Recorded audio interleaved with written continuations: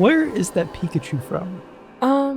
If it's something Sage's sister got for him. Okay. And he doesn't like to stay upright. Like, he falls over a lot and just lays face down on the top of my shelf like a little drunk. Yeah.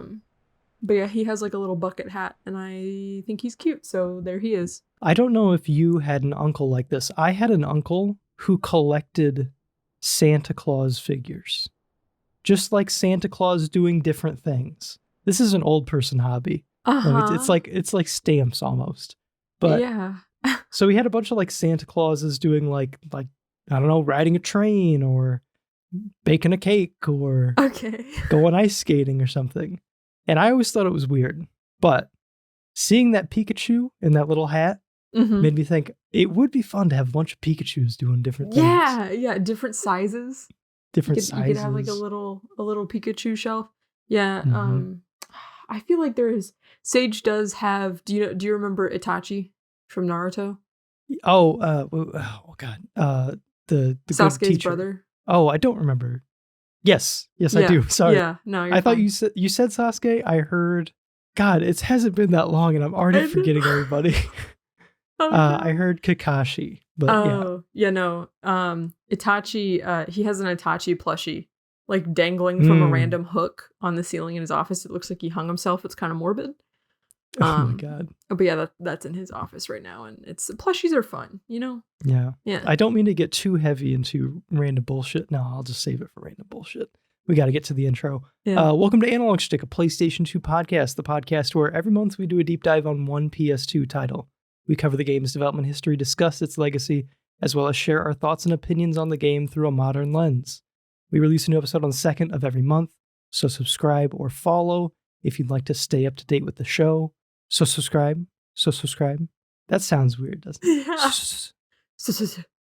Subscribe. Anyway, please support the podcast by leaving a review or rating on whatever platform you like to listen on. You can find us on podcast platforms and YouTube as Analog Schtick. I'm your host, Clayton, joined as always by my guardian co-host, Morgan. Morgan, how are you? Get down, Mr. Summoner. Get down, yeah. And I tackle you. And this, what is it? Is it a pilgrimage? Yes. Oh, I was like, am I mistakenly calling this a pilgrimage? No, anyway, you're not. Yeah, this pilgrimage going great. Got a weird feeling about what's going to happen at the end, but I'm sure I'll be all right.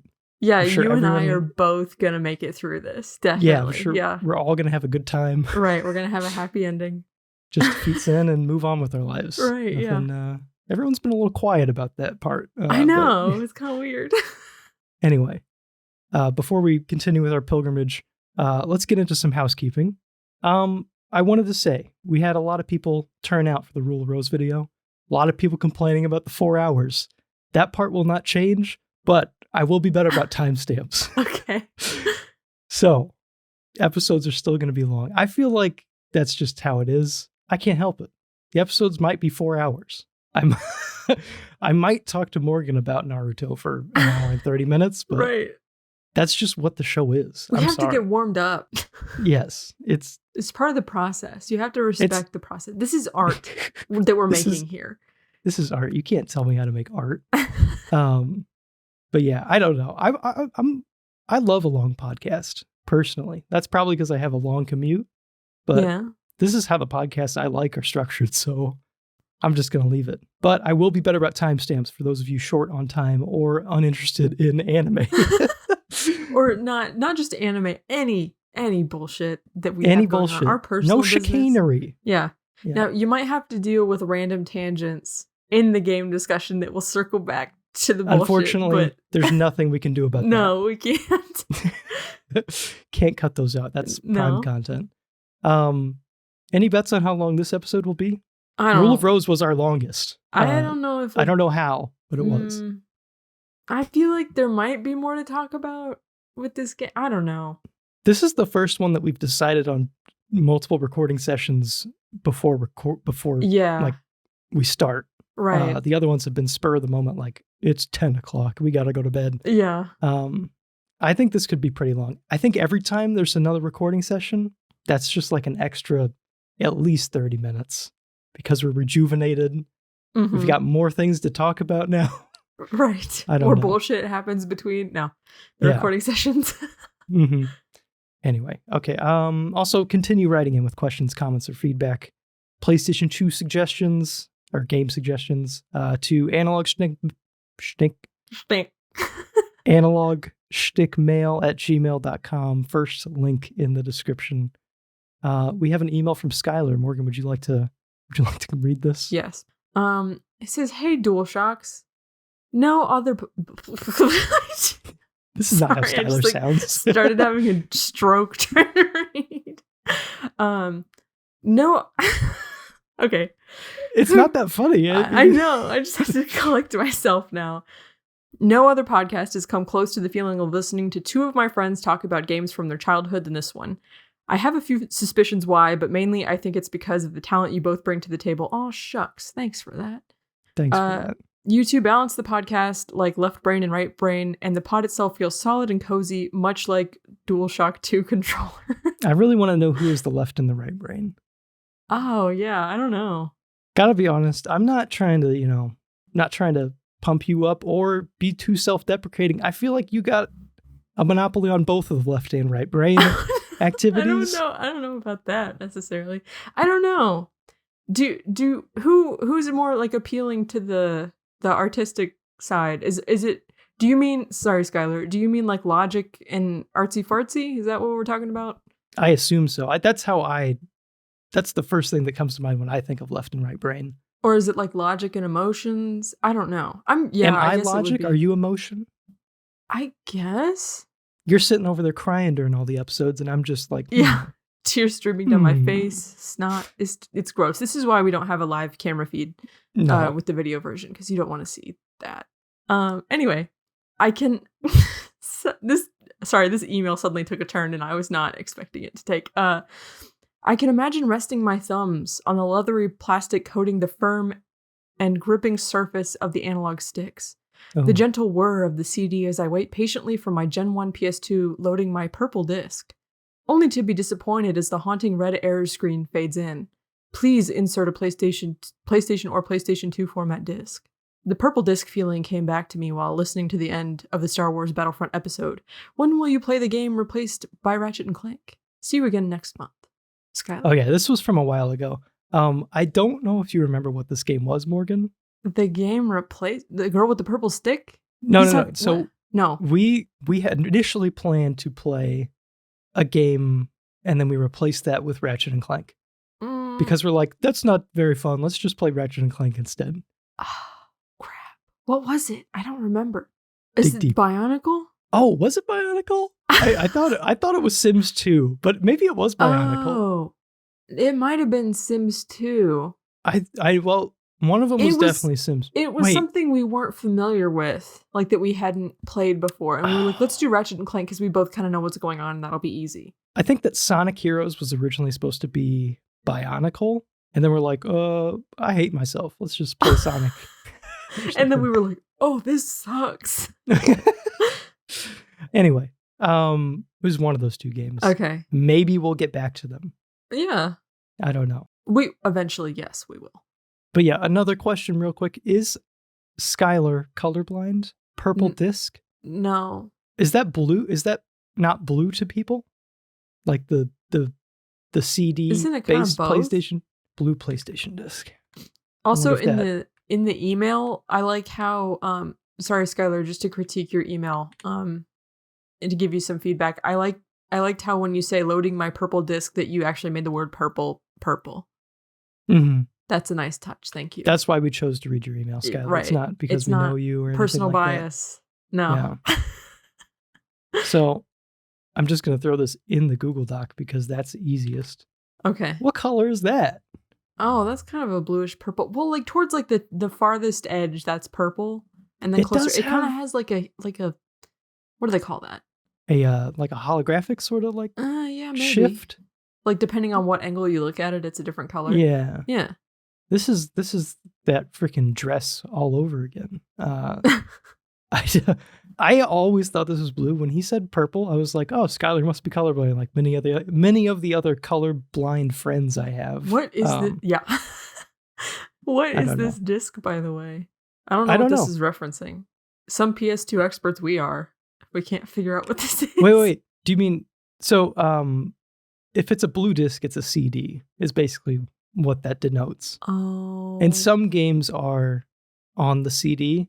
I assume it's a space thing. Oh.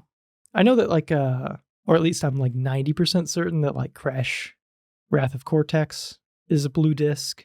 A couple more of the early games I think were blue disc. Oh, I never had one. I never knew that. Okay. Learning new things today.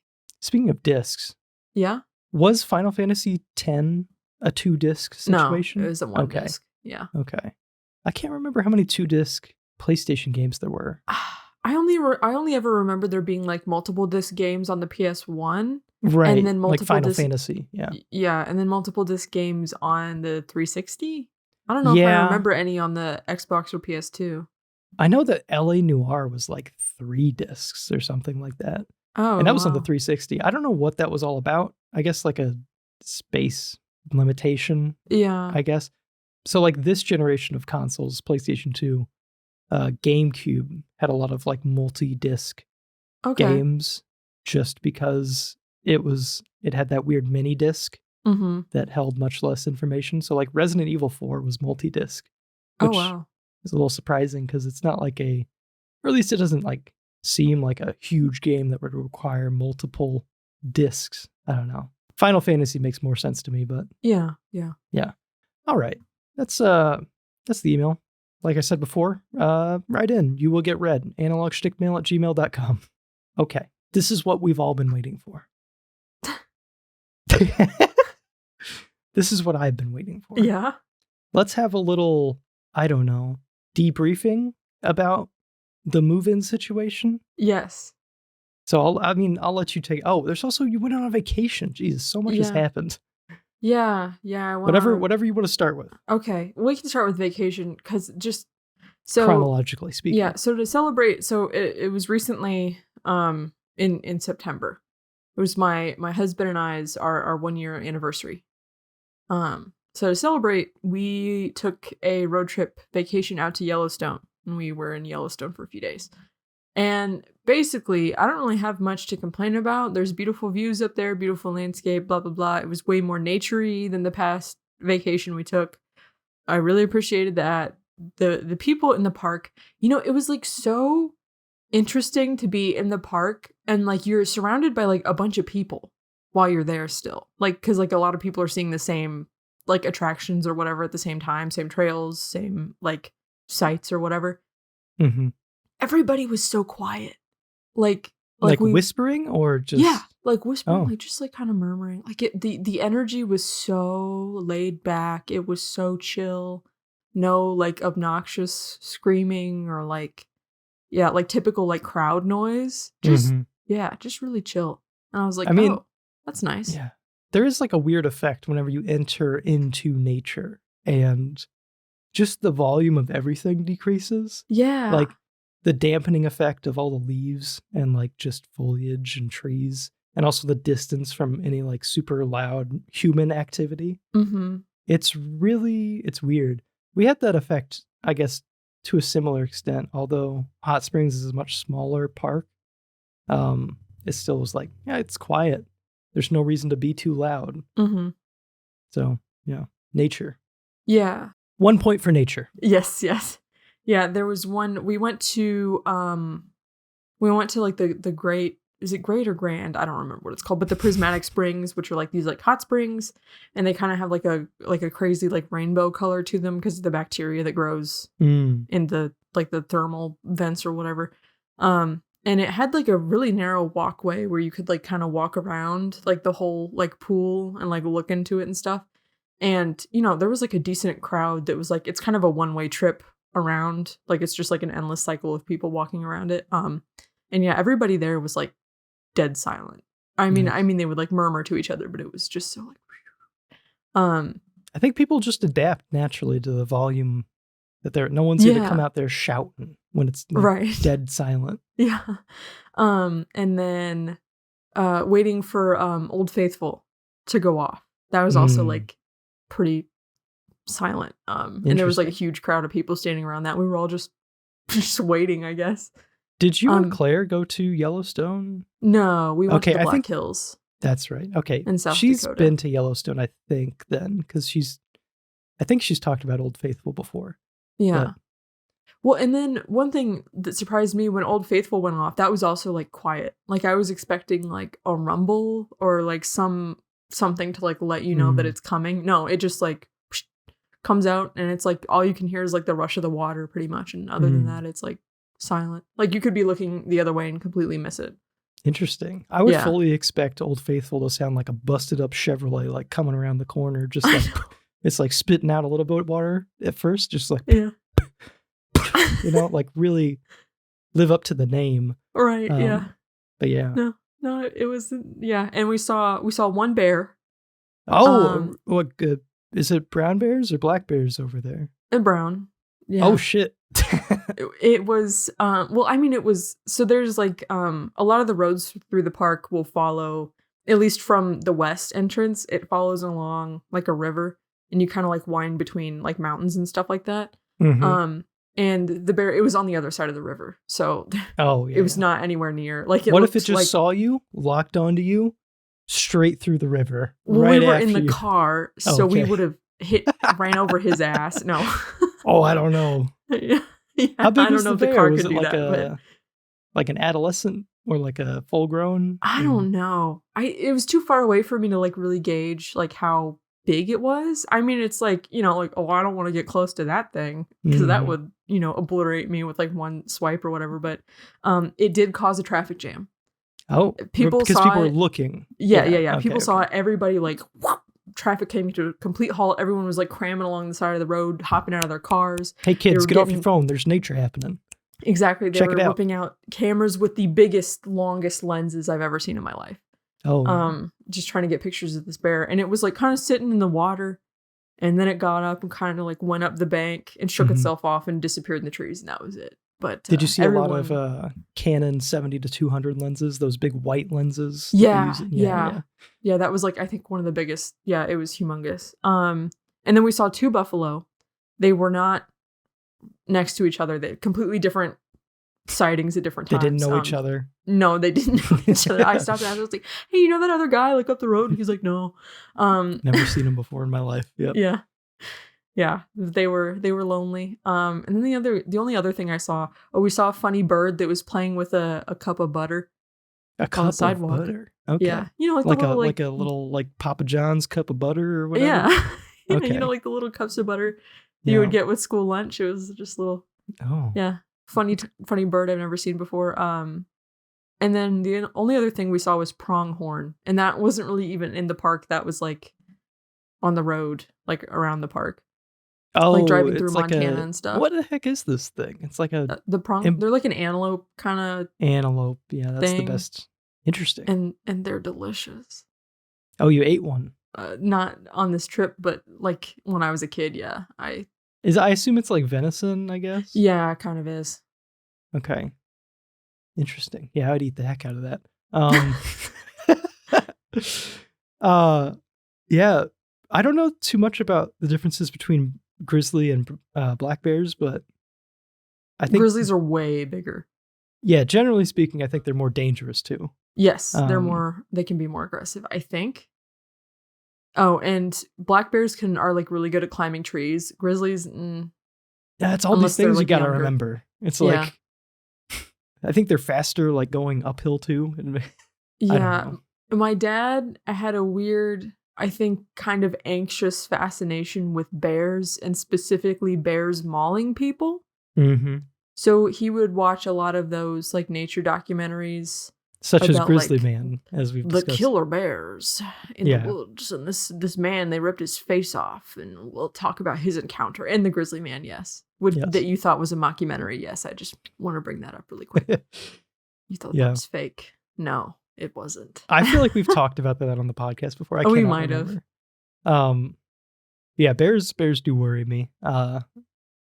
Just generally, while I'm sleeping in my bed at night, I'm like, oh, bears. I hope there's no bears in my house. Yeah, because they're so humongous. They're just such beastly creatures that exist in America. Yes, they are. And they can like flip a dumpster with no problem. Oh, yeah. Like if they wanted to, they could get into your house with no problems, but no, they have not mastered, I don't know, buildings, drywall. Yeah. They could just burst through like the Kool-Aid Man. Just yeah, they could rip your door off. Yeah. Probably bust out your windows. I don't know if they probably don't know that they Steal can. your Nobody identity. teach them. Don't tell them. Yeah. That's secret. Anyway. Grab your credit card. Right. Tax fraud. They're capable of a lot. Yeah. Yeah, they worry me. I feel like they're the worst, not worst. I mean, they're just animals, but like the most dangerous animals that we got in America, right?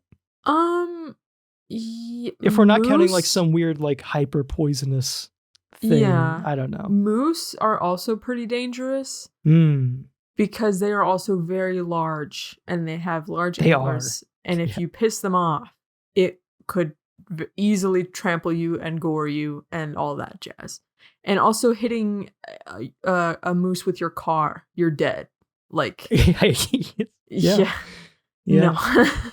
Like hitting a brick wall with antlers. Right, exactly. But other than that, I think those are the biggest critters we have. Mm-hmm. So not much in comparison to like, I don't know, Australia, but still. Well, yeah, Australia it's like the poisonous thing. It's like, oh yeah, like check out this like little spider that gets in your house, and if it bites you, your feet will fall off. Like, oh, thanks. Pretty sure their dogs are like poisonous or dangerous in some ways too. Dingoes. Everything's dangerous. There's cases of like dingoes mauling people to death and like stealing babies or stealing something? babies. The classic, the dingo ate my baby. Yeah, I remember that. Yeah. Mm-hmm. Be safe out there, little gamers. Right. I think we have like 1 or 2 Australian listeners. Yeah. Respect nature, please. Respect nature. And move out of Australia. We're probably not meant to be there. Well, I'm sure like the civilized or like, urban places in Australia it's probably not that bad. Maybe. I don't know. I don't know what I'm talking about. I think you're right. I think most of it is like wilderness, boonies, outback. I don't know what they call it. But yeah, it's I guess kind of like Canada to some extent, where there's like a civilized portion where it's livable, and then the rest of it's just left for nature. It's incredibly like hostile. Yeah, I think the vast majority of the Australian population is in like the southwest. Yeah, like along the coast. Shore. Yeah. Yeah, I think a lot of it's along the coast. But anyway. All right, enough speculation about geography. I want to hear from your perspective what it's been like, what moving into your new home was like, and what it's been like living there for the past week and a half or whatever. So I am kind of a weirdly independent, shy person. I don't like to burden people with my problems, and I don't like the idea of like people who should be close to me being too much in my business. Stresses me out really bad. So when I was prepping to move with my husband, I was doing a lot of the packing. Like we were doing a lot of the packing completely by ourselves. And like my mom was offering to help. Sage's grandma was offering to help. And I'm like, nope, everybody stay away. Like I have to do this. This is my stuff. Stay away from my stuff.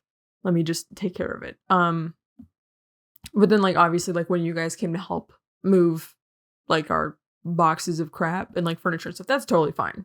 But I also weirdly trust you guys more than like, I don't know, the your adults parents. I've had in my life. Yeah, I don't know.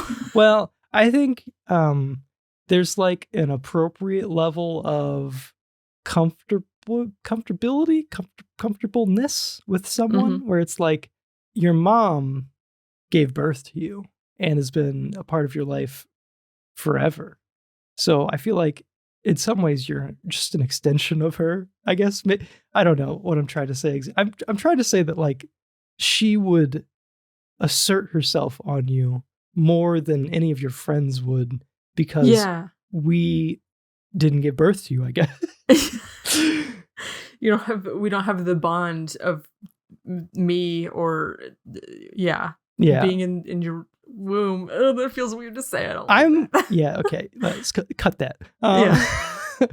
Don't have to make our listeners endure that. I guess it's because I'm more likely to try to help you than to try to correct Judge. you. Yeah. Or something like that. Yeah. Definitely, yeah. Like you're not like, why do you have all this stuff? You're just like, let's move it. Let's get it out of here.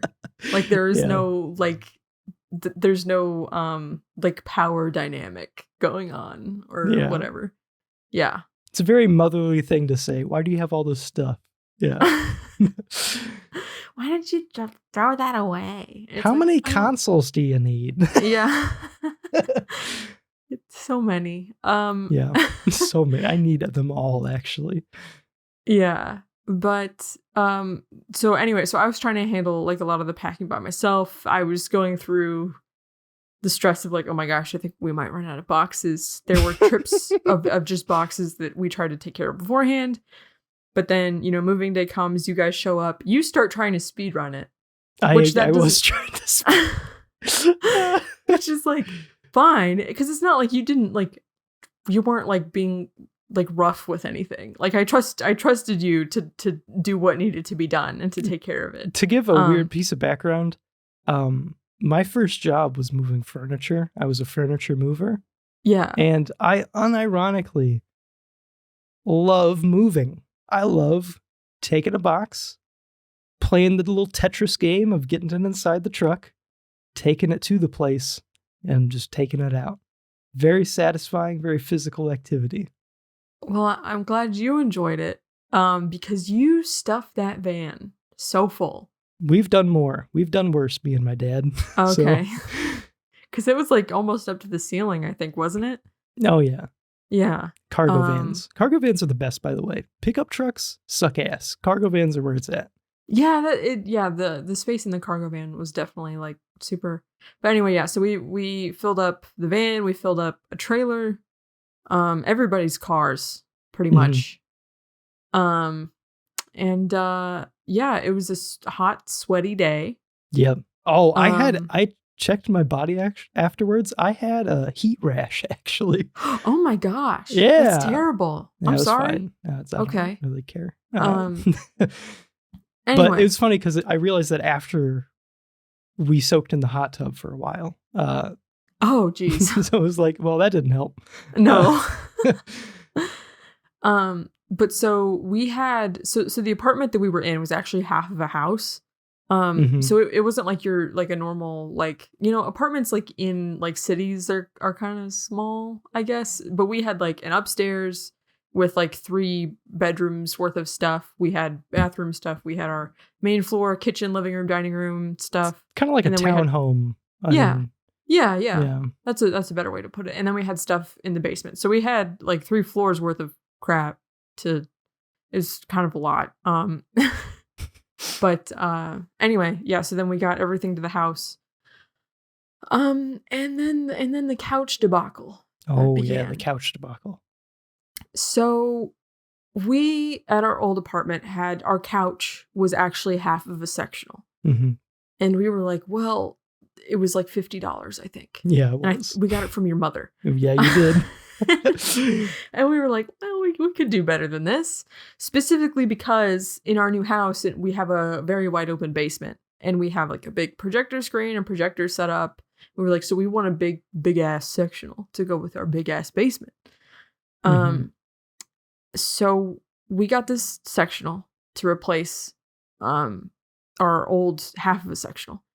And it came from a different town that is a kind of an annoying distance away. And it took 3 trips to get this big ass couch over. Oh, you guys had to move it. Oh, okay. Yeah, I didn't realize that. I thought it was delivered or something. But maybe it was just 2 trips. I don't remember, but it was like an annoying amount of driving to get this thing to our house. And the way that our house is you walk in to get to the basement. You have to go through like this entryway laundry room thing, and then you have a hallway, and you have a couple really difficult, annoying angles between the laundry room entryway thing down into the basement stairwell. Right. It's like a straight shot. Whenever you enter through the garage door, you have a mud room, which is kind of like a long corridor. And then it exits to a hallway that connects the entire house. But the staircase to get downstairs is just offset to the right of where the mudroom enters the hallway. So it's like you got to turn right, turn left immediately to get down. You have a couple like right angles and it's way too tight. Like it's very tight. I hated it. This is something that I learned to complain about a lot whenever I was moving furniture. It's just how houses are designed. It's just horrific. Right. They should have, I don't know, moved. Yeah, like if it was like a straight shot. It needed to be a straight shot. Yeah. But people don't. This is the thing. So my mother, who does interior decorating and stuff, also complains about this, but from a different angle, where she's like, contractors do not think about, or like the people who build houses don't think about the next step of like, I don't know, designing the space. Or like if they make a room that has like a window here, a closet here, and a door there, it's like, where the fuck do I put the bed? It's like you have to put the bed at some weird angle or a weird wall that doesn't make sense or something like that. So there's a lot of like small oversights that can happen when building a house for like the next step of like moving in or designing the space and stuff. So yeah, definitely. So we took, I think, the smallest chunk of the sectional, the new one, and friend Cora and her partner carried that down for us, no problem. Cool. And then we were like, oh, let's get the biggest chunk of the sectional. It's long. I remember when that happened. I'm like, guys, can we get the biggest thing down first? Because I was hesitant that thing was going down. Yeah, that it was gonna go. Yeah. So then it's like 3 couch spaces wide. Couch cushions. Oh yeah. Yeah, and the arms on it, the arm on the one side is pretty thick, and then the back of the couch on like on the other corner, where like the corner of the section would be, is kind of tall. So when we tried to like finagle it through those angles to get into the stairwell, it was not happening. There was like, it wasn't even close. It was just... No, like it just was not gonna. So then we were like, oh, how about we take the door off the stairwell? Maybe that'll give us some more room. No, didn't help. We didn't even make it to the point where it would have helped, I don't think. Right, yeah. And then we were like, oh, well, at the end of the hall is a door into a bedroom. We're like, okay, maybe if we try to shove the couch into the bedroom, angle it whatever certain way, maybe we can like angle it through the bedroom door down to the stairwell doorway and get it down. So we took the door off of the bedroom. Yeah, I forgot we did that. Yeah, and you were like lifting it up to the ceiling just to try and get the angle right to make it go through both doorways and get down the stairs. I was like Atlas holding the world. Yeah. Yep. And then at that point, I think we gave up. Yeah. And I was distraught. I was distraught and I was pissed, I think. Not at anybody, but just at like the situation. I was like, getting this couch here was obnoxious, so I know returning it's going to be obnoxious. Because that took like a couple trips because it's so obnoxiously big. Mm-hmm. And like the way this house is built is obnoxious. And so I had to like go like cool off for a while. I got it over it eventually. I accepted the situation. I was like, okay, whatever. We won't worry about that today. So then, moving day ends, everyone goes home. We have this big ass sectional in our living room. And it looks ridiculous. It's way too big for the room. Everyone's like, oh, I think it might be okay. And I'm like, no, I don't think so. Like, I couldn't tell. At first I was like, it could be fine, but there was also just everything in the living room. So. Yes. Yeah. And now that, well, I don't want to spoil what happened. But anyway, so we are like, oh my God, what are we going to do? So I call my father. I'm like, Daddy, come help. And, I explained the situation to him. I was like, what, is there anything? He's like, I've moved a lot of stuff in my day. Let me come take a look. Let me come help you. And I'm like, all right. So my dad shows up and he spends like 45 minutes just staring. That's how it goes. Yeah. He's obviously a seasoned mover if that's the first step. Yes. There's just a lot of arms crossed, just standing there, just looking, just taking it in. That's how you gotta do it. Yeah. Looking at the end of the hallway, taking it all in. And then he gets a tape measure. Then he starts taking measurements. He's like, okay. Well, you have a pretty wide doorway. That's good. I'm like, okay, good. Measures the couch. He's like, oh. And, after, like I said, after like 45 minutes, he comes up with a plan. He's like, okay, here's what we're going to do. We're going to slide this big chunk of a couch through the kitchen. Has to go through the kitchen. And then we're going to stand it up using the space in the humongous kitchen doorway. We have enough room to stand it up vertically in the hallway. Oh. And then on its end, we're going to shimmy it over to the door and see if, because the doorway was wide enough to fit the couch through one way. Like the couch was like too wide one way, but thin enough the other way. I think the seat was thicker or wider, and then the backrest was shorter, if that makes sense. Yeah. So we do that.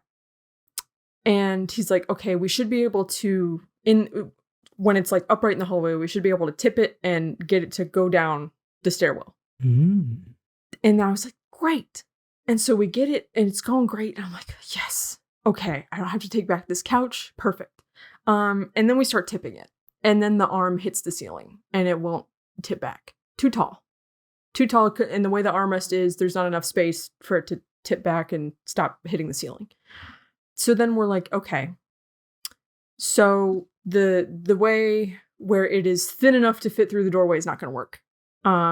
Because the armrest, and we tried both ways. Like the armrest and the backrest are hitting the ceiling. And we're like, what about the way where it might be just, the thick way. So we tried the thick way. It was an inch too big to fit through the doorway. Okay. And I was like, oh, fuck, just drives you nuts that it was an inch. So my dad stares at it for probably another hour and cannot come up with a solution. Because he knows the solution in his head, but he doesn't want to go that far. Yeah. As someone who knows where the story ends, I agree with his hesitation, but yeah, go ahead. And Sage and I are kind of eyeballing it. I'm like, I have the idea in my head. I'm like, I don't know. I don't want to is this too far for a couch? Is this too far? I don't know. I've never done this before. I don't know, what should I limit myself to? How much am I going to tear up this hallway? How much am I going to tear up my new house to get this stupid couch in the basement? Mm-hmm. So we ate pizza and thought about it while eating pizza with my father. Yep. Yeah. And then he leaves because we were like, okay, we're just going to have to think about it. Because I think we all have the idea, but none of us want to say it. So my dad leaves. And Sage and I are like, well, there was only an inch. Could we either do surgery on the couch, take the couch apart, or do we just rip the fucking door frame off and get us that inch that we need? It's a wild idea. But yeah. So we spent a week without the door. We did not put the basement door back on. Didn't bother with that. Just had a wide open, dark basement stairwell, creepy stairwell open to our hallway. Mm-hmm. And then yesterday we had Sage's grandpa come out and take a look at the door frame and said, hey, what can we take off of this doorway to get an inch? Well, they couldn't do just an inch. They had to rip the whole dang door frame off. Whole dang door frame, yeah. Yes. So they ripped the door frame off. It's in pieces. It's trashed. Can't really save that door frame. It's fully... Okay. I mean, it's salvageable, but it would look really shitty. Yeah. Because some of the paint's been kind of ripped off. Yeah, it's just not great. So the door frame's off. And I'm like, okay, we've committed to this now. Door frame's gone. So that couch better fit down there. Because if it doesn't, the sunk cost fallacy. Sunken cost fallacy, yep. Yeah, sunken cost fallacy. It's like, we're so far in already. What would be next to get this stupid couch down there? So we have one of Sage's friends come over, and we use my dad's method of taking it through the kitchen, setting it up in the hallway. We're going to do it the wide way this time. And we're like praying. I'm praying. I'm like, for the love of God, please let it have clearance to tip back so we can angle it through and get it down the stairs. And it was close. We got stuck. Just like a couple, like the bottom angle and the top angle, like it was like pressing kind of hard into the ceiling, and I was like, oh, please. We knocked the fire alarm off the ceiling, and it hit Sage's grandpa in the head. But then we cleared it. We got through. Oh my and I was God. like, yeah. We were so excited that it was going down the stairs. Mm-hmm. And then we get to the corner of the stairs. We've accomplished so much. This has to be doable. Yeah, right? So we get it down to there's sort of like a landing towards the bottom of the stairs. Mm-hmm. Yeah, it's like a right angle staircase, I guess. Yes. I think that's what it's called. Yeah. Yeah. And the couch, it's too tall to fit under the ceiling to get down into the basement where it's supposed to be. And the stairwell is too narrow to tip it to make it fit, like to slide down those last set of stairs. And I'm like, oh my God, it's stuck again. We can't get it through the stairwell. It's too big to get down, to finish getting down the stairs. And I was about ready I was like standing in the hallway watching this whole thing, clutching my face the whole time, just in agony. But then they eventually figured out, okay, they tipped it back, pulled it back up the stairs, and there's like a wide open space next to the staircase. So they were able to like shove it like through there, like a really weird angle, and they got it down there. And that couch is never leaving the basement. No, yeah, it's that's never being coming sold back with up. the couch. I mean, sold with the house. Yes, it's never coming back up. The door frame is getting put back on today, and that couch lives down there now. Yep. Yeah. Well, this is like more enthralling than any recent drama that I've watched. Okay. I love this story. Yeah. I love to think that someday, if/when we sell this house, the next people are gonna like try and get that couch out of there and be like, how the fuck did they get it down here? Someone might get hurt. We can't get it out. It's not gonna come out. You're probably gonna have to let them know, like, hey, yeah, that like couch, if you don't want it, you're gonna have to chop it up. Like, right. It's not coming out. Yeah. Or get a new door frame again. So yeah, that's the couch debacle. Now, I don't mean to just like give you some like source of massive anxiety. Okay. But what color is that couch? It's gray. Gray. Good. It's a light gray. Good. Okay. Good. That means it'll match whatever you decide to do with the basement. Okay. You know? Okay. Yeah. But let's say you have a child in the future. And they spill red Kool-Aid all over my the couch that lives in the basement. The couch that is stuck in the basement. I mean, at that point, listen, I guess depending on where the stain is, there has to be some sort of stain removal treatment. Because again, I will get into the sunk cost fallacy where it's like, I have to preserve this couch. No, yeah. Because it's trapped down here and there's no like, it has to be here.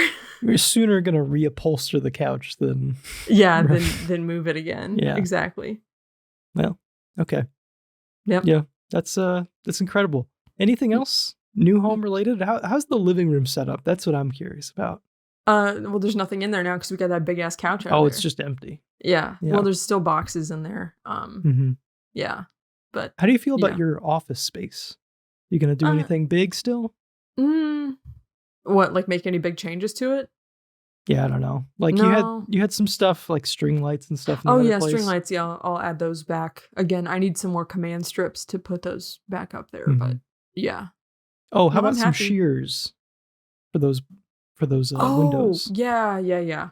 I'll probably get some for the windows. Has it been blinding? I thought like with the sun angle that would be like the harder office to sit in. Hot. It gets kind of hot in here when the sun shines on this part of the house. But I mean the blinds have been doing pretty good at making sure it doesn't get too bright in here. But yeah, like on like really sunny days, some shears would probably be nice. So yep.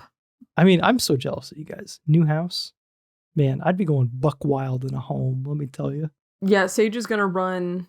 He has a friend coming later today, and they're gonna run Ethernet cables all through the ceiling in the basement and drill some holes in the walls in our offices to get us Ethernet ports up here. That's great. Yes. yeah, that's our next. How far is he going to go with it? Is he going to like every home or every house? Not every room in the house. Oh, I don't know. I don't think, because obviously the 2 offices and then the basement would be great. Maybe the living room as well. Yeah, no, yeah, one is going to go to the living room. But yeah, I think just the living room and our offices. Okay. I don't think our bedroom, because you'll survive off Wi-Fi in the bedroom. Yeah, we have a smart TV in there, but like whatever. Mm-hmm. Yeah, this is exciting. Man. I know. Where's your gaming space going to be? Is it still going to be your office, or are you going to move it to one of the 2 like common areas? I've been playing my Xbox in my office, and this is also where my Switch is set up, but like my PS3, I don't know. I was thinking about taking my Switch and my PS3 down in the basement with the big projector screen. Mm-hmm. So I think that having some like compartmentalization of the gaming, this is where this game is played, this is where this game is played, I don't know, might be nice. Yeah. I feel like that's what I would want to do if I was you working from home. Like, because I'm kind of equating working from home to like being in college and being forced to live, work, and play. Yeah, at one spot. It sucks. Yeah, it's like when I get off work, I don't want to spend the rest of the day in my office. Like I'll just go crazy if I do that. Like I have to move around, change scenery somehow. So yeah. Very cool. Well, I was going to say that I would love to have a job that was just entirely, well, I guess this would be what like contracting freelance work would be like, where it's just do your job and not do your job for this long or something like that. Yeah. You decide the quality basically as the worker. Like you set the quality bar and then you just meet it however quickly or however long it takes. Right.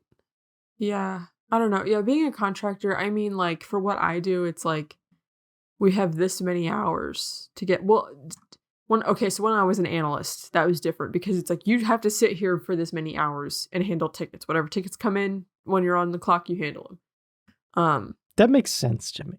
That's not, yeah. But like what I'm doing now, it's like, well, we have this many hours budgeted, but like, so try to use your time efficiently, I guess. I don't know. I kind of hate it now. I miss the like lack of decision making I had to make as an analyst, if that makes sense. Like I still had to make decisions, but they were more like I was in my element, like I knew what was going on. Whereas like now I'm like, I don't know what's happening anymore. So anyway. Do you ever just right or wrong? You're having a stressful day at work, you're dealing with like a bunch of bullshit or whatever. You just see like, I don't know, a Walmart employee, and you're like, I'm not saying I would give it all away to be a Walmart employee, but like in this moment, I'm like, they don't have to deal with the stresses I have to deal with, of this job.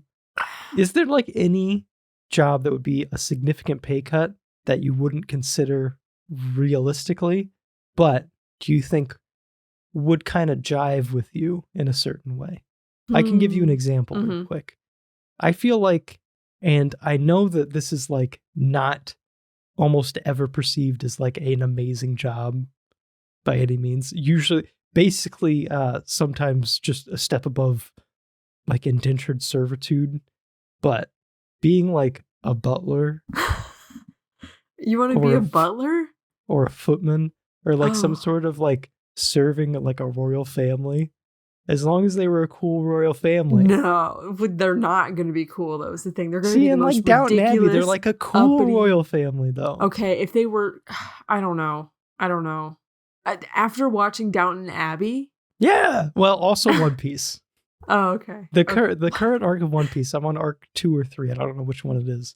Revolves around the heir to this like, I don't know, whatever, and she's just like a sickly girl or whatever, and it's about like her butler and stuff like that. And I'm like, I kind of like that there's just like this group of people who's just very dedicated to taking care of this one person.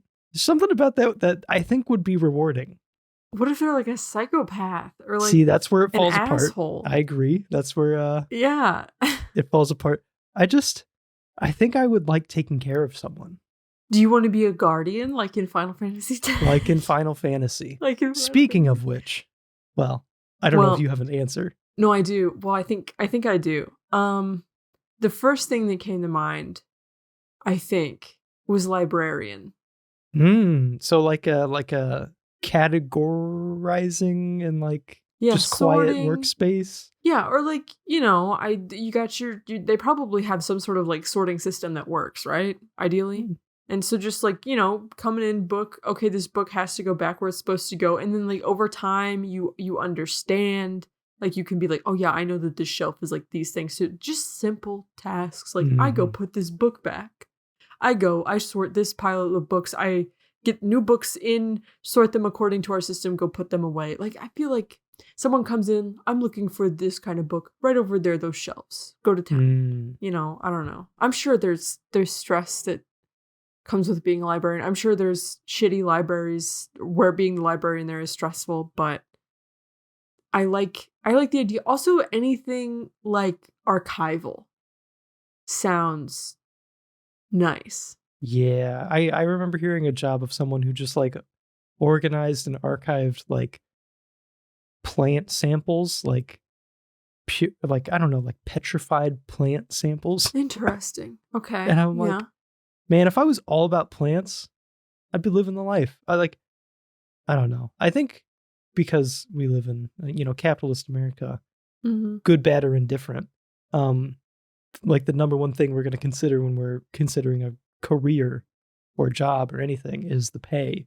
Yeah. And it would be interesting, not saying all jobs should be, valued the same, but it would be interesting what people would choose if like all jobs, treated equally, paid the same, whatever.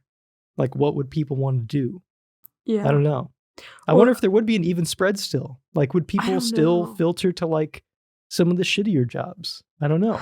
I mean, I guess like when you're like human beings do have needs. Certain needs will come before others. So like in terms of like the distribution, I think that we would still have to have a decent amount of like farming and like agriculture because we are not fed. You can't all be Twitch streamers. Right, someone has to farm. Someone has to farm. Someone has to be the plumber. Someone has to be, the engineers, the whatever. I was also thinking about back to like answer the original question. Not to move forward with your prompt, but I was also thinking about if I was in like a small, community or like a village or whatever, I would also like to be the scribe, like the person. Like in our Minecraft village? Yes. Where you were like the priest? Person who like keeps track of like town events, like makes, like the chronicles of. So like our Minecraft village is kind of, yeah. Yeah, okay, sure, yeah. But that's, I think, yeah, because I like storytelling, not that I would be a corrupt scribe and insert fake details in there. I would do my best to remain unbiased from the town drama. The town drama makes it in there. Yeah, I mean the town Becky drama looked horrendous today on the day of March 12th, yes, 2023. Did you see her hat? It was the make of it was disgraceful. No, it nearly eclipsed the sun with its erroneous size. Yeah. But I don't know. I think, being, I guess, like a local historian or something. I don't know. Interesting. Or like the local historian / librarian. I just want to be the nerd. That's like your lower third on the news. Like, yeah. Local historian Morgan. Yeah. All right. This is the background information. For those of you unfamiliar with video games, Final Fantasy is a long-running anthology series of Japanese role-playing games. Morgan, I don't know if anthology is like the best way to describe it. It's the word that came to mind. I don't know what the definition of anthology is. Each mainline game, there's not interconnected. There's reoccurring archetypes, characters, but they're not the same within the same canon, I guess. It says a miscellany I assume this is some form of miscellaneous assortment or catalog or a treatise of flowers. The number one definition is a collection of literary pieces. Okay. But I feel like the definition is that they're not connected. Yeah, they're not interconnected. Yeah, this is not the MCU of video games. Right. Yeah. Although is the MCU anthologies? No. Well, I mean, it's interconnected. I don't know. Right. Whatever. Like Twilight Zone anthology. Yes. Not connected. Yeah. Okay. So then yes. So Final Fantasy is an anthology. Yes. Okay. The Final Fantasy similar is the themes. Twilight That's Zone. Why they're in the same series. It's similar themes. Sometimes yes. Sometimes. I've only played the one game, guys. You have a group of yahoos with crazy swords and magical powers that have to fight people. There you go. There's always a black mage. Yeah, and a white healer. mage. Yeah, the white mage. Yes. Okay. There's always a sword wielder usually. Mm-hmm. I think there's not always Blitzball. That's why it's an anthology. Yes, exactly. Okay. The series in North America dates all the way back to the 1990s with the release of Final Fantasy on the NES. Final Fantasy, the series, would migrate onto Sony's new ecosystem with the release of Final Fantasy VII on the PlayStation 1. And while Final Fantasy is not necessarily an exclusive franchise, it has become very closely tied with the PlayStation brand through a handful of exclusives and timed exclusives. Can I just say that before I ever played a Final Fantasy game, before I ever touched one, something about the title of this series, I remember being a kid in GameStop and looking and hearing news about the games and seeing the games on the shelf. Something about the name Final Fantasy isn't it just kind of tragic sounding? Something about it. It's very maybe it's because it's a long running series. There's some level of gravitas to this. It felt like a big kid game to me because I had older neighbors that played it. Yeah. I don't know. And I would see it and I'm like, this is not like Mario. This is something totally different. Yeah. And I don't know. I could barely grasp it. Yeah, its tone can be very serious. I mean, it can also be really goofy, which you've probably learned by playing this game. Yeah, it's incredibly goofy. Yeah. But when I was a kid, I was like, Final Fantasy. Oh, this is like the end of fantasy. And fantasy is oh, dreams, fun time, whatever, adventure. And the end of all that makes me sad. Why is it the end of the fantasy? Why can't we keep going? But then the series does keep going. So I don't know. It kind of seems like an oxymoron. They made another one? Yeah. I don't know. Final Fantasy again? Yeah. That's crazy. But then Final Fantasy X was the first one that I tried. And the opening music is very sad. Mm-hmm. And kid me was like, oh, exactly like I expected. This is tragic. So the prelude theme did make its way into this game. I think it was in tutorial music or something. Do you know what I'm talking about? The Final Fantasy VII opening, the do do do do do do do do. Yes. Yeah. Yes. I'm so glad you got that because I'm so tone deaf that no. It was a good it sounded right. Yeah. That I think that's always called the prelude, or maybe it was just the prelude in 7. But that theme is that was in Final Fantasy 2. And there's something so beautiful and somber about that theme. Mm-hmm. And it plays at the beginning of 2 and 7. And it's just so dreamlike. Yeah. Sad. Yeah. They all have a sad twinge to them from what I've seen. So right. Yep. And we'll get into that as we start to talk about the plot later on. But yes. Final Fantasy X is no exception. Yes. So for the development of Final Fantasy X, it was the first game in the series to be developed on the PlayStation 2, and with that increase in power, they made the shift away from using entirely pre-rendered backdrops, and they included a lot of 3D environments, made the game feel a lot more grand. It's not moving screen to screen. You're moving through a world now. And that was obviously a part of the PlayStation 1 era of Final Fantasy, so 7 through 9, I guess. And this was the first game to feature voice acting, and there is hours of it. I looked up a compilation of all the cutscenes. 9 hours. Yeah, it's like 9. Some of them I've seen are like 11. And I'm like, what? It's that much? Yeah. I think they were including like boss fight dialogue and stuff like that too. Yeah. So either way, a full workday at the minimum.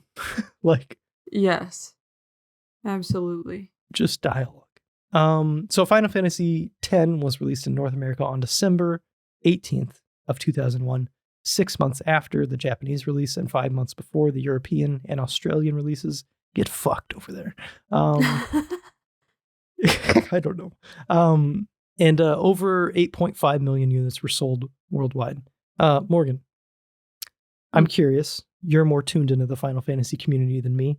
Yes. How does 10 stack up to the other games? Is there even a big overlap between like Final Fantasy fans? Are there really just like fans who are only like, I just like 10, or I just like PlayStation 2, or like pre-PlayStation Final Fantasies?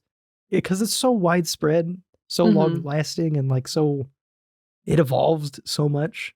I don't know. Yeah. No, I would say there definitely is a decent amount of fans who play like all of the games like religiously. Like a new one comes out, they're like, I am into this, I am invested, I need to know like what's what.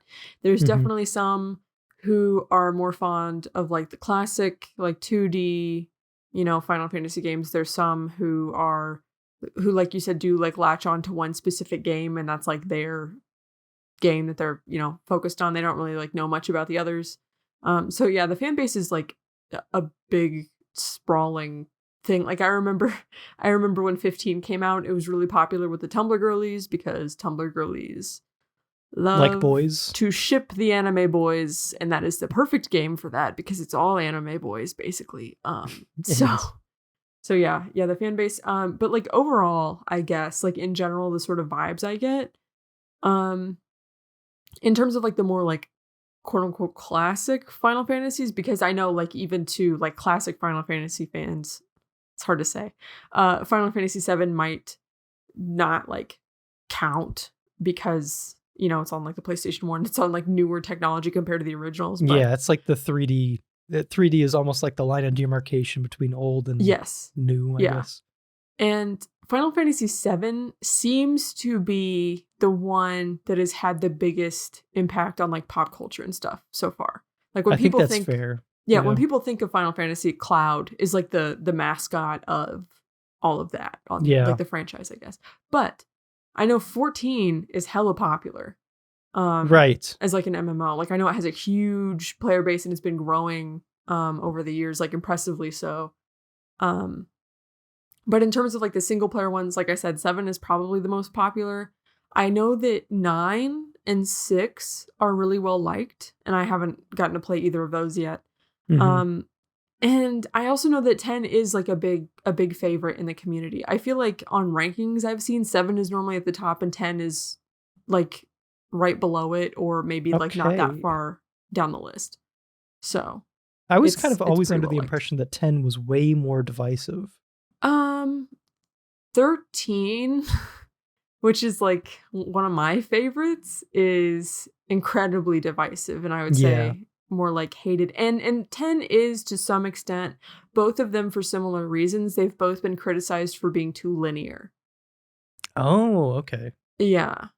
So yeah, I mean, because I did feel that in 10, and I didn't know if that was just what to expect from most of the Final Fantasies or not. Right. But then I played 7, and for me, unless I was doing something wrong, 7 also felt like a fairly linear experience to me. So I was like, so why is it okay that 7 is linear, but 10 and 13, that's bad? Yeah. And I don't know if it's just because of when they came out. Maybe expectations are different. I don't know. But yeah. Yeah. Have you heard anything on 16? No, it didn't like, nothing about it like grabbed me. I guess like the what I saw of like the world it just looked like a stereotypical like medieval thing. Yeah. And that doesn't really like grab me anymore. I don't know. Yeah. I think it sold decently well though. I think so. I think it was meant to be like a return to form in some way, right? Like kind of going back to It's not turn-based. It's more like an action game. I right. would say. Not like I meant just like stylistically. Like it's not like a sci-fi. Yeah. It's kind of going back to like 6 and prior, I guess, like more high fantasy. Yeah. No, I understand that. Yeah. Because like, 10 is definitely like, 10 is weird or 10 not is weird, but 10 is more based on like, is it like Pacific Island It's based vibes? on like Pacific Islanders. Yeah. 13 is definitely sci-fi. 7 is also like kind of a sci-fi, like, I wouldn't say steampunk. Diesel punk? Is that a thing? I don't know. I could be wrong. 10 is anyway. Like water punk. yeah, it's surfer dude punk or Pacific Islander punk. Yeah. Something like that. So Final Fantasy 10 would be the first game in the series to receive a sub-sequel. I don't know the best way to refer to that. With Final Fantasy 10-2. Yes. Have you played 10-2? I think we missed that. Yeah. Do you know about 10-2? I don't know shit about 10-2. Okay, well, I'm not going to say anything then because... Yeah, because we haven't got to our content warning yet, so we can't go into spoilers. Yeah. Technically. Yes. All right. But I do have some questions. Maybe I'll leave it for the end about like how 10-2 begins.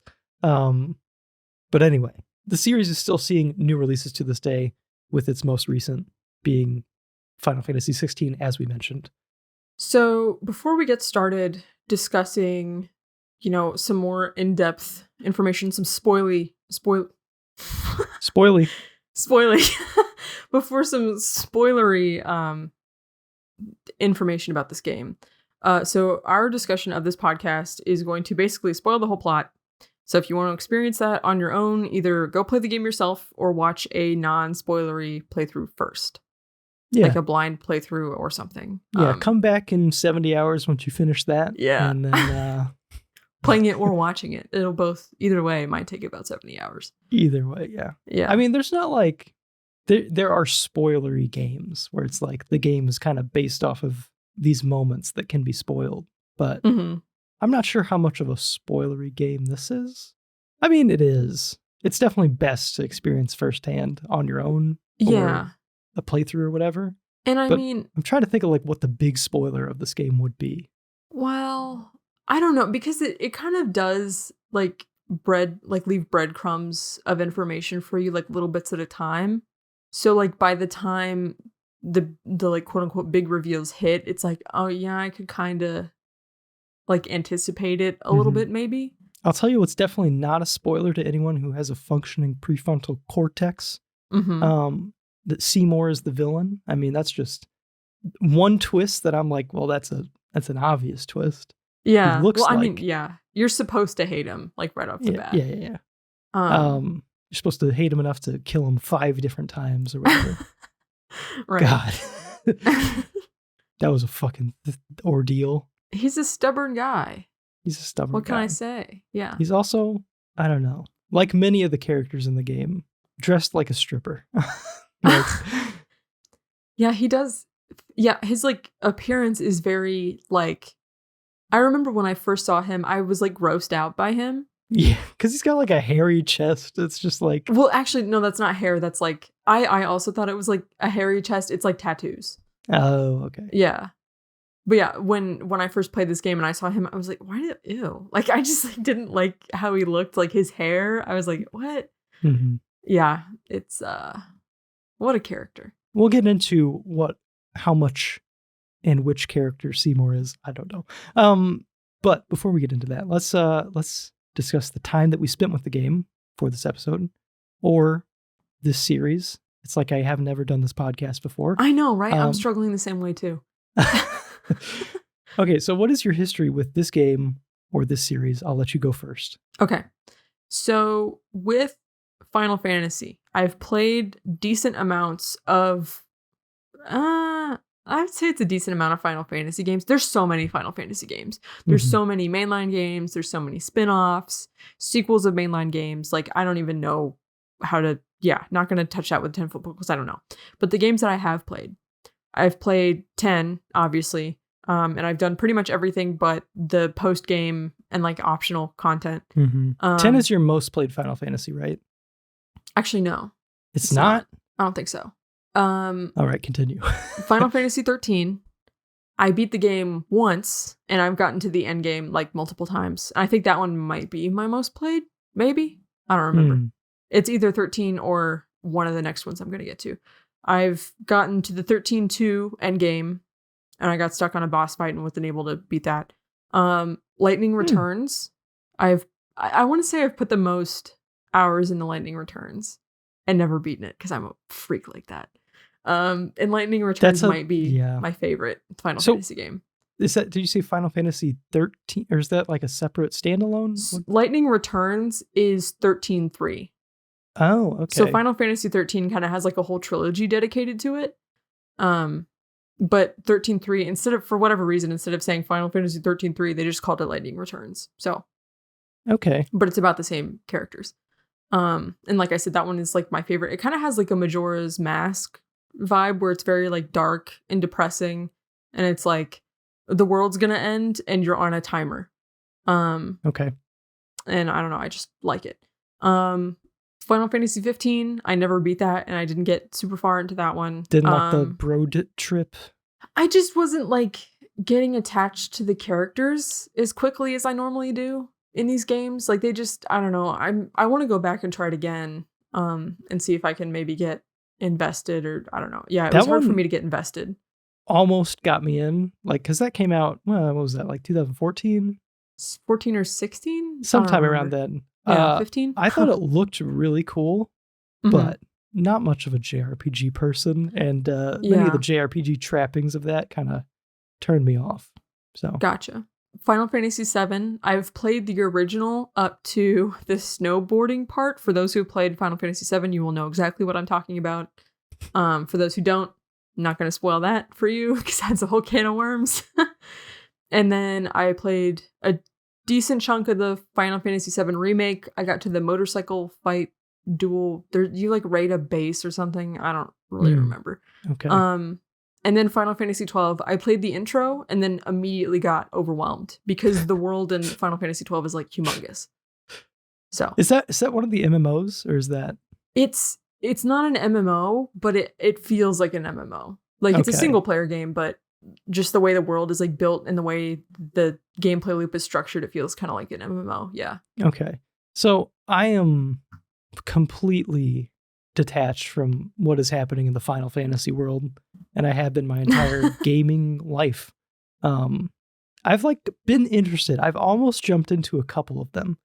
I almost jumped into 7. I almost jumped into 4, and they just kind of lose me.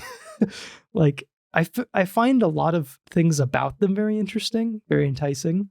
Like the soundtrack of 7 was kind of like what got me at first. I'm like, that was great. Awesome. I want to play this game. And then I don't know if I made it past like meeting Tifa, which is very early on. Like that whole area is just like, yeah, I'm good. And then Final Fantasy 4, I played very little of. But again, there's like aspects of it that I find very appealing. Like, I don't know, especially like the 6 and prior side of things. Although I guess really just 4 and 6 are the ones people would recommend to most, I don't know, modern sensibilities, even though they're very dated, just for like their story and stuff. It's like, I'm interested, but I'm just not a JRPG person. I am a Pokemon person, kind of, and I've played some amount of Persona 5, and that's like my JRPG experience. It's something about the, I don't know, if I had to put my finger on it, I would say just like trying to do a lot of things that a lot of like bigger JRPGs do. I don't know. They're all very intimidating, and they don't really grab me that often. Persona 5, I guess, would be an exception where I found the story very compelling.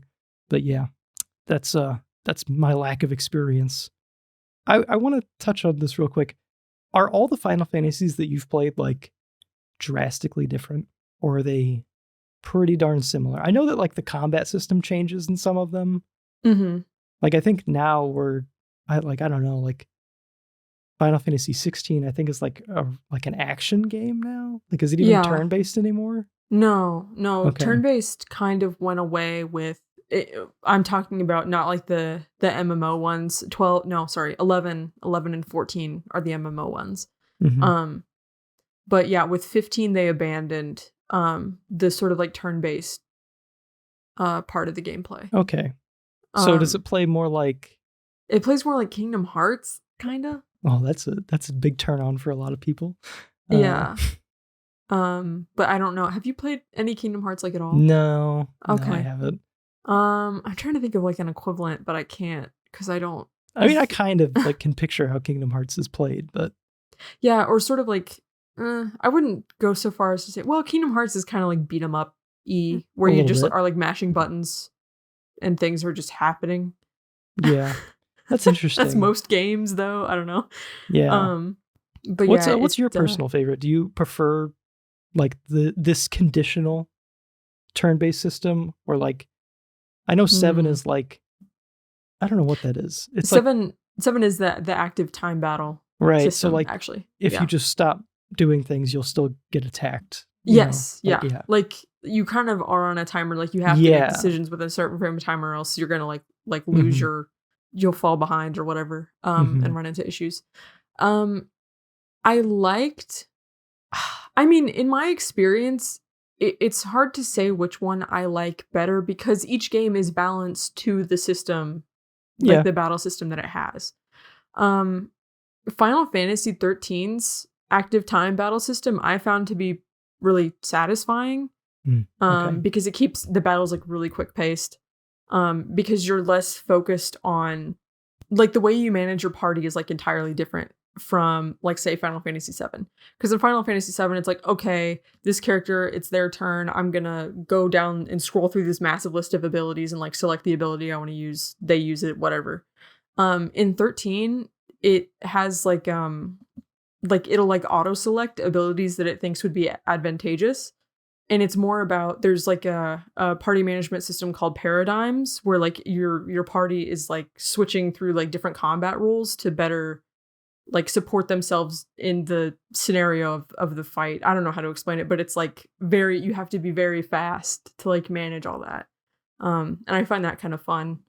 But I also really appreciate Final Fantasy X where it's like, take your time, just think, just sit here and think about it. You know, I think there's like a lot of fun to be had with both. But I don't think for Final Fantasy, for what it is, I don't think I like the actiony, like no turn-based thing whatsoever. Right. Yeah. I don't know. Maybe I would like it. I don't know. You might. The thing was though, like, well, and I also kind of had this problem with the Final Fantasy VII remake because there's a mode where you can play turn-based, and then there's one weird. Yeah, there's like the normal mode where it's like an action thing, and that's so weird. That's like Call of Duty having a turn-based. Yeah, kind of. Like, it feels like weird. fundamentally changing what the game is, but it's just an option. That's weird. Yeah. But it's like, it wasn't satisfying to me, I guess, because, and I was playing on like normal difficulty. Like when you're attacking, like the battles are so long because you're just doing like, there's like these huge like attack animations, and you feel like you're really like tearing these guys up or whatever, and their health is just like slowly chipping down, and it just doesn't feel like as satisfying as Kingdom Hearts, or as satisfying as being able to like sit there and take your time and like strategize in 10, or maybe make like a bunch of panic decisions like you do in 13. Right. So interesting. I personally am like, of these systems, from the little I played of 7, I was not a big fan of it because I felt like there were, and I assume this changes when you get further into the game, but like early on it felt like there was a lot of like waiting for just your attacks to recharge basically, and like nothing was happening. Yes. I don't think the time between getting to take your turn changes later in the game, but the enemies are tougher, so you have to use that time to strategize. So that's kind of where it right. That makes sense. Like early on I'm just like attack. Yep. And then you still gonna attack. Yep. Okay, I'm gonna attack again. Yep. I don't know. I really like a traditional, or like in this game, the conditional turn-based battle system where you have, I think the conditional system is a lot better than just like a traditional, here's the very strict like turn order and stuff like that. It felt like there was a level of strategy that you could just like sit there and be like, okay, let me just think a few moves ahead and then make a decision. I like that personally. How did you prepare for this episode? So I replayed a decent chunk. Well, I actually don't know, maybe like half of the game's main story, just because I didn't have time with moving and all that jazz. I didn't have time to beat it, but I did brush up on like the lore and stuff through Wikipedia and YouTube. Yeah. When was the first time you beat this? Oh, geez. Couple of years ago. I think. Okay. Yeah. I was kind of expecting it to be like a kid no, Morgan I game. was not smart enough to figure this out when I was a kid. I got What's this a game. chocobo? Yeah. I got this game used from GameStop, and I had the similar experience to you where I got to the sphere grid tutorial, and I was like, what? I'm just going to go play Ratchet and Clank again. Yeah, that's exactly what happened. I was like, I don't understand. I couldn't even get into the, you know how like you go into like the underwater ruins with Riku and like fight the octopus? Couldn't even get to that part. Was too stupid to even get there. Oh, man. It was pretty bad. Because I didn't understand how to like dive and you have to swim all the way, follow like the tether rope thing down there. Couldn't figure it out. I just fought a bunch of fish for a couple hours and I was like, this is stupid. So you played this in college? Yeah, no. Okay. Oh. I got into it more like later in high school where I actually started to understand. I was like, oh, this is actually really fun. And then I didn't beat it until like around college time-ish. Okay. Yeah. Yeah, I didn't play this game I think ever. I had to double check because like you saying that I'm like, did I like watch you play this at any point? But no, I don't think that happened. I know I texted you about it. I was like, Clayton, this is just like Pokemon. Because I was trying to get you to play it. Yeah. That's I've heard this and you know that almost tricked me. You're like, you know, you almost got me there. Yeah. But yeah. I played through the main story up until Unalesca. And then I was like, I'm gonna beat Sin. And then that fucking gauntlet of boss fights, like right at the beginning where you gotta beat both sides of the fins, and then like that Sin spawn GUI, and it's like, oh, I can't do this. And Seymour makes yet another appearance. Seymour. Is it Seymour or Seymour? I think it's Seymour Butts.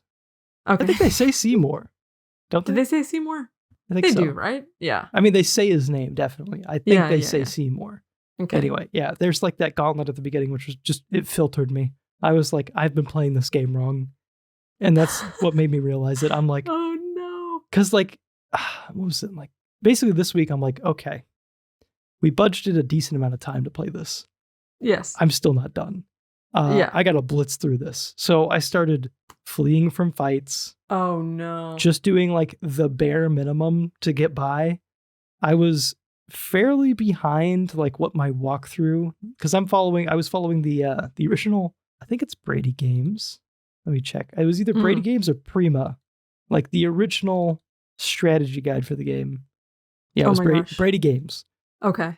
I was a little bit behind like what they were suggesting, like because I would get to like a boss section and be like, okay, here's a good strategy for this boss. It's like, use this ability. It's like, that's a bit far away on my sphere grid right now.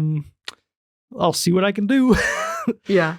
And I want to, from like Seymour Flux was when the rushing really started to affect me poorly. Where I was like, oh, I don't know what to do. And I'm like getting wiped multiple times on this one boss.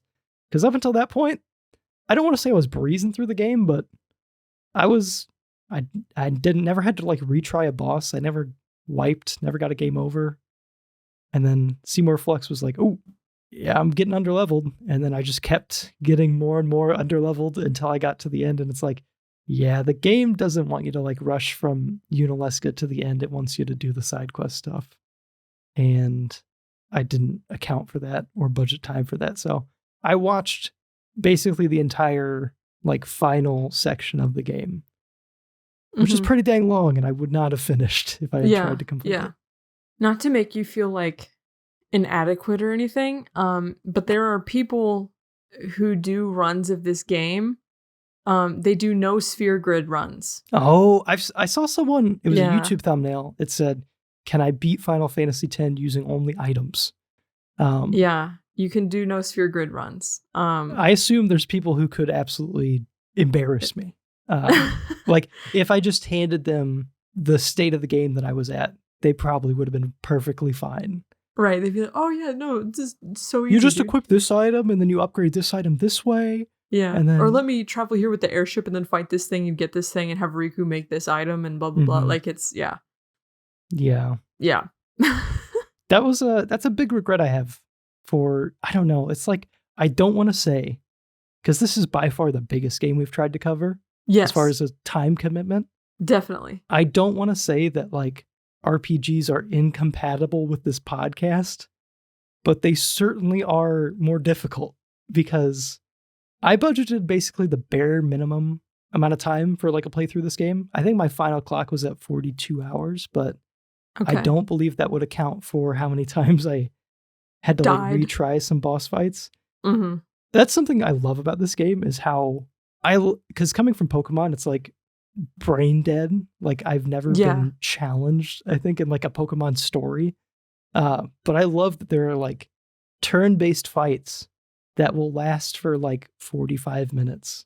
Yeah. That's fun because it's like, especially if you're coming at it like I was, which was, you know, a little underprepared for maybe where you should be. And it's like, but you can still make it. I don't know. I liked that. Like squeaking through by the skin of your teeth. Like, yes. Am I going to actually? Yeah. But with how long this game is, I still needed more time because it's, I don't know, like, I don't know when the game like opens up. Maybe it's from like earlier on than I think, but like it feels pretty linear, like in the beginning for a good while. Like, I don't know how much you can deviate from the early path.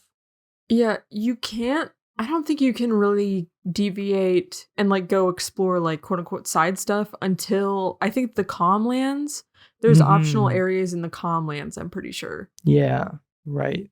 It's somewhat, yeah, because there was after that one, I think it was Defender X, that boss, it was the boss in the Calmlands.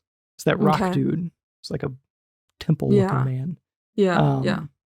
But there's like a side path like right there. And I think it was to get like something. I think it was like Orin's weapon or something. Oh, is it? Oh, shoot. It's not Masamune, is it? Is that even how you pronounce it? Maybe. Whatever it was, I was like, oh, this seems interesting. There's like some cutscenes playing, and I'm like, yeah, this seems cool. And I almost went in, and then I'm like, I don't have time to divert from the critical path. Like, right. I was at that point, I was like, I can beat this game if I like stick to the strict schedule of like, I'm only doing main story stuff. But that's not how the game wants you to play it. It wants you to, at that point, start doing some other stuff. Spending some time, I don't know, grinding, I guess. Yeah, did you grind whenever you were playing? Yes, I did. Okay. There were definitely multiple points where I stopped to grind for a little bit. I grinded a little bit at the beginning, and then I don't think I grinded until I got to Seymour Flux, and I was getting denied every time I tried to fight him. So I wonder if that optional thing, I wonder if you were close to, you didn't get Yojimbo, did you? No, that may have been it. Okay, yeah, that's what I'm wondering. I remember seeing people with Yojimbo, and I'm like, who's this Yojimbo man? I would love to know. He's an optional Aeon, yeah. Yeah. And he's so cool, like conceptually. I doesn't he have a little dog or something? He does, yeah. Yeah, I saw a glimpse of him. Yeah. He's like a mercenary. Like you have to pay like a butt ton of money to get him to like work with you. Interesting. And then to get him to attack, you also have to like pay him. You pay him to attack? Yeah. That's fun. Yeah. Oh. Yeah, he's like a mercenary, like a samurai for hire or something like that. But I stopped. I typically, on a typical playthrough, I'll stop to grind. Do you remember, is it Ochu? Lord Ochu? Yes. I don't know. Kilika? Yeah. Right towards the beginning, whenever in that forest. Yeah. Yeah, I'll typically stop to grind a little bit there. That's where I grinded for the first time too. Yeah. Yep. And then I think one of the only other points, I kind of grind on the the high road, the Mihen high road before you get to the Sinspawn Gui or whatever. Oh, yeah. I'll grind there for a little bit. And then I had to stop and grind. I don't remember which version of Seymour it is, but it's the one where he has like the little crab scorpion shield thing. I think it's after the wedding. Yeah, I think that is the fight with him after the wedding. Is that the first fight I had to with grind. Him? No, because he's dead at that point. Like, you already kill him at that point. Right. I know what you mean. Yeah. That's a good spot to grind because it's like that bridge with the save point, and there's like... on either end. Yep. Yeah. Mm-hmm. I had to stop there. Yeah, because I didn't even have Reflect at that point. And it was like, shit. Like, and that's Reflect is how kind of necessary. Yeah, that's how you just completely trash him. Yes. Yeah. In my guide, that was like, I hadn't grinded for a while, and they were like, this is an extremely good spot to grind. And I'm like, oh, okay. If they're going to use adjectives like that, I guess I'll give it a go. Yeah. I think what I did for that one was I put Reflect on Tidus. And I also used, what's it called? It's like a taunt thing where you draw aggro. Provoke, yeah. Yeah, Provoke. I used Provoke. Tidus provoked Seymour. And he had Reflect on him, so every time Seymour hit him, he would just get hit with it instead. Mm-hmm. And that was how I did that. I think he also has that little crab thing. So he tries to, what is it? He tries to heal it, so you can cast Reflect on it or him, whatever's getting healed, and it will heal your party. Okay. Yeah. But you just can't cast spells. That was like the only downside. Yeah. Oh, the amount of fucking times that I cast Reflect with Yuna, because Yuna was faster than Tidus for me. Oh, really? That's weird.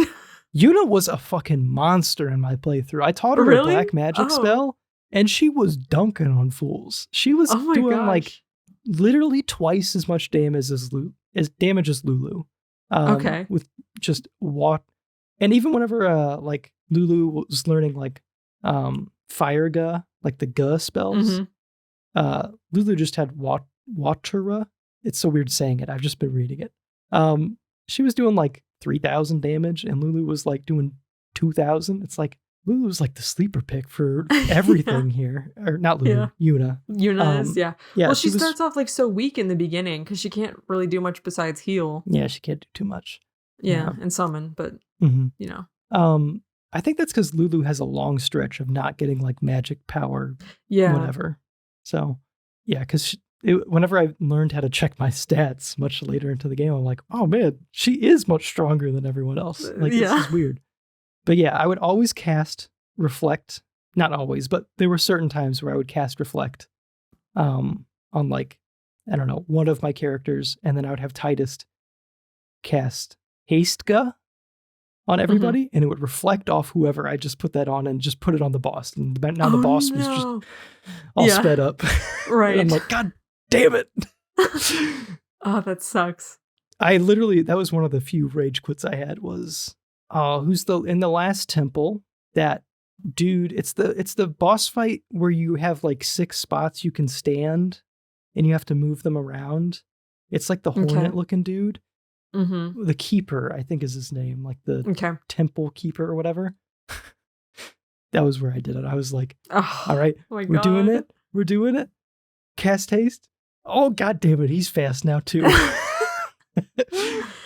I love how the game is just like, you can just attack your party members. Yeah. I mean, there's many times where it's like, it's useful to heal the boss or heal your part. Like if Reflect is on somebody, then you just bounce it around. Like in Unaliska's fight, she zombifies like your party. Yeah. So healing does damage to them. So you can put Reflect on your party members so spells bounce back. So she can't damage you with healing, basically. But it's like such a genius strategy on her part. I don't know how to word it. Like because it's either gonna damage you or heal her. Like it's right. Like which do you pick? Yeah. It was interesting. They got really creative with a lot of like the turn-based stuff, which is weird coming from Pokemon, and everyone's just like, "Oh, use Rock Slide." Oh, it missed on this water type and does no damage. Yeah, so it was all offensive moves, no prepping. Yeah, No. Yeah, it's a different game. Mm-hmm. We're getting too far into like the meat and potatoes of the game. Let's move on to the very important questions. Yes. I'll let you take away. Okay, so my first question for you. Titus or Titus? I think I say Titus. Okay. Well, actually, I think we've been saying Titus. We've talked about him. I don't know which one I've said. Do you have like a hard stance on this? Okay, I understand that it's like water. Water is a big tide. Water's everywhere in this game. The tide, the ocean, right? Get it? I get it. Yeah. Okay, I get that Titus makes sense, but it's also kind of like, I don't know. Sometimes I just say Titus because I don't know. I kind of flip-flop back and forth. I don't have like a strong stance either way. I can see both sides. I didn't really have to think about it. I just named him John the Baptist at the beginning and moved on with my life. Wait, really? No. Oh, okay. I would never. This should be in the very important question section. Are you ever renaming anybody in a JRPG? Like, I refuse to. I can't. Default in names. this one, I can't because your it's summons, too story-based. Yeah. That, and also I've had situations where I've renamed the summons, and then when I've gone to summon them, I'm like, who's who? What? I don't remember. Because you can only select like the name. Who's that last summon? Not last summon, but like not the big dude with the Behemoth? Oh, Bahamut? Bahamut? Almost named him bitch because I thought that'd be funny. This is my big boy bitch. This is bitch. Yeah. But I just left it. Have we settled this? I guess so. I guess neither of us really care. I don't really care. Okay, but you think you say Titus, but you don't really care. Yeah, I think Titus because I think if I had to pick one, I'd pick Titus. Okay, yeah. That's fair. Favorite party member? Who's your favorite? Your favorite party member? I don't know. Do you? I didn't write my answer down. Do you suspect anybody? I like them all. I will say I like them all. There's no one who I'm like, oh, this dude sucks. I could see you being like a Kamari guy. Maybe. I don't know. I'm not sure where Kamari ranks if I had to do a ranking of them all. Or maybe Lulu? Yeah, maybe. Waka's my favorite. Oh, I was going to... Waka is my absolute favorite. I thought about saying Waka. Yep. Oh. I like them all. That makes sense. I think that's... Yeah. Like towards the end, when it was just like, you would see shots of everyone and like certain like CG animations. It's like, I like all these dudes now. Like, I'm here for everybody. Everybody is, at least in my opinion, genuinely likable. Yeah. Like in the party. Yeah. I think of them, Titus is my least favorite. Really? Okay. He grew on me. Yeah. But I feel like his writing, partially his delivery, kind of was just not clicking with me for a while. And Yuna to some extent, but I kind of reasoned out Yuna being weird, I guess. And I'm like, I'm okay with how she's acting now. But Titus was harder. He was more grating to me out of everyone. Yeah. I fucking couldn't stand Jet. His character really bothers me. Yeah. But yeah, I like all the party. Like, I loved how Waka was like written and acting, and his whole like come away from Jesus moment, I guess. Yeah. All that was great. Oren, fantastic. Yes. Beautiful. He's probably a solid number 2. Yeah. But yeah, go ahead. Your favorite. Yes, Oren. Oren, hands down, absolutely my favorite. But yeah, no, I genuinely love all of them. Lulu was one of the ones, like, when I was first playing the game, I was like, man, like, what's her deal? And then you learn more about her and you're like, I understand. I literally understand everything about you. Okay, got it. And that's kind of the same with like all of the characters in the party, right? Like they all have like their weird little quirks and you're like, why are you like this? Yeah. And then the more you learn about them, you're like, oh, okay. But yeah, he's such a badass. He's just like, his character design is just like unnecessarily cool. Right? Like, the whole like his introduction arm is fucking not in his sleeve, and it's just so fucking cool. Yeah, his scars, the like kind of like grizzled old man vibe that he has. Yeah, the eye scar thing. His introduction is literally, it's so fucking good. It is. Like, do you remember like the shot of like he steps in the puddle and the droplets just sort of like float away. And that's how you like, something's coming. And then Sin, it's like, you see like the destruction before you see it. And then he like holds out his bottle of like sake or whatever to it. Mm-hmm. And I'm like, you're like, what is this man's deal? And you go through like the whole game. You're like, something is like up with him, but what is it? And then you figure it out and you're like, oh my God, that's amazing. That's incredible. Oh man, there's something that I wrote down and we'll discuss this later about Orin. Yeah. But yeah, unnecessarily cool. His design was really doing it for me at the beginning. Yeah, I loved really how he like walked around. Like he has like 2 modes, I think. Like when he's in a battle, I believe his like sleeve is off with his dominant it's hand completely out. off. Yeah, but he's like kind of like always prepped, and I kind of like that. Like he's always kind of ready to whip out his sword, and that's nice. And also, like the scenes, like this happened in the opening scene where like everyone's panicking and like freaking out, and he's just like strolling, does not give a fuck. Mm-hmm. And then that happens again in like the Blitzball arena when it gets attacked. Everyone's freaking out, and Orin's just like, hey, like just does not like give a shit at all. Yeah, and kills a monster with 1 hit. Anyway, sorry. I loved the mystery around his character and how it's kind of like drip fed to you.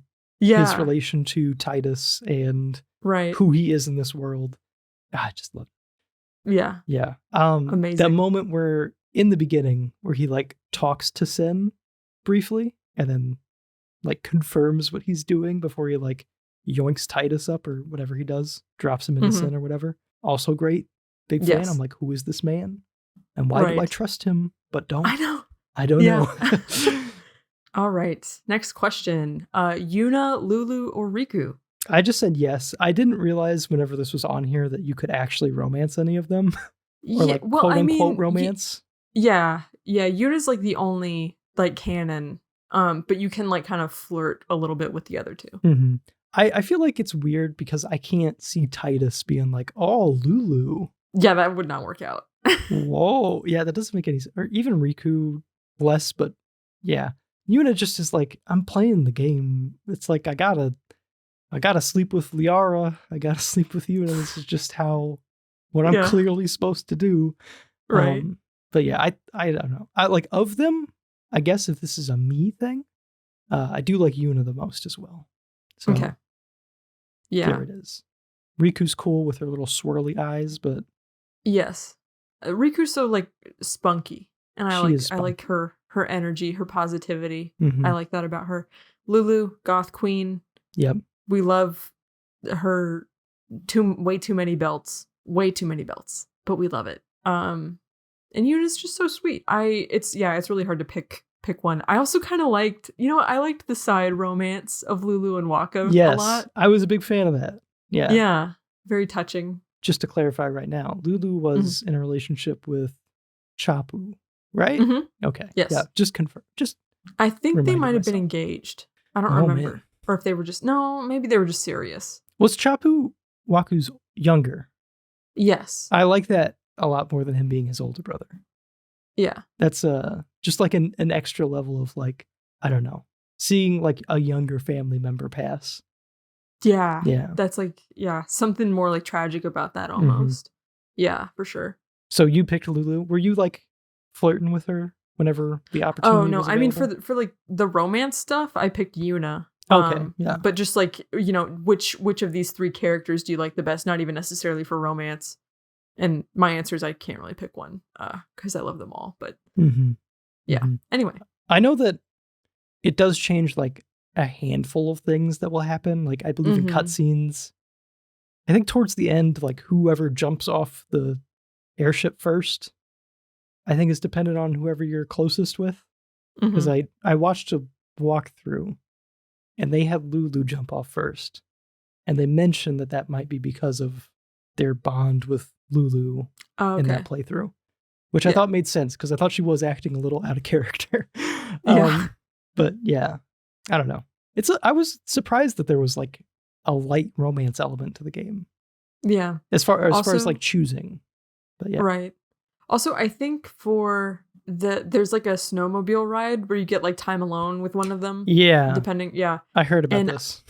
I think if you don't get enough like romance points or whatever with any of them, I think you get Waka instead. I wish I got Waka instead. Yeah. Oh man.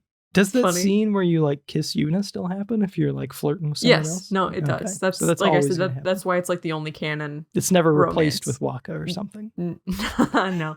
Nope. That scene always happens. Yeah. All right. Okay. I got a question. Who's the best Cid?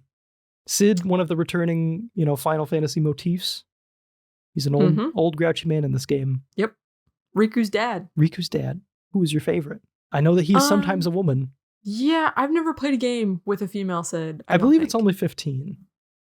No, that's she's Cid's like granddaughter or something. Oh, that's funny. Okay. Yeah. But isn't her name like Sydney? Yeah, or Cindy, or something. I think it is, or like a C name. I'm pretty sure. Okay. Yeah, I liked the Cid in this game. I'm kind of like neutral on him because he's important, but like he's not around a lot of the time. A little too abrasive. Yeah. I mean, like I said, I like him. He's supportive of Riku and Yuna, and I respect that. And came in clutch with the airship. He did come in pretty dang clutch with that airship. Yeah. In Final Fantasy VII, Cid is, I think he's like a pilot or something that has maybe had his dreams crushed, or like he didn't actually end up getting to pilot the thing he wanted to pilot, I think. And so you meet him and he's just kind of like, I think he's a little grouchy about it. But like in Final Fantasy VII, it's hard because it's just like these little like blobby 3D models and like text, like to get like an emotional bond with that can be kind of hard.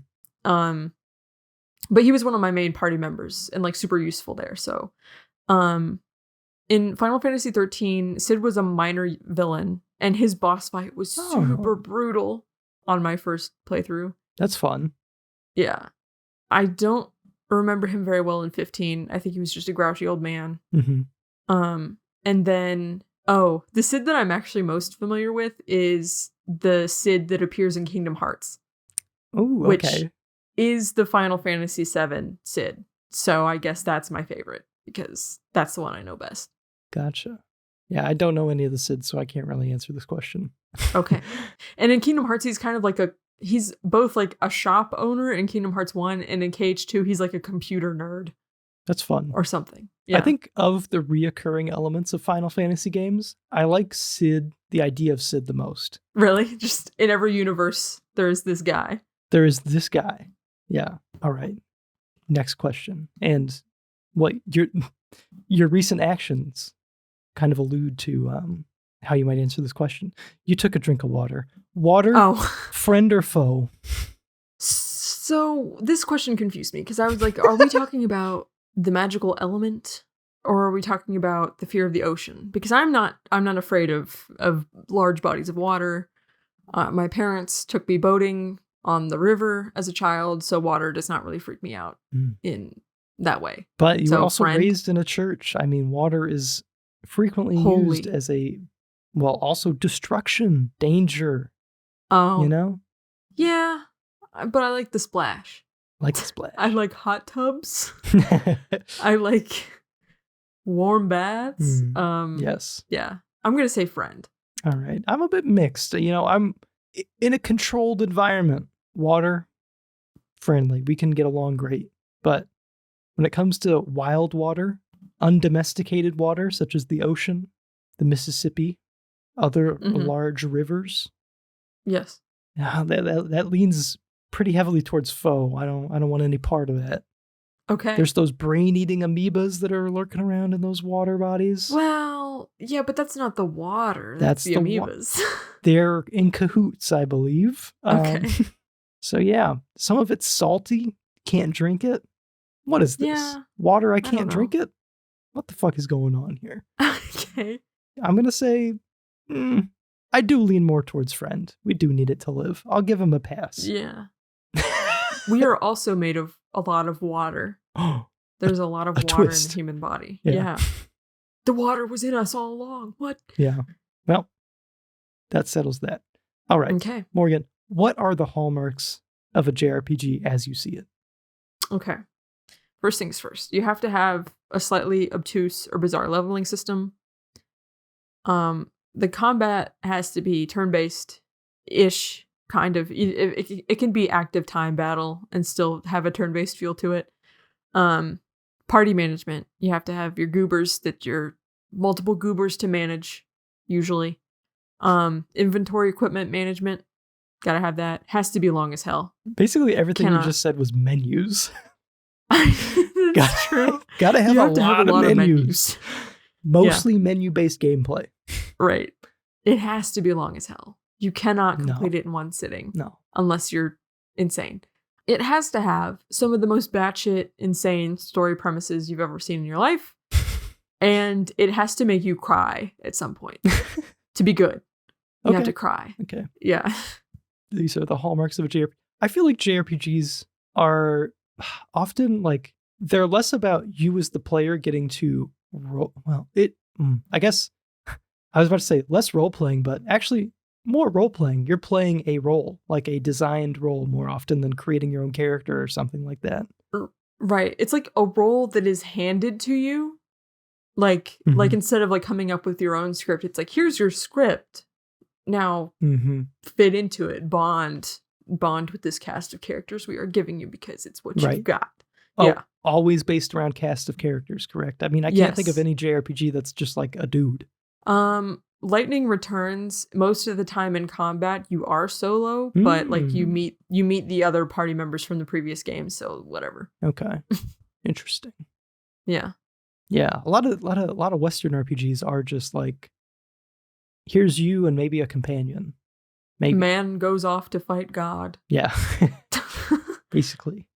Like Skyrim, it's just you. You have companions though, but they're not like compared to a game like this, they're barely characters, I feel like. Yeah, nobody can have more narrative importance than you in a Western RPG. Right. Maybe it's like an individuality. Oh my God, I think you're actually right. Like, there's like a heavy emphasis on individualism in WRPGs, JRPGs. Your choices. Collectives. You. Yeah. The party. What benefits the collective? That's pretty interesting. The collective is in this together. Yeah.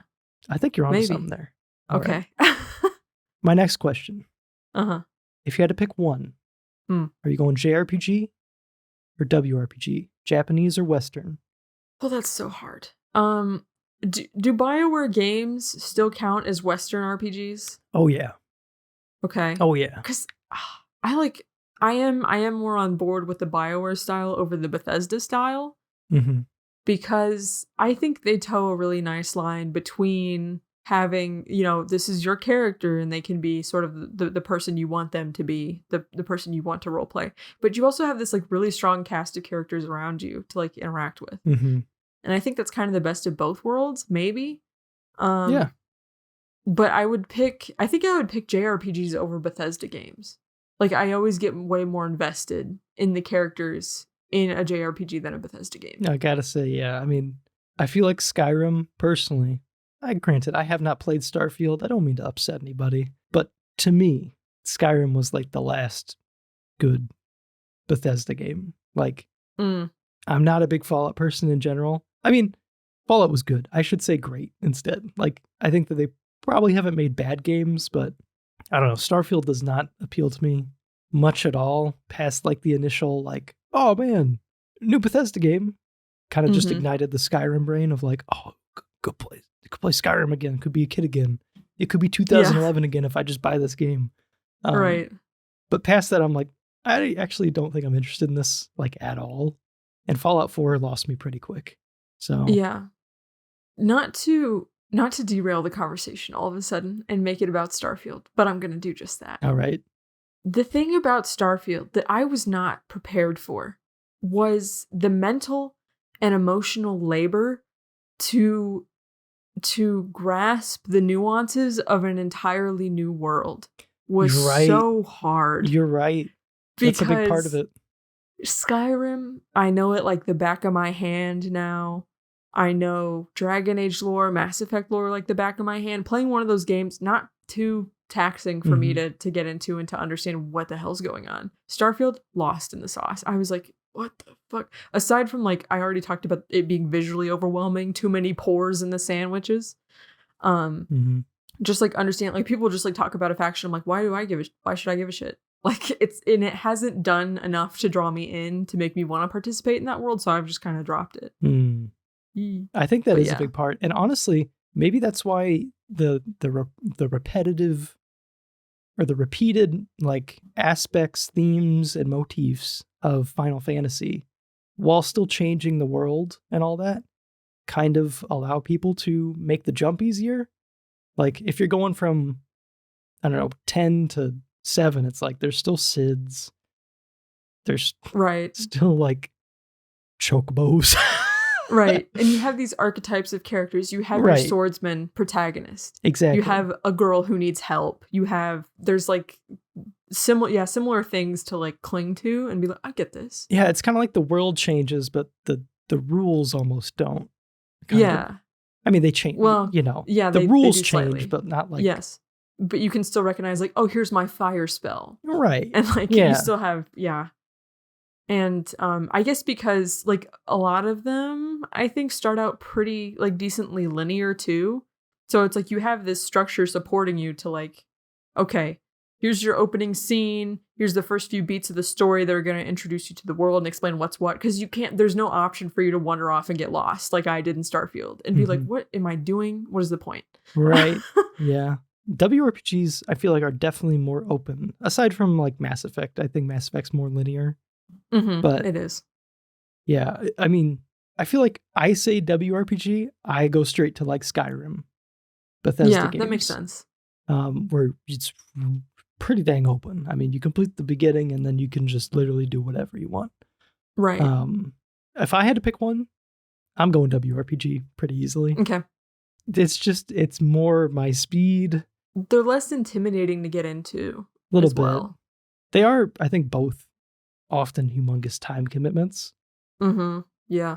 I don't know. I feel like gameplay wise, I'm usually more on board for WRPGs than, well, I don't know. It depends.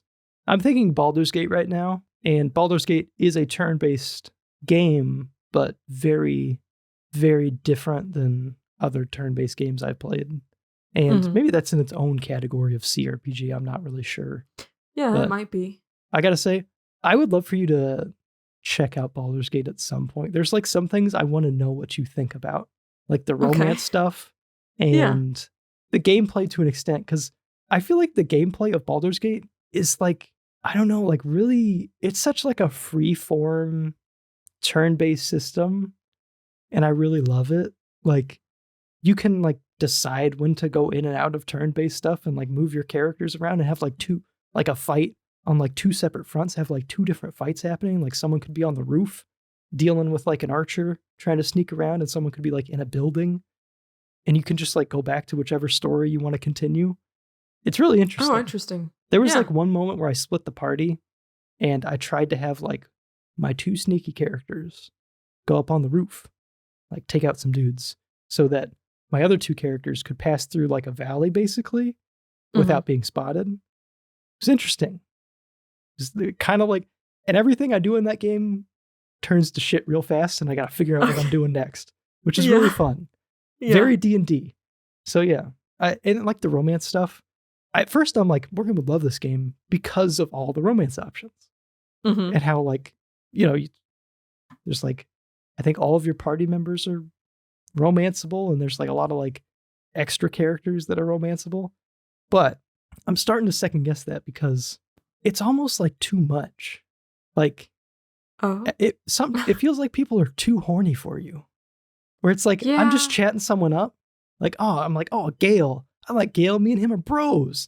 And then he's like, I would like to sleep with you. I'm like, Gale. We're just bros. Calm down. What? Sorry, I'm not interested. And he's like, oh, that's okay. I'm like, oh my God. That kind of happens in BioWare games too, though. A little bit. I accidentally locked myself into, I was just trying to be nice to Caden.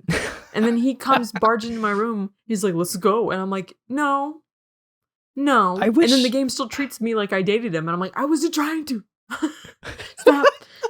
I wish that was easier, or like there was like a better line of demarcation between I'm just chatting about last night's football game versus I'm secretly trying to sleep with you. I want in your pants. Yeah.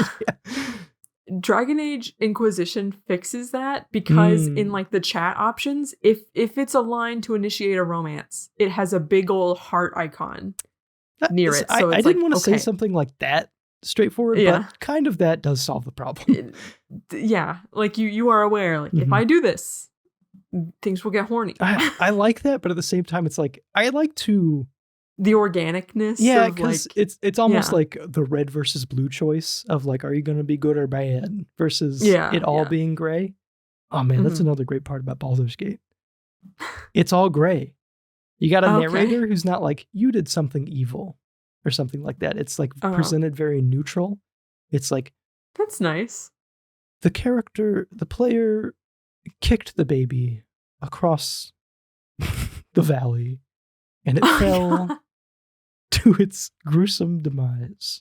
It's never like, what the fuck are you doing kicking a baby? I don't know what I'm saying exactly, but that evil bastard. The evil bastard destroyed an innocent life. He kicked the baby. No, it's really fun.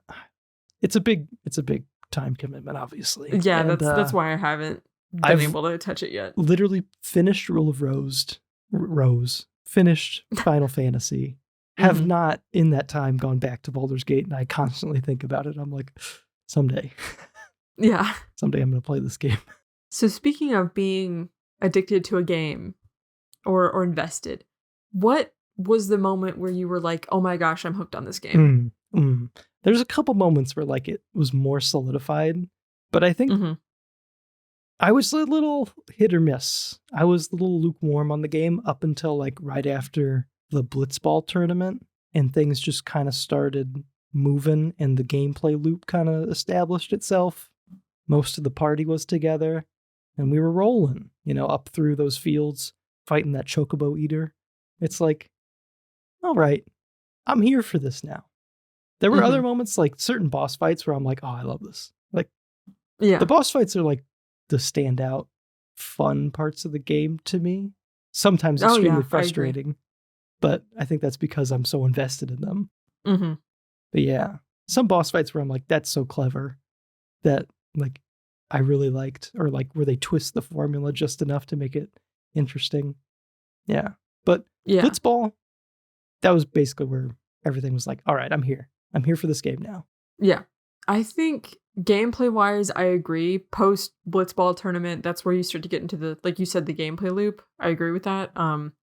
Story wise, I was kind of trying to think, I was like, where in the story was I like, oh, this is going to have a grip on me and it's never going to let go. And I was thinking one of the things, which we'll talk about it in like the plot summary and the concepts, but at one point you go to this place and according to this world's religion, they say, hey, this place is the realm of the dead. This is where you can go and talk to dead souls. Farplane, yeah. Yes. It was like right in that mushroom. I don't know if it was a mushroom area, but it was like tree underground. Guado. It's called Guado Salam. Yeah. It's like the name of the civilization, whatever.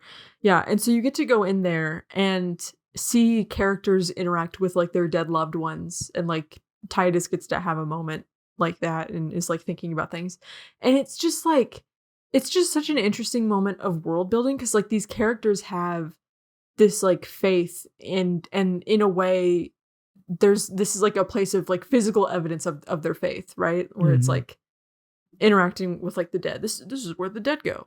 And then, but you're also kind of like, this seems like maybe it's not what they think it is, because you can't like talk, you can't have any meaningful interaction with them. Like, it's not like their soul, it's just like an image of them. And I think Riku has something to say where she's like, yeah, it's just like an illusion. Like, it's not, those aren't your loved ones. So like, I don't see the point in like going in there. And it's like, yeah, it's interesting. Are they though? Or so that is true? It's not something that's really answered. It's just one of the mysteries of the world, sort of. But like, thing. So Seymour dies multiple times. Yes. That's still Seymour. But once he gets sent. Yeah, he gone. So if he went to the far plane, then it would be like an illusion. Well, it's sort of like a question of the like energy of living things forms into fireflies, and what they see in the far plane is also formed of fireflies. Okay. So it's a question of like, do the fireflies actually contain the person's soul, or is it just more like a neutral like life force energy that is manipulated to take on their appearance? You know what I'm saying? I guess, yeah. Like it's like not so. I don't think it's like so black and white. It's like, yeah, that the fireflies are your soul. So I think it might be a little bit, I don't know. So it's like if you die, nature created an AI version of you. Maybe? I don't know. It's not you, but oh gosh, we're gonna have to get into this in like the story recap, because that's where I break down some of these concepts. But then I started thinking like earlier in the plot, actually, the moment where I was like sort of like gripped by the story was when in Kilika, when Yuna does her sending, like the scene where she dances on top of the water, and like people are like sobbing, and Titus is like, this is beautiful, but I never want to see it again, because it's like haunting and sad and terrible. And I was like, oh, this is special. This is how games are art. I really loved her whole, that part of her just design, and or the world design of like the sending and stuff like that. It was like color guard energy, basically. Yeah, kind of. Like, she doesn't have a flag, but she has this like wavy bits on her arm, like her sleeves, her sleeves, and it's like a sad dance. It's so neat. It's actually, have you seen these little posters I got up in my office of the different PlayStation consoles, like exploded with all the games? Yeah. So for the PlayStation 2, there's a little section where it's Yuna doing the dance.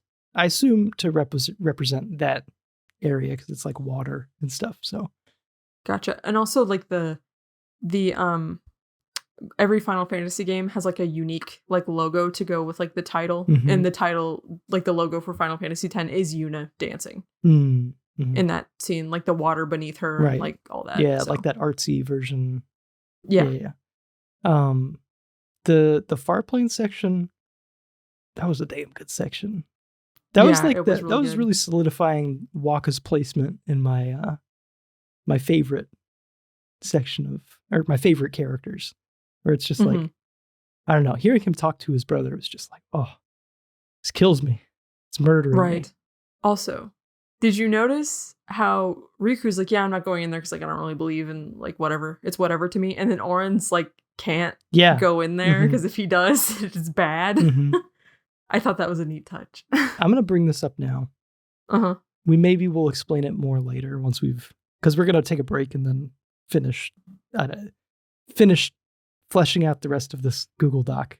So maybe it'll be a chance to like find some answers. But Oren is not around any sendings except the one where they're sending Seymour. She sends after the Farplane stuff, Yuna walks out, and then Seymour's father, like an unsent version of his father, comes stumbling out, and then she sends him like quickly. Oh, yeah. And Oren is there for that, and he like falls down on the ground. Like he has to like take a knee because it's like I don't really get the logic behind some of it.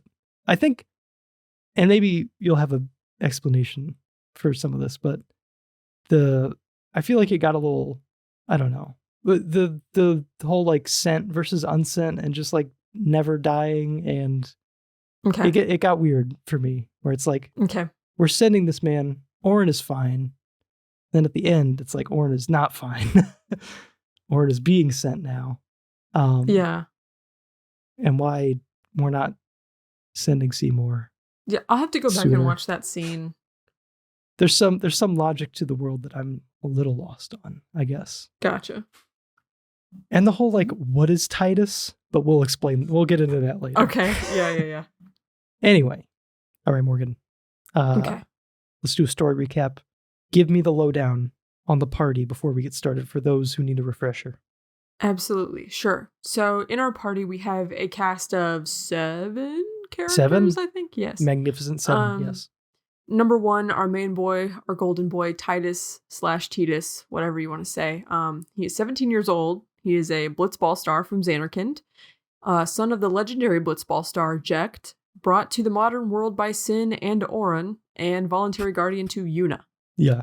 So I got a question real quick. Yes. Did you get this information from like the manual by chance? No, this is out of my head. Oh, you just know the ages of these people? I knew I knew Titus's age off the top of my head. Yuna's age, yeah, but the others I had to look up. Okay. Yeah. I feel like I feel like including the age of characters is almost like a weird like Japanese thing, isn't it? Like sometimes to me it kind of makes their behavior make a little bit more sense. To some extent. I feel like the age is weird because like 17 feels weird for Titus to me personally, but not like not too far off. Just like I feel like he's just a little bit older. I don't know. Oh, like he should be like his age. He should be like what, 20 or something? Maybe 19, 20. I don't know. 19, 20. Okay, gotcha. I don't know. Either way, some of the other characters bother me more. But yeah, go ahead. Okay. Yuna is also 17. She is a summoner from Besaid Village and daughter of High Summoner Lord Braska. Mm-hmm. We also have Waka, who is 23, a blitzball player and one of Yuna's guardians. He is also a devout Yevonite. Yep. And also, I think he's captain of the Besaid Aurochs, so the blitzball team in Besaid. So translation to like real life, he is like a devout Christian quarterback. Yes, exactly. That is 100%. He's like a Catholic quarterback. Catholic quarterback. Yeah, that's Waka. We have Lulu, who is 22. For some reason, she seems like she should be like 30 to me. Yeah, like they've lived so much. Like, hasn't she been on 3 pilgrimages? No, she was on 1. She was on 1 before, I think. Okay. And her summoner died. You're right. Right. A failed. Didn't they die at Sin? No, I think they died beforehand. Oh, wait. Was he not with Chapu? Or was she not with Chapu when that happened? No. I thought she was. Never mind. Anyway, go ahead. Anyway, so Lulu is 22, not 30, like she seems to me. She's another one of Yuna's guardians, former lover of Waka's younger brother, Chapu, childhood friends with Waka, Yuna, and Chapu. Mm-hmm. Kamari, 25. Again, he seems like 40, why does Kamari 50? Even have an age? I don't know why. He doesn't. It's really hard to tell because he is a gruff Ronso spearman. So he's a totally different species. He's a giant purple cat man. Yeah, buff cat man. Yes. He is one of Yuna's guardians, and he was actually tasked to protect Yuna by Auron when Yuna was a little girl. So that's why he's around.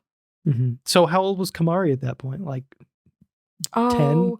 Well, he would have been 15. 15. When that happened, yeah. Okay. Yeah. Because, we'll talk about it later. So we have Auron. I feel like I'm saying people's names a little weird, but I can't. Auron. Yeah, we'll probably misspeak a couple times. Yeah. He's 35. Former Yevonite monk, also formerly Lord Braska's guardian and Titus's mentor of sorts. And he is also now Yuna's guardian. We both were like, Auron doesn't seem like he should be 35. 35 also seems like... Yeah, it's a rough 35, let me tell you. It is a very rough 35. He's like graying already. He's grizzled. He looks like a dad. Yeah. And 35 is like a young father. He is a grizzled father. Mm-hmm. Like, well, anyway. So he's like best friends with Jet, right? Isn't that... So he was on Lord Braska's pilgrimage, Yuna's father. And Auron and Jecht were Braska's guardians. Right. So I assume that they were similar ages, but maybe that's not true. Jet must have been older. I mean... It's just weird. Well, so if Auron and Braska were the same age, 10 years ago would put them at 25. You could be a 25-year-old man with a 7-year-old daughter, I guess. You would have just had your kid at like 18. Which, to be fair, though, in Spira, seems like there's a good chance that you're going to die a very violent death and potentially very young. So, it would kind of make sense to start a family so soon. Yeah. Life expectancy might as well. Probably pretty low. Yeah. Anyway. So now yeah. Right. Yeah, that way you can leave behind a fatherless child, Yes. If you happen to get killed by Sin. Yeah. Yoinked. Right. Okay. And speaking of young people, we have Riku, who's the baby of the party. She's 15. She's the daughter of Sid, who is the leader of the Al-Bhed, and that's a faction that we will be explaining momentarily. She is Yuna's cousin on Yuna's mother's side, and also a voluntary guardian for Yuna. Mm-hmm. Riku's age was also weird. I feel like it's weird that they're all teenagers, or most of, or not all, not even most, just Titus, Yuna, and Riku. I guess. There's like 3 teenagers, 3 young-ish adults, and then Orin, 3 minors, and then yeah. It's just a little strange. So for the factions and important side characters, so these are not part of the party. Yeah, everybody else. So we have Maester Seymour Guado. He is 28.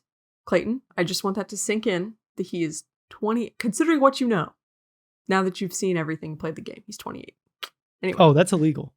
Yes. It is not only illegal, incredibly creepy. That's creepy. Like, both illegal and creepy. Not that... Yeah. Anyway. Seymour is a summoner, Maester of Yevon, High Priest of Macalania Temple, and leader of the Guado, which is a humanoid race. They are distinct from humans. Mm-hmm. And also Yuna's would-be husband, which is what I was just referencing. Age of consent must be different in Spira. Again, low life expectancy, probably lower age of consent.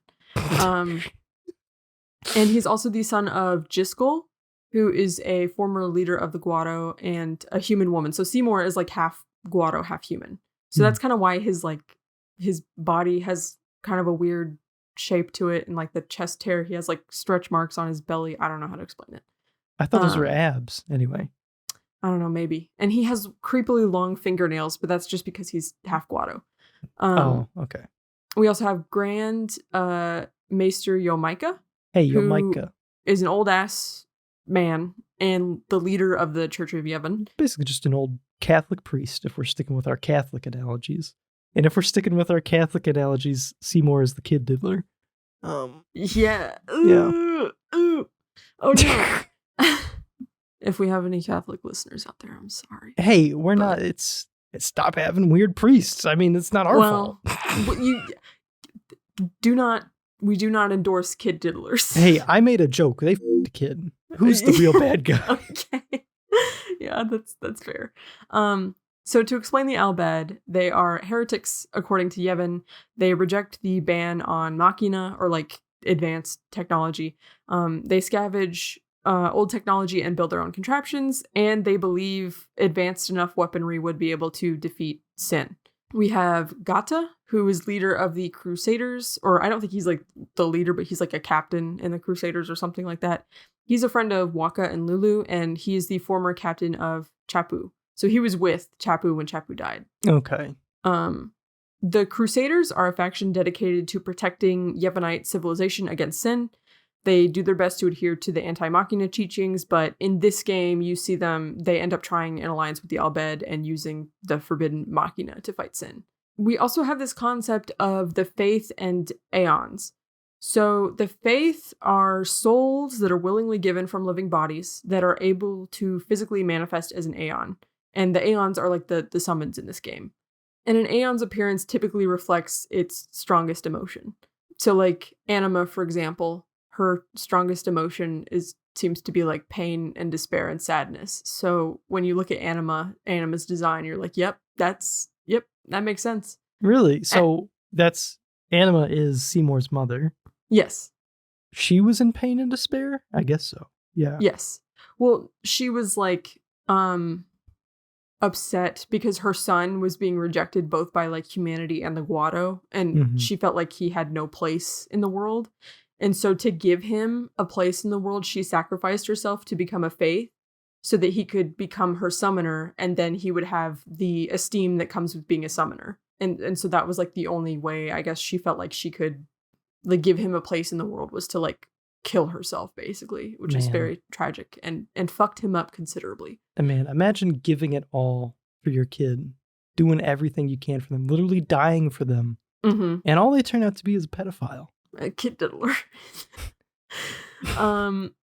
Right. So we also have Pyreflies, which are kind of a manifestation of the life force of beings in Spira.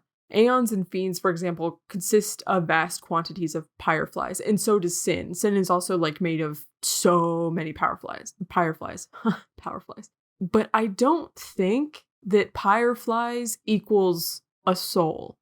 I think that's what Yevon preaches, but I don't think that's correct. And like you kind of get reasons to think that in the game. It's kind of hard to explain, but it's just the vibe that I get. And then we have fiends, which are corrupted souls that are formed out of pyreflies, and they have like a monstrous body. So when a person meets an untimely or unfortunate death, and if their soul is not passed on to the far plane by a summoner, that soul will grow to resent and hate the living, become an unsent, and then manifest into a fiend, and then mindlessly attack and kill people, basically. Okay. I got one question about the fiends. Mm-hmm. And this is just like a Final Fantasy series question. Are there like reoccurring like monsters or fiends? Are they always fiends? Is that another thing? I think they're typically called monsters. Okay. That cactus dude, that's a reoccurring one, right? Cactuar. Yeah, no, there's definitely reoccurring ones. And like there's slime enemies in this game, and I've seen similar slime enemies in other Final Fantasy games. Like, yeah, sometimes you'll get like a little bit of overlap. I mean, for the most part, their designs are unique to each game, but sometimes the mechanics around them or like general bits of their appearance stay the same. Okay. Not always, though. But yeah. All right. So let's talk about, we have the characters, cast of characters. Now let's talk about the premise. How does this world operate? What is the lore behind it? So our setting for this game is Spira. Spira is a world trapped in an endless cycle. According to Yevon, which is a religion named for the summoner Yu Yevon, 1,000 years ago society was ruled by their reliance on technology, which is called Machina. The Machina handled all the work and left the people free to play all day, but Machina also allowed for mankind to wage destructive war upon one another. So like think like giant lasers and death beams and explosives and stuff like that. You can also just think real life. I mean, that's... You can also just think real life, exactly. It's not that different. When the tolls of war became too great, Sin appeared to tear down these Machina-based civilizations and bring destruction to the world until it had learned its lesson. So basically, as long as there are people in this world who don't repent and reject the use of Machina and repent of their sins, then they will continue to be tormented by this big destructive beast called Sin. Sin is undefeatable, but there are ways to manage the destruction it wreaks upon everyday life. So most communities in Spira are small, remote, and no longer rely on Machina. Summoners are also trained to call upon the power of Aeons in order to fight Sin and fiends. Some summoners choose to go on a pilgrimage to all the temples in Spira, and on that pilgrimage they'll commune with each faith at each temple, and then they'll finally head to the ruins of Zanarkand. Once at Zanarkand, which is a holy place according to the Church of Yevon, they will initiate a battle with Sin, destroy its body with the power of one final Aeon, and bless the rest of Spira with years of peace known as the Calm. When a summoner ushers in a Calm, they are named High Summoner and given a statue in every temple to remember them for their great feat of like defeating Sin. And as far as I'm aware, the duration of each Calm seems to be inconsistent. And at the end of each Calm, the same thing happens over and over again, where one day Sin inevitably returns and the cycle begins again. Okay, yeah. I'm curious how long the Calm is, because... So, based on, like, this game, it seemed... And each Calm is also, like, kind of named after the summoner who brought it about. So, like, what Yuna's father did, like, the Years of Peace afterwards were Braska's Calm. And I feel like I read about one lasting, like, a few centuries, and then Braska's lasted like maybe like a little bit less than 10 years. Yes. Yeah, which sucks. I just went to the Calm page on the Final Fantasy X wiki. Okay. There was a... Okay, no. It's like 100... 200... It's 200-ish years, 100-ish years, 90 years, and then Braska's was 10 years. So it seems to be getting shorter for some reason. And that's not explained by the game as far as I'm aware. Wait. No. Braska's column lasted less than a year? Bruh. It's not even worth it. That sucks. No. At that point, it's like, what? Oh my gosh, that's horrible. I felt like I got a grasp on how destructive sin could be. Mm-hmm. Like with Xanarkand in the opening and the destruction of that other small town. Yes. And also when you join up with the Crusaders and it like vaporizes people. Mm-hmm. Mm-hmm. Yeah. So I'm like, okay, sin can FS up, you know? It can level a town, no problem. Yeah. Yeah, but I felt like I didn't get a grasp on like how frequently these sin attacks were happening across Spira. Like, right. Because obviously they're not happening for long enough periods of time for civilizations to build houses and towns and, you know, giant structures. Like if it was just happening constantly everywhere, it would just be a dirt pile. But, right. I mean, I do know that I think Lucca, the two towns or cities, whatever, Lucca and Bavel are, I think, the two most like heavily fortified. And I think what they do to keep those two major settlements safe is they have crusaders like out in the ocean, like basically like kiting sin around or like making runs to like distract it and keep it away. Kiting sin is an interesting concept. Like a destructive force that you're just kind of like leading around basically. And I don't think that that's like really explored that much in the game. But like I know like Lucca is important because that's where the Blitzball Stadium is, and that's like the only form of entertainment these people get.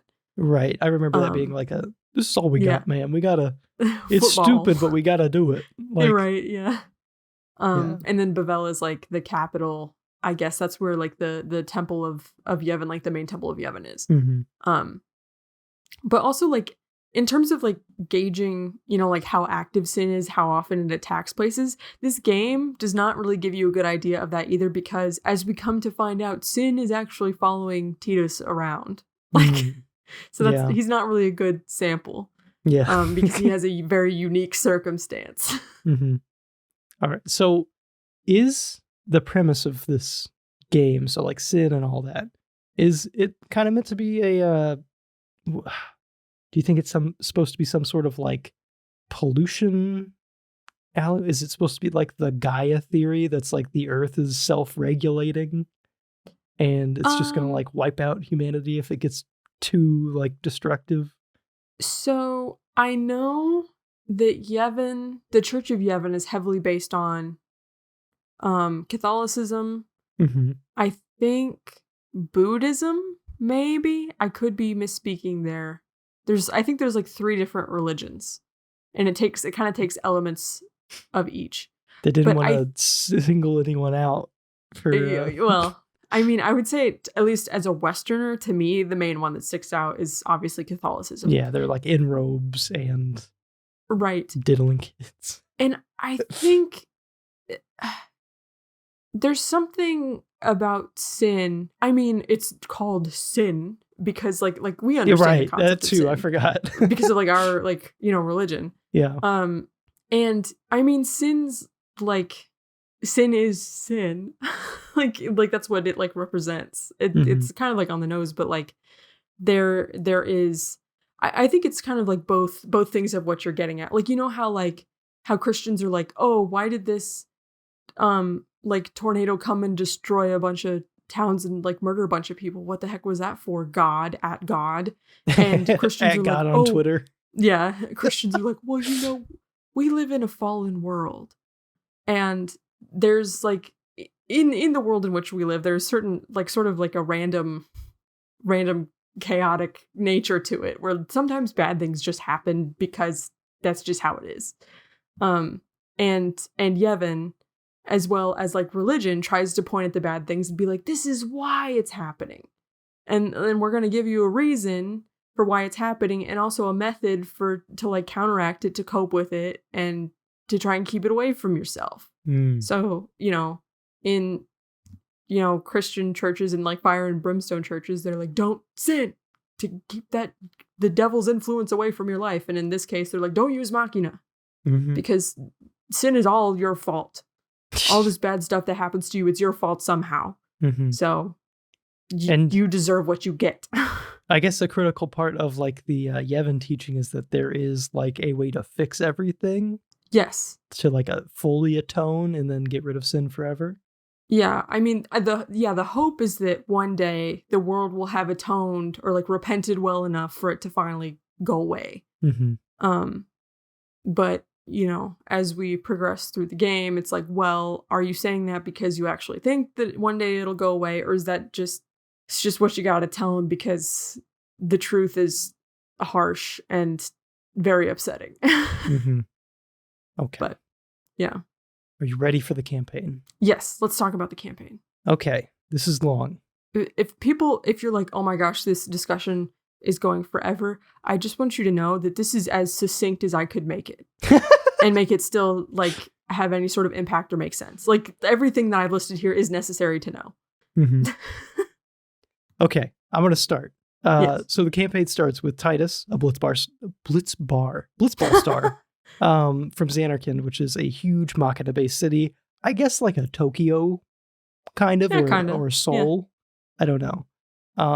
Preps for a big game, and the announcers narrate that it's all about Titus's father, Jet. Little memorial thing, because he's dead as fuck. Yes. 10 years ago, he went missing, actually. Yes. So during the blitzball game, Xanarkand is attacked by Sin. Yes, and Titus is aided by his friend and mentor, Orin. Orin guides Titus through the city, and they seemingly hand him over to Sin in like some sort of confusing act of, I don't know, Orin being like, is this what you want, Sin? Oh, here you go. Or I don't really know. He like surrenders Titus. He's like, here, be gone with you. Yeah. That was 40 hours ago, but I was very confused. It's like the first thing that I'm like doing in this game. I'm like, I'm pretty sure he's on my team, but I'm pretty sure he just killed me. Like you never get the impression that Orin is like a bad guy, but it's like, what are we doing? What's happening? Anyway. Why do you know so much more than me is kind of the... Yes. Why aren't you telling me anything? Yeah. For sure. So Titus wakes up in some ancient ruins. He is attacked by a fiend and rescued by an Albed party, including Riku. Yes, so we meet Riku very early on, and then she comes back much later. But after talking to Titus, Riku concludes that Titus has been negatively affected by Sin's toxins because he claims to be from Xanarkand, and Xanarkand was destroyed 1,000 years ago. I think it's about 1,000. So it kind of gives you the impression that there was like some time travel shenanigans happening. That's the idea that they want you to think. Yeah. The Albed agree to help Titus as long as he helps them scavenge. Titus and Riku scavenge an old sunken Machina construct. And you fight a big octopus. But a big old squid man. Yeah, squid keeps running away from you. Yeah, weird. Get back here. Titus and the Albed are attacked by Sin yet again, and Titus wakes up on the shores of Besaid. Titus meets Waka, who quickly becomes his friend through their shared interest of blitzball. Titus and Waka return to Besaid, where they learn that the village's apprentice summoner has been down in the depths of the temple for a dangerous amount of time. They're very concerned about her. And Titus storms the temple, very disgracefully, to save the summoner, Yuna, and we meet her guardians, Kamari and Lulu. Yuna departs the village for her pilgrimage as a newly knighted summoner. I don't know. She just became a summoner. She's brand new. Yeah. But she leaves with her guardians, who are Lulu, Kamari, and Waka, as well as other random travelers, Titus, and Waka's Besaid Aurochs blitzball team, who are heading to a tournament in Lucca. Titus witnesses more destruction at the hands of Sin. Yuna performs the sending at Kilka, a disturbing, unsettling dance where she sends the souls of the deceased to the far plane. And while on their travels, the group encounters the Crusaders, which are a militarized group dedicated to fighting Sin under Yevon's teachings, I guess, right? They're associated with Yevon. Yeah. Yuna visits the next temple, and on the way is strongly considering asking Titus to join her team of guardians. Oh, also, Yuna, I forgot to mention this, dang it. Yuna knows who Jecht is, Titus's father. Right, and because that was her dad, and she knows Oren as well. Yes. Yeah, because they were all in that same squad. Right. The group moves onto Luca, where the Blitzball tournament is taking place. Master Seymour makes an appearance for the festivities and is kind of creepily eyeballing Yuna. Yeah, which we don't know anybody's age at this time, or at least I didn't. I would have had. Nope, I didn't either. Very uncomfy. The Besaid Aurochs play in the tournament with Waka's and Titus's help. And you get your fucking ass kicked as well because... Like, are you meant to lose in that final section? You can win. You can It win. is winnable. It's winnable. It's difficult. It's difficult, but it's winnable. Yeah. Well, I guess the first game... wait, did I lose the first game? Wait, how does this work? Do you play the first game or just the last game? Just the last one. Final round is when you get to play. Yeah. Because you're like, Titus is distracted by... Oh, Yuna getting kidnapped by the Albed, and then she gets promptly rescued by Titus and her guardians, minus Waka, though, because I think Waka is in the middle of his big game, his big football match. I'm trying to figure out, like, what the best allegory for the Albed is, because they're just constantly kidnapping Yuna, almost like Bowser and Peach. That's kind of what it feels like. Yeah. Just some sort of, like, weird contraption that he shows up with. It's like, I'm going to capture the princess. Yeah, exactly. After the tournament, the stadium is attacked by Sin and some fiends. Oren makes his entrance, and Seymour fends off the attack with this humongous ass Aeon. Anima? Not an enema. Enema is something else. Yeah. So after that, Oren joins the party. He, at that time, discloses to Titus that Sin is actually his father, Jecht. Yes, a Darth Vader-esque moment. Yes, he is your father. Titus doesn't want to believe it. The group continues on their pilgrimage, and they eventually join up with the Crusaders. Might I also add, this is an important detail I forgot to mention. Titus very clumsily has been telling people, I'm from Xanarkand, and everyone's like, that was destroyed 1,000 years ago. That's mildly disrespectful. Please don't do that. And no one, like, believes him when he says this. They're like, oh, you got too close to Sin's toxin. Yuna is like, I believe you, because she met Jecht when she was a little girl, and he talked about Xanarkand and apparently convinced her of where he was from and that it was a real place and like a real city that was fine. Not destroyed 1,000 years ago, real city, yeah. An alliance between the Crusaders, the Albed, and Seymour are mounting an attack against Sin. Are they all working together? That's right. Yes. I'm sorry, I just forgot how this section worked. Yeah, so... No, you're fine. They were... Yeah, they're all working together using a Machina weapon, and Waka's pissed about it because it's not what you're supposed to do as a follower of Yevon, I guess. So... Yeah, and Seymour's like, it's fine. And he's like, but Maester Seymour. And Seymour's like, bruh, it's chill. It's fine. It's kind of like if you saw the Pope, I don't know, like swearing. I don't know. Yeah. So they use the Machina weapon.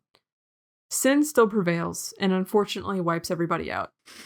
Titus and the party once again witness the horror of Sin's destruction, and he also comes to terms slightly with the fact that Sin is Jecht.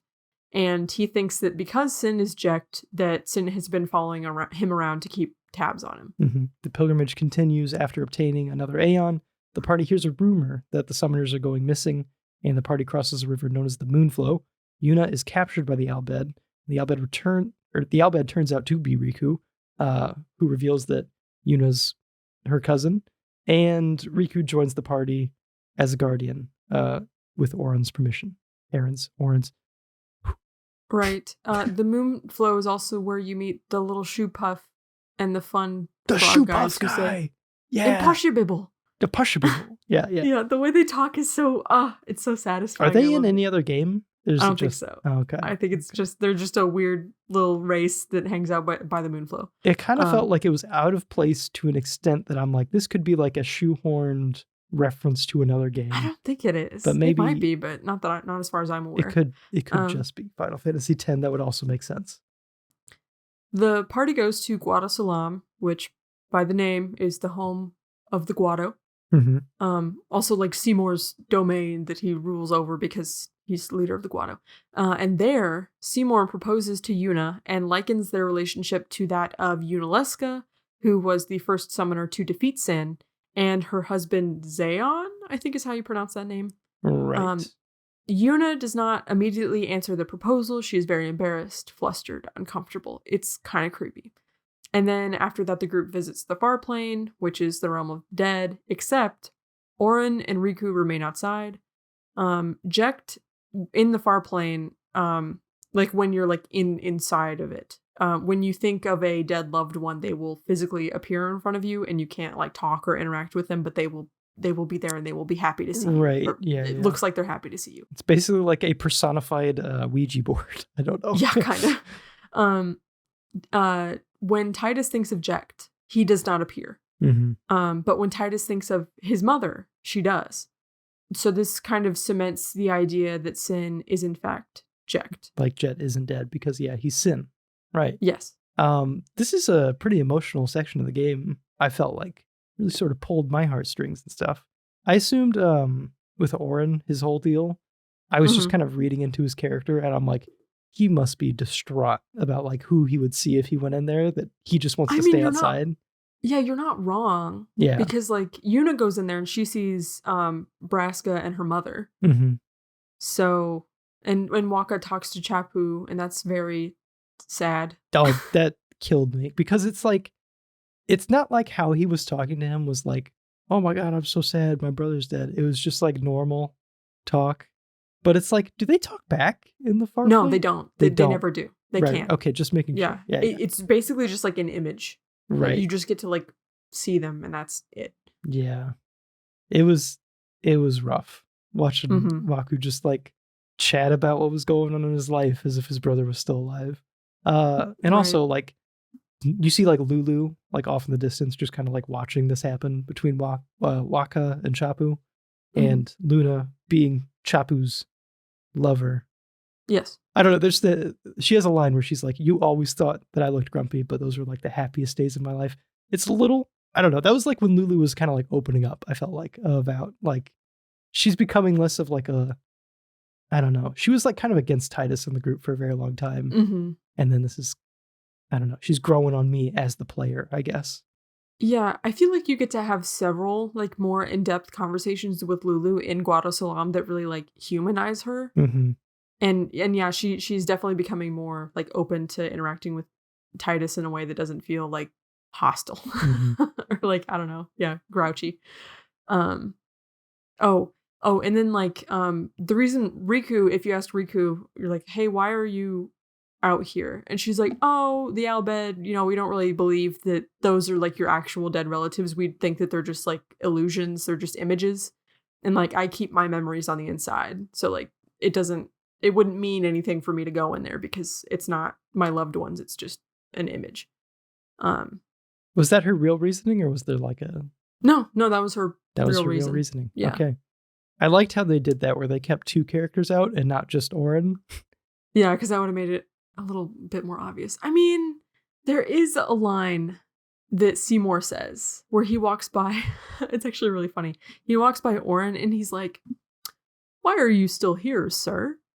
And Oren just doesn't say anything. And he's like, Wiguado can like smell the scent of the far plane. And Oren's like, leave it, please.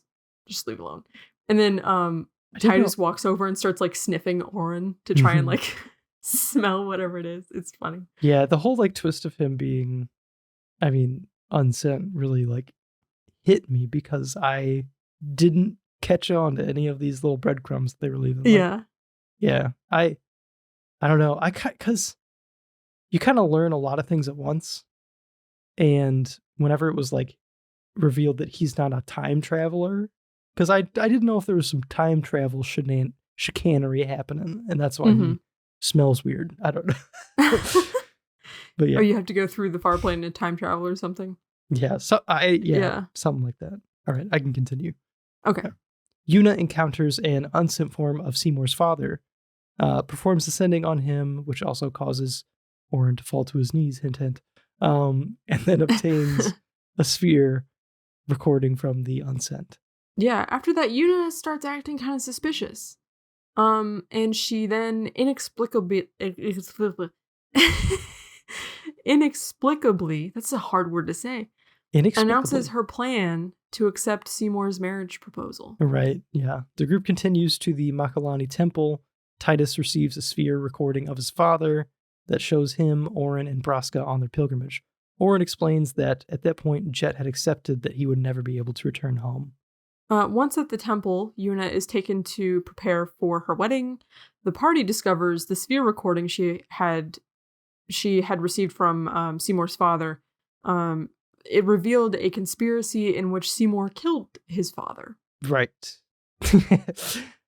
The party kills Seymour at the temple and are chased away by Guado forces. So he is unsent at this point. Right. And the Guado are like, hey, they're like, but Seymour committed a crime. And they're like, hey, we know. But that's Guado business. Don't worry about it, basically. Then after that, the party falls through the frozen lake at Makalania. They land atop Sin and are promptly knocked out by it. At that point, Titus also definitely accepts Sin as his father. There's like a moment where he's like fading out of consciousness, where he's like, yep, that's my dad. The party minus Yuna wakes up in the desert and finds the Albed city home. Is it just called home, or is it? It is just called home. It is and also, just called home. Riku has a brother, and his name is Brother. Okay. Yeah. Well, that's creative. That is currently being under attack by the Guado.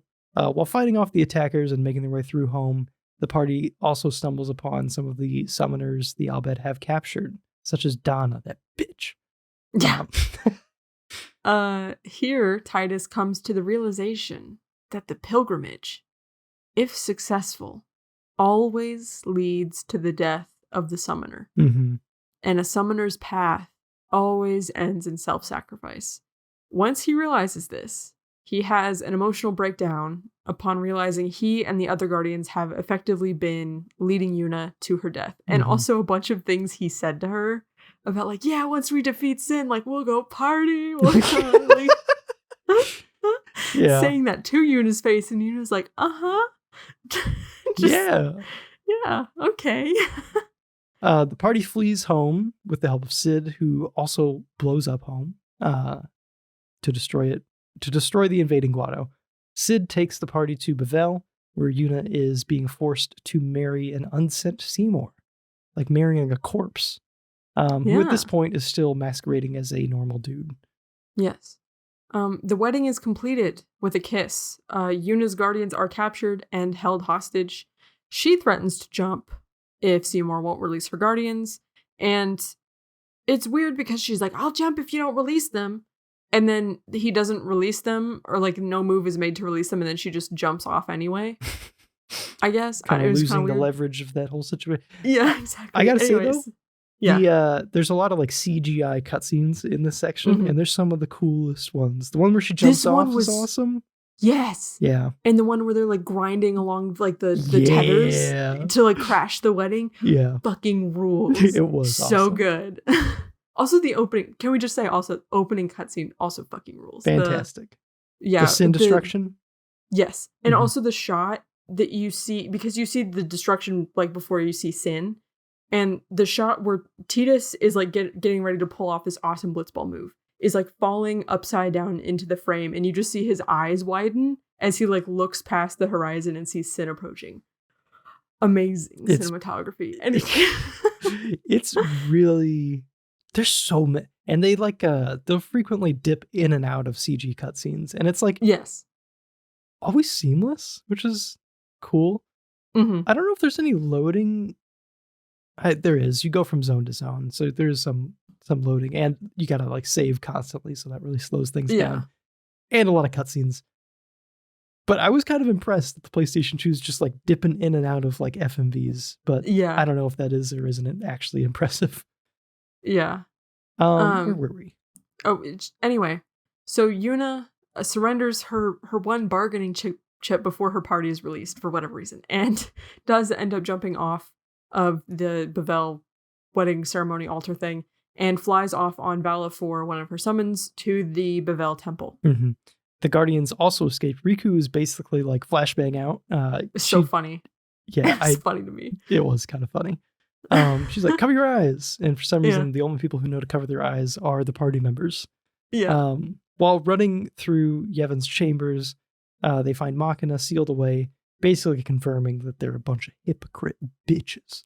Yuna and her guardians are put on trial by the Maesters, and at the trial, it's also revealed that Seymour, Grandmaster Yolmika are all unsent. They're just a bunch of corpses. Yeah. Also during that trial, I think they're basically like, yeah, we know we're hypocrites, and like we know that the summon or sacrifice doesn't defeat sin permanently, but it's like the only solution we have to offer. So do you want Spira to be hopeless? Because if we're not here, it's just going to be hopeless. Like, what you going to do? Sort of a thing. And then after that, the party is sentenced to the inescapable dungeons, but then they escape. So the inescapable dungeons that contain an exit. Yeah, they do contain an exit. Yes. That they put all of the water characters in a water trial, and it's fun. Yep. It is a fun moment of like splitting the party though, which is kind of nice. I like when for the most part, everyone's always together, but there's often times where like one character is yoinked out, or multiple characters are yoinked out, and you're just like kind of roughing it with like a trimmed down version of the party. Those moments are kind of fun. So yeah, when you lose Yuna, right? Yeah, it kind of sucks. It does suck. Yeah, because you're like, okay, Riku, I guess you're the freaking Aldi's brand healer. Yeah, because she has these special Albed potions that they just like they just shove them in your inventory. They're like, take them. Take them. Yep. They are then confronted by Seymour, who reveals his desire to become Sin, so that he can destroy all life and end the cycle of death. That is a solution. Then Seymour is defeated. The party escapes. Tidus begs Yuna to reject her pilgrimage because it will end in her death, but she can't. She feels too responsible for Spira and feels like she needs to live up to the legacy set out for her by her father, kind of. So instead they share a kiss. Yeah, well, I am going to die, but, you know. Yeah. The party continues to the Calmlands and Mount Gagazet. On Mount Gagazet, they meet up with the Ronso people, Kimahri's people, and they're given the blessing, but Seymour attacks. Again. Yes. This section has another one of my favorite moments. I have a lot of like little moments that just like, I don't know. It's like the writing just kind of like clicked with me.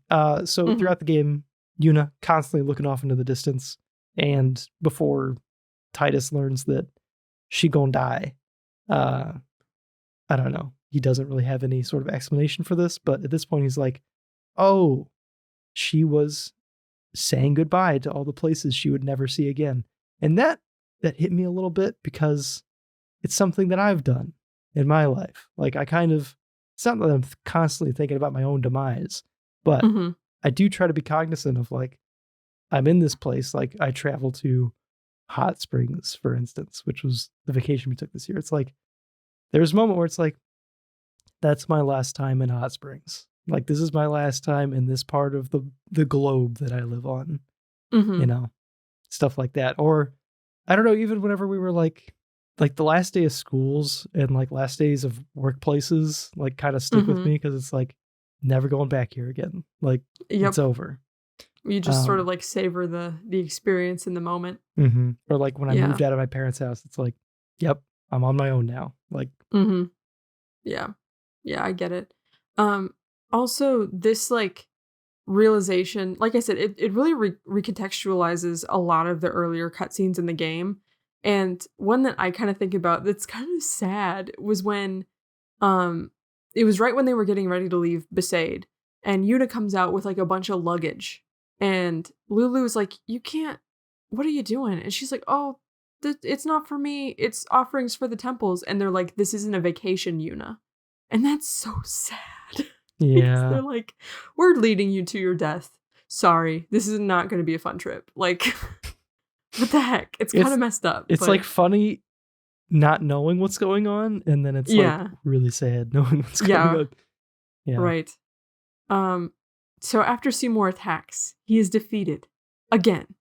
I said for realsies this time. That's a lie. Not. That's a big. Because I forgot. I think there's two more. Is there two more? Is there one or two more? I don't remember. I think there's two more from this point. At this point, the rest of the party then comes to learn that Sin is in fact Jecht. So you're right. Titus Seymour and reveals Orin that, yeah, Titus and Orin are not the only ones now who know that. Anyway. I feel like everyone kind of expected Titus to like feel worse about that. And he's just like, yeah. My dad's an asshole. Yeah, I hate my dad anyway. It's no problem. Yeah.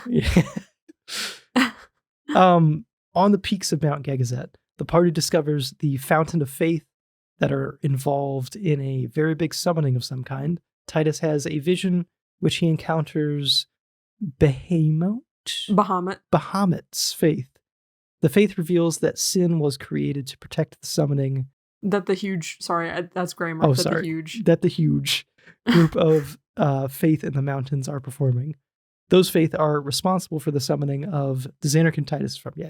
Titus is not from the real Zanarkand, but a dream version of Zanarkand.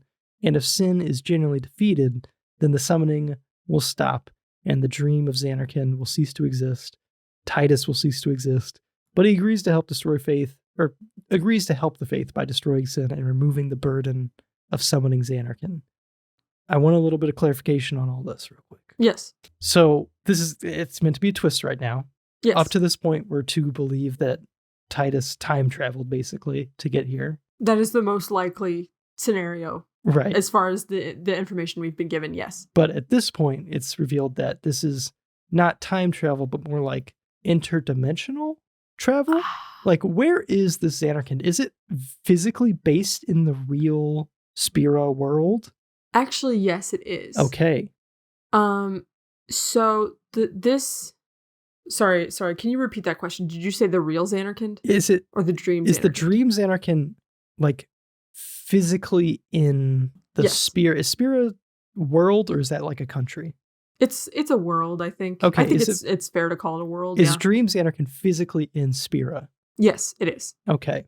So Spira, Dream Zanarkand is floating out there somewhere, like kind of above the ocean and like way out into the ocean, like way out above the ocean, where like it's not likely for anybody to like come across it. And Sin is patrolling the oceans between Spira and Zanarkand, Dream Zanarkand. So like there's not gonna like a boat, like someone is not gonna accidentally stumble into Dream Zanarkand because Sin will prevent that from happening. Oh, okay. Because Sin is kind of like a guard dog for it. Interesting. Yeah. Yeah. Okay. Because at first I was like, okay, it must be just a different dimension, and like it's a dream realm or something.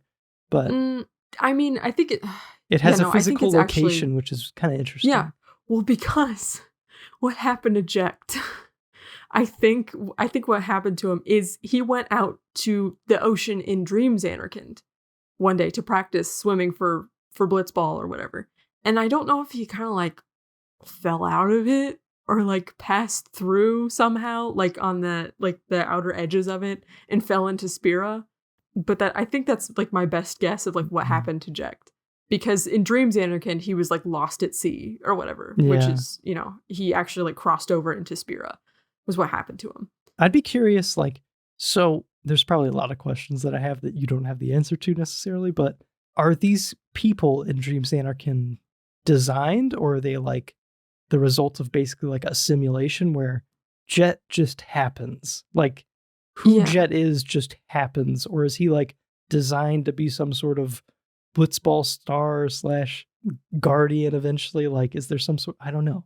Right. Yeah. So there are a couple theories that we can sort of like speculate with, and one of them is that Dream Zanarkand is a perfect simulation of the real Zanarkand that existed 1,000 years ago. Okay. In that all of the citizens there, like 1,000 years ago there was a Jecht, and 1,000 years ago there was a Titus. Okay. That could be the situation. That'd be interesting. It could also be like almost like an AI simulation sort of based on the experiences and the memories. Well, because it's a dream, and a dream does not always 100% reflect reality, right? Mm-hmm. And so it's the collective consciousness of all of these people from Xanarkand, the massive group of faith on this mountain that are sharing this dream. And so maybe it's more like Xanarkand vibes. Like it's not like 100% Xanarkand, but you know, or almost like a hypothetical scenario of theirs where like Tidus, you know, did not exist 1,000 years ago, but Tidus fits in this realm in like, you know, like a simulation that way. Right. If that makes sense. And I think most people go with that second theory where like Jecht and Tidus and his mother did not exist, like a real version of them did not exist. They're just like simulated people. Mm-hmm. Yeah. That's yeah. I don't know. I mean, yeah. This was like I don't know, it's like a surprising plot point that is like complex to a level that I don't think would be in anything but a JRPG. Like, right? Yeah. It's such a like batshit concept. Mm-hmm. It's so cool though. Like I like it. Yeah. Pretty good. I felt like the twist is just, I mean, I can't predict the twist because it's fucking crazy. Yeah. Like, oh, it's not time travel, which is already kind of crazy. You're just a dream Tidus. You don't even exist, bitch. No. Anyway, okay. So the party continues on to the ruins of the original Xanarkand. Here it's revealed Seymour's mother gave up her life to become his summon Anima. Right. We already kind of mentioned that. Because you kind of see like spirit people walking around and all that. Yeah. Unsent. Oh, I got to say before this too. Before Xanarkand Temple area, you get a sphere that contains a goodbye message from Yuna that she recorded, I think around like the Chocobo Eater section of the game, right? Mm-hmm. I think around there. I think so. I think that you like in like the real time kind of like sneak up on her as she's recording the end of that. Yeah. And then you discover like man, I loved it. It's like a very long and drawn out, like, I don't know, like I'm dead now. Here's how much I cared about each and every one of you guardians. And it's like, man, that's hard. Yeah, it is. Because at this point, you're like not really sure like if Yuna can be saved and Sin can be defeated. So it's like, or if Tidus can be saved, if either one of them. No one knows anything. Yeah. Yeah. All right. But after, you know, going through Xanarkand a little bit, they meet up with the unsent Yunalesca, who says a guardian must be sacrificed in order to create the final Aeon to defeat Sin. The act will kill the summoner, and the final Aeon will be possessed by Yu Yevon and forced to become the next Sin. But it will give Spira a period of peace while Sin regenerates. Yuna refuses to sacrifice her guardians. And Yunalesca believes their attempts to defeat Sin without the final Aeon are futile and tries to kill them. Mm-hmm. And then we get an awesome speech from Auron. You know, he's doing his little speech thing. Whenever I went to this video, so I wanted to call out like specific sections, and I threw in like links with timestamps to the Google Doc in case Morgan wanted to brush up on them. This video, there's a humongous like spike on like where it's like most replayed. Right here section? On this section. People love this section. Yes. So many people love this speech. Yeah. It's pretty great. This is like, I think it rivals like in like a climactic sort of way. It kind of rivals the ending of the game almost. Like this is kind of where shit is like really kicking off. It feels like, and you're like really like flying without any sort of plan from this point on. Cause you're like killing, I don't know, like the one person who can help like kind of quench Sin's thirst without really having a good idea how to extinguish Sin. So, yeah. It is also revealed after that Braska and Jet died, Auron attacked Yunalesca and was mortally wounded, and we get like a little fun playback of this. I assume that's the moment that he didn't die because he traveled all the way back. But yeah, we get the scene where Yunalesca just bitch slaps him, is basically doomed after that point. And then Auron with the party today is an unsent, driven to remain with the living by his motivation to make sure that what happened to Jet and Braska will not happen to the next generation. Which, as far as motives go, that's a great one, actually. It's cool. The party returns to Bevelle, reveals to the Grand Maester that they basically destroyed the way to create the final Aeon. And Micah thinks they've effectively doomed Spira and is willing to depart to the far plane. He's like, nope. Which is so annoying. He just kills himself. I know. It's so annoying that he puts everybody through all this shit, and then when he's like, oh, it's truly hopeless, peace, I'm out of here. Like, fuck this easy. shit, I'm out. Yeah. Yeah, it's like, what the fuck? No. Imagine if people could just do that. Imagine if that's just like, it could just dissipate had at enough will. of this shit. I'm out. It's like that disappearing meme. Yeah, he puts up the peace sign and just fades out. Yeah. Yeah. Exactly. So, using Sid's ship, the party flies into Sin, beats Seymour's stubborn ass one last time, and he bye-bye. He gets sent away permanently this time. Oh, real quick. Hey, me in the future. Go hop onto the Final Fantasy X subreddit and post a meme of Maester Micah doing a peace sign disappearing. That shit's gonna kill. All right. Yeah. Anyway, using Sid's ship, the party flies into Sin, beats Seymour's stubborn little ass. I just read this line. Oh, sorry, yours is the next line. The party defeats Jet, Braska's final Aeon. I was too focused on my meme. I was just like... meme, that's fair. The meme crafting is so important. I have to remind myself of this. The party defeats Jet, Braska's final Aeon, and Yu Yevon possesses the party's Aeons one by one until they are all defeated and whatever is left of Yu Yevon remains. Yu Yevon explains that Zanarkand and Bavel were once two Machina nations at war. When it became clear Bavel was going to destroy Zanarkand, Yu Yevon used his power as a summoner to instruct what remained of his people, the people of Zanarkand, to become faith. He constructed the body of Sin out of fireflies, and with the faith of his people, had them summon Dream Zanarkand, which, as we previously discussed, is like floating way above the ocean somewhere. And then Yu Yevon as Sin began wreaking havoc. His contempt for Machina-wielding nations eventually took over his nature and turned him into a force of mindless destruction. All of this was done in an effort to make sure that even if the real Zanarkand was destroyed, the dream Zanarkand would never end. Once the party defeats Yu Yevon, Jekt, and Titus lose themselves as the dream comes to an end. Orin also states that his mission is complete and that Yuna goes on to send him.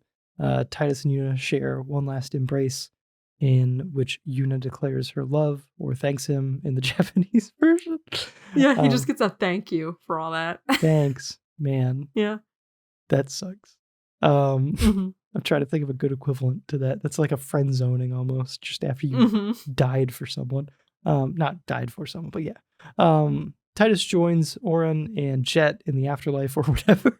I like that. Well, because I don't know where they're going. I don't know either. It's just, somewhere chill. It's like a Jedi ghost sort of situation almost. Yeah. Yeah. Yuna, now highest summoner and bringer of the eternal calm, because Sin ain't coming back, gives a speech in Luca calling for those who have survived to never forget those who were lost along the way. In a post-credit scene, we get Titus. Titus floats through the dark depths with fireflies, but the darkness fades, and he finds himself floating in the ocean. His eyes open, smiles, and swims for the surface. I didn't see this section. I quit after the credits. I gotta watch this real quick. Okay. I assume it's at the end of this video that I sent. Yeah, it is. Oh, that's nice. Oh, that's sweet. Yeah. That's kind of nice. The game has a payoff. I mean, it feels like you've ended like a long running series when you get to the end of it. I don't know. Oh yeah, for sure. And I think every Final Fantasy game that there's not many that I've gotten to the end to, but every ending of a Final Fantasy game has made me emotional. Yeah, it's a proper ending. I mean, yeah. That's for damn sure. That's the story. Yeah. Morgan, there are some side quests though. Yes. Is it worth doing? What's up with the side stuff or the bonus content? So the side quests, so there is I think there's a few optional Aeons you can go get. One of them being Yojimbo. There's one of like some sisters in bee suits. Yeah, I don't remember what their names are though. Or it's not. I think only one of them is in a bee suit, but they're dressed up like bugs. And there's a bunch of optional boss fights. You can go fight dark versions of your Aeons, and those are very tough. Oh yeah. I think is that a version exclusive thing? I don't remember. There's some like I don't know off the top of my head. I'm pretty sure some post game content is like a version specific stuff. International. I think there's an international version that has some of the post game stuff is in that specifically.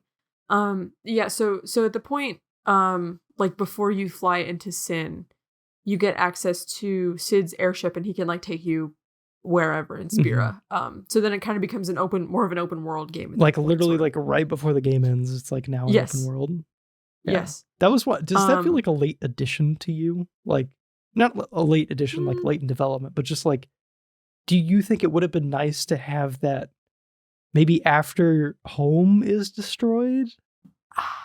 I don't know. It just feels weird because it's like, I know I'm at the final mission, but it's like, now I can do anything. I don't know. Yeah, I don't know how to feel about it because I mean, everything being so linear up until that point was for the sake of preserving like the narrative's pacing, which I think is important. So I can understand why they did that. But I don't know if maybe there was a better compromise in there somewhere. Okay. And also in terms of side content, there's like a handful of mini games that I'm not going to be able to remember off the top of my head. And also there's Blitzball. The Blitzball mini game. I can't get into it. Nah, I'm good. For the life of me, do it. I'm good. No, it's too confusing, too complicated. We have so much more to get through. I scrolled down and looked at all of the notes, and I'm like, holy cow. We're gonna make it. Okay. Actually, I looked at the time. We'll do our best. Okay. Actually, we're already gonna beat Rule of Rose pretty decisively. Yeah. Last recording was 2 hours. We had a 2-hour opening. Okay. Be strong. Okay. So, overall thoughts on the campaign. First thing that struck me, the game is so fucking humongous. If I played this as a kid, I would have had my tiny mind blown. Like, I don't think I'd ever played a game this large on the PS2 for sure, but probably not till I was like on the Xbox 360 and stuff. Like, I didn't realize games could be this big on the PS2 at the time that I was playing the PS2. Yeah. This is a proper sized game. Like, games used to be shorter for the most part. Like Xbox 360 generations, it felt like games were quicker. Nowadays, games are very long and like kind of bloated almost. This is like a today game level of bloat almost. Like good or bad. A lot of bang for your buck. A lot of bang for your buck. Yeah, that's a good way to put it. So I have a question to you about being sent, dead, or anywhere in between. Because I felt like the rules were a little weird. First of all, why do you send people? They seem to just continue living, so I don't know what the point of sending them is. Like, what is accomplished? So as far as I can tell, as far as like how an unsent comes into being, so people who have died, quote unquote, unjustly or violently, or if they have strong emotional ties to their regrets or unfinished business, they are at risk of becoming an unsent.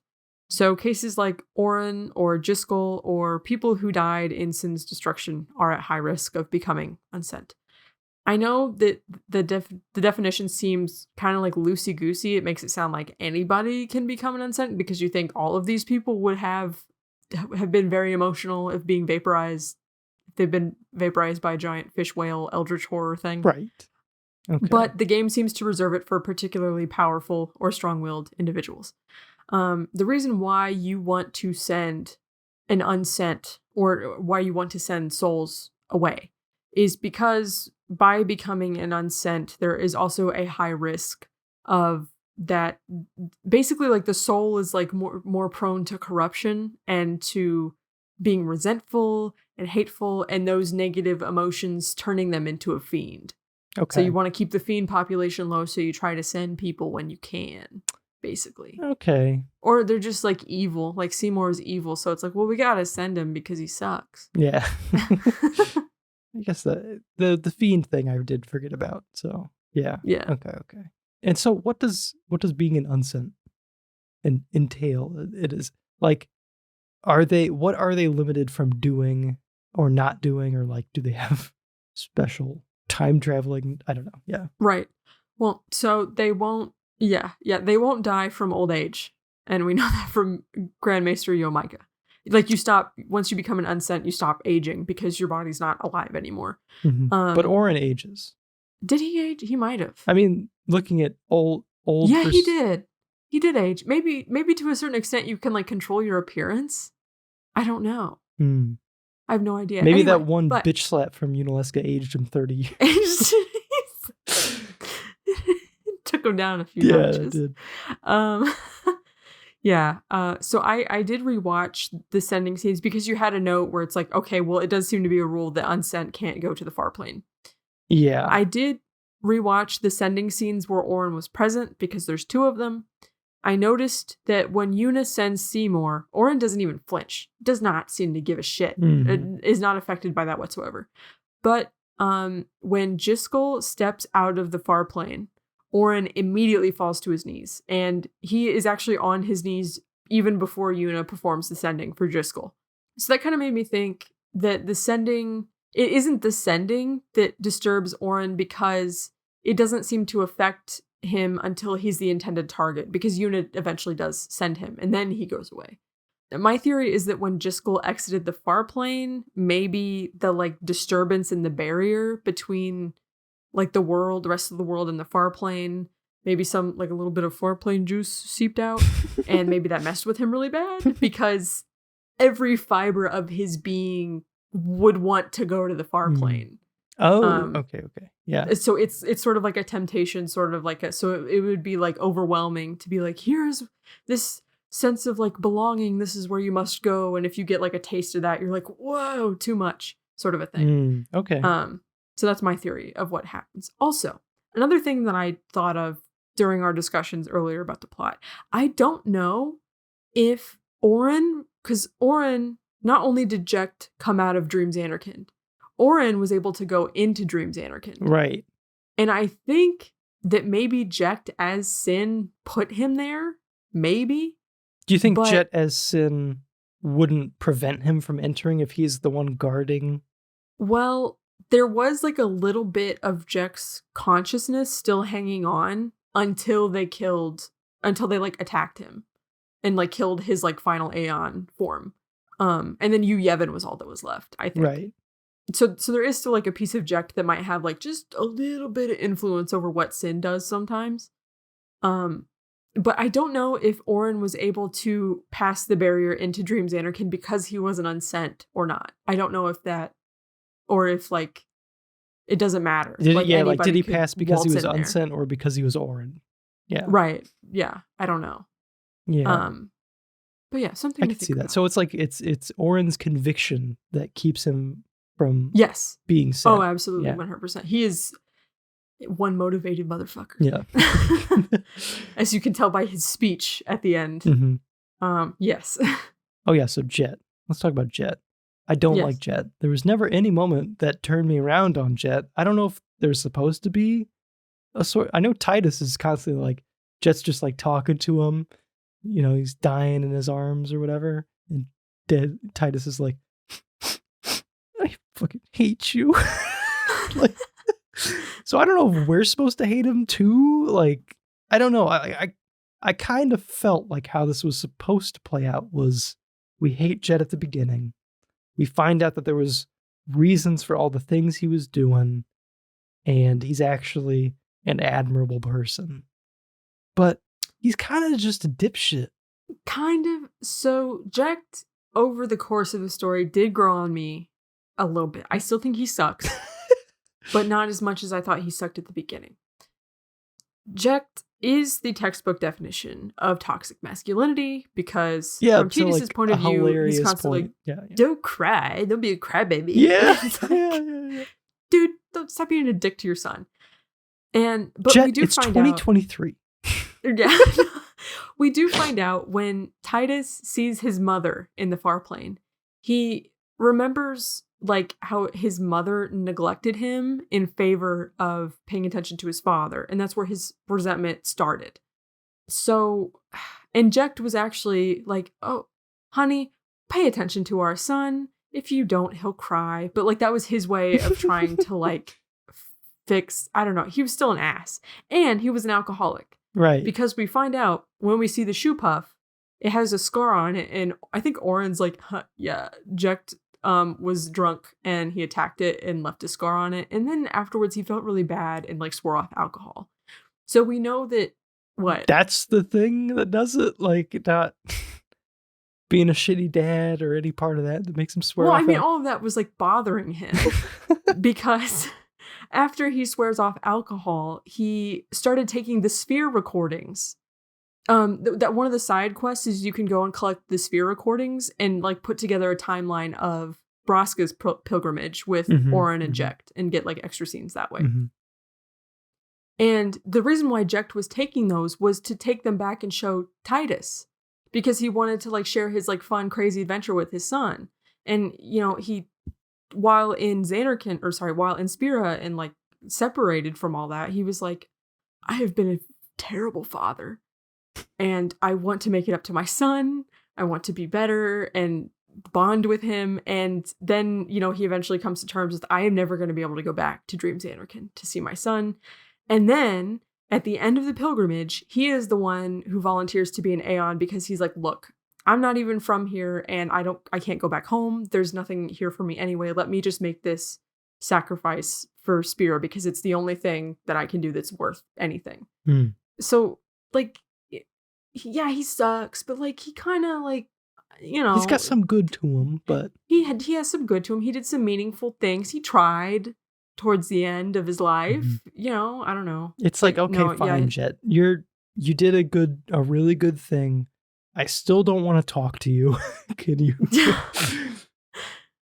Yeah, you're still in the shit tier of characters, but like a little bit less shitty. I do think a lot of people do really like him though.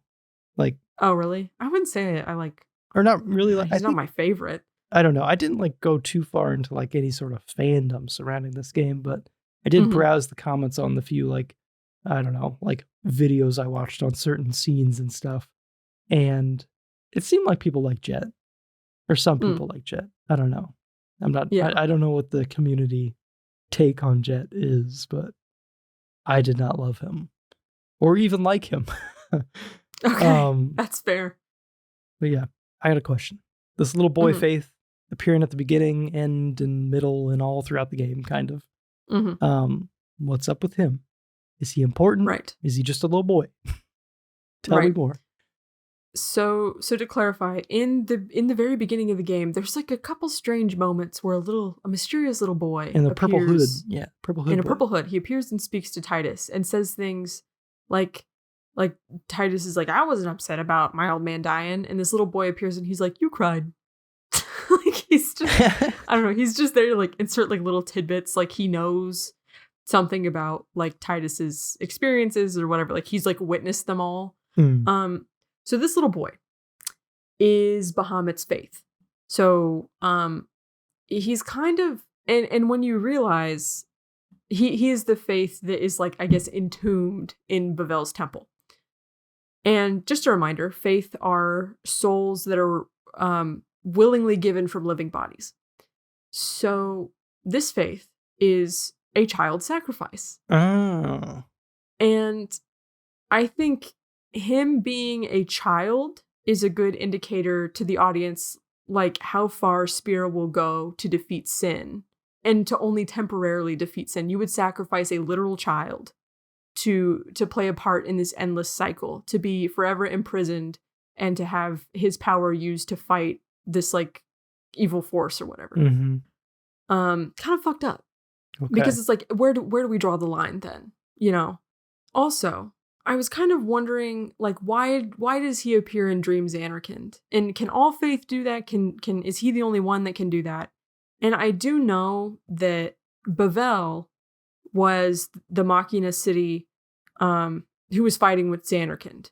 And Bevelle is Spira's current capital. So that makes me think it's probably its oldest standing city. And I don't know how many times it had been trashed and rebuilt or whatever. But so since the temple is probably one of the oldest and was created at a time relatively close to the actual Machina Wars, the formation of Dream Zanarkand, and the creation of Sin, it might be the case where this little boy somehow had knowledge of Dream Zanarkand or the actual historical events around the war and Sin's creation, and not the revised version that Yevon preaches in the modern day. Maybe he like has a unique perspective and like knew about Dream Zanarkand and like goes to like pop in and visit every once in a while. I don't know. That's a guess. Is this something that all faiths are able to do? Or? See, that's what I don't know, because the only one that we see there is Bahamut's faith. And I mean, he might be able to, like I said, be able to pop in and to Dream Zanarkand and like appear to Titus, because Titus is also a creation of the faith. So maybe they have some sort of kinship relationship in that way. But like from a narrative standpoint and not so much a lore standpoint, I think at least in the beginning of the game, he's there to show that something is like off about Titus's existence and where he's from. Because no one seems to acknowledge him. And like I said, he has weird insight into Titus's life. So like, why would a faith be where Titus is if it's not like a spiritual realm of some kind, or like something's like weird about it? Anyway, yeah. And I don't know why this popped into my head as you were explaining this very like in-depth, like just kind of tidbit about the game. But I was thinking about just like how, man, this would never be in like Skyrim. No. No, absolutely not. And it's just, so we already had the WRPG JRPG section, but yeah, I was thinking that maybe like a big difference is that, and we kind of said this, but just to like say it more succinctly, like JRPGs are about the story and WRPGs are about your story. So like, yes. Yeah. And you can get so much more complex ideas through whenever it's about the story. Yes. And it's kind of fun. Yeah. When you have, not to offend anybody, but when you have professional writers and world builders creating, the setting, the narrative, and its beats and everything, it's going to be more complex than anything your little amateur brains can come up with. No offense. A little bit. I mean, like there is still value in that for sure, but yeah. And I also do want to say a really good thing, or a really succinct way that it's shown in this game, is Titus at the start of the game literally says, "This is my story. Come listen to my story." Yeah. That's go make your own story. It's like, right, bitch, sit down. This is my story. This is my story time. I have the talking stick, and this is my story. Right. Now that being said, Titus is like the perfect character in this party to experience. Like he's the perfect viewpoint for the player to experience, though, because he is the fish out of water. He has the excuse of he has the excuse of not knowing shit about anything, just like we do. Is there any game where you play as someone who is extremely knowledgeable about the world and is around people who are extremely knowledgeable about the world, and you just gotta like figure that stuff out on your own? No, not really. Not to that extent. I mean, I'm sure there is, but like I can't think. Well, like a role-playing game or like any game? I'm just thinking of any game. Any game. Oh, geez, I'm sure there is. Where you're like, yep, this is day number 7,000 as a cop. I don't know. In Dark this world. Souls? Dork Souls? Dork Souls? Dork Souls. Maybe. Yeah. Yeah. I don't know. Okay. That covers the campaign. No more campaign discussion. No. Never again. As we leave the campaign, let's go straight into combat and gameplay, starting with storytelling in combat. Sure. Yeah. So this is so as I mentioned before, coming from Pokemon, sort of baby's first JRPG, as I've heard it described in, I don't know, video game circles, which is totally apt and fair. I was just like shocked by very, I don't know, like kind of simple things that just I had never seen done before. Like how storytelling was handled while in combat occasionally. So, or just like how you like convey ideas through just a combat encounter or something. The first time that this kind of like stood out to me was in the Sin Spawn GUI fight with Seymour in the second phase, where it's like you struggle through this boss fight. It's pretty difficult at that point in the game, and you beat it, and then there's like a second phase that's, I think, just the same thing again, almost. Yeah, I think so. But this time Seymour is in your party, and he fucking just dunks on it. Like, he's got crazy powerful spells. Yes. And he's just destroying it. And it's like a really fun way of conveying that Seymour is way powerful without just like showing him doing something. It's like he's in the battle. I don't know. It's a more creative way of using this medium to progress the story. And like another fun moment was whenever you wash up on the desert. I can't remember what came prior to it. Is it escaping? Yuna. It's when Yuna's missing. When Yuna goes missing, yeah. But yeah, you wash up in the desert area and you're by yourself at first. You start an encounter, and in the encounter, Oren and Lulu both show up, which is like, I thought really cool. Like how that was handled, as opposed to just like finding them. It's like you start an encounter, it's like, oh crap, I'm alone. And then they pop in. And that, I really liked that. You're like relieved to see them. You're like, oh, thank God. Thank God. Yeah.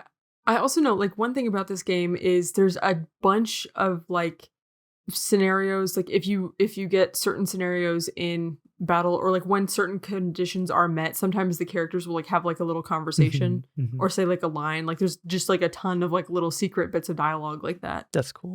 That you'll just hear randomly sometimes. I know that there's like some sort of like some of the overdrives like incorporate characters based off relationships with them and stuff like that. I think there's one where like Titus gets a blitzball, and it like depends on who you're closest with as to who throws you the blitzball or something like that. Oh, that's cute. Little things, but yeah. Were there any moments that, other than what I mentioned, that was kind of like a thing? They are kind of like restrained about it. Like they're not overusing that sort of thing. There is like the solo fight with Kamari. Yeah. That's kind of cool. Yeah. Mm-hmm. Yeah. And there's like tutorials and stuff where it's like that, but that's more to be expected. Where they like pop in and they're like, this guy's got armor, use a piercing thing, smack him. But yeah, I like using it for story as well. Very nice. Yeah, definitely. All right, characters and aeons. Very generic. Who's your favorite character to use? Who's your least favorite? How did you rank the party, I guess? My favorite. Yeah, he does a lot of damage. Yeah, he does. Yeah, his another means of storytelling, I guess. Like, Oren joins your party is just like destroying everything. Yeah. Well, yeah, and he joins the party, and I think his stats are like a little bit higher than everyone's to begin with. Yeah, I never know what to do with Kamari. Yeah. Like what build path, like the possibility is kind of overwhelming with him. So I just kind of flounder. I liked Lulu in the beginning. Because magic is very strong in like the early to mid game. Yeah. It was. I mean, I know it gets strong in the later game, but like Lulu was strong then. I like Titus because he's fast, and he can cast haste, right?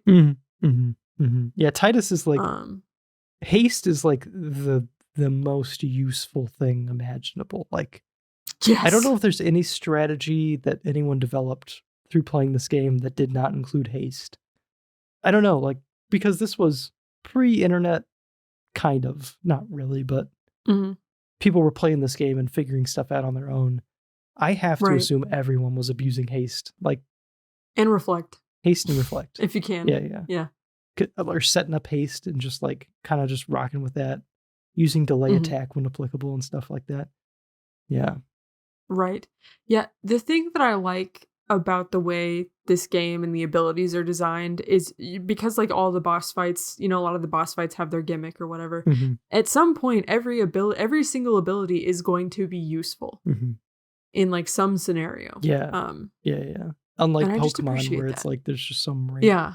Yeah, I don't know. Like not to I don't know, not that it's like too appropriate to compare Pokemon to this game necessarily, other than that they're a JRPG turn-based and stuff, but I find myself never using any status effects in Pokemon for the most part. It's just not worth it. It's just it's never worth it. And I almost expected that to be the case here until we got further in, and it's like, yeah, you got to be more creative. Like, the bosses are more demanding, and you can't just, do damage until they die. Like, right. Yeah. Which is fun. Did you cover every member? Yeah, I think I said that my favorites are basically Auron, Lulu, and Titus, which, that's accurate. My favorite, going down my list, just giving the quick ranking of everybody. Titus, Yuna, Auron, favorites. If I could lead every fight with them, I'm like, yeah, that's good. Because I got my healer. I got my little bard status effect man with Titus. And then I got my damage dealer tank man with Auron. It just felt like a solid combo.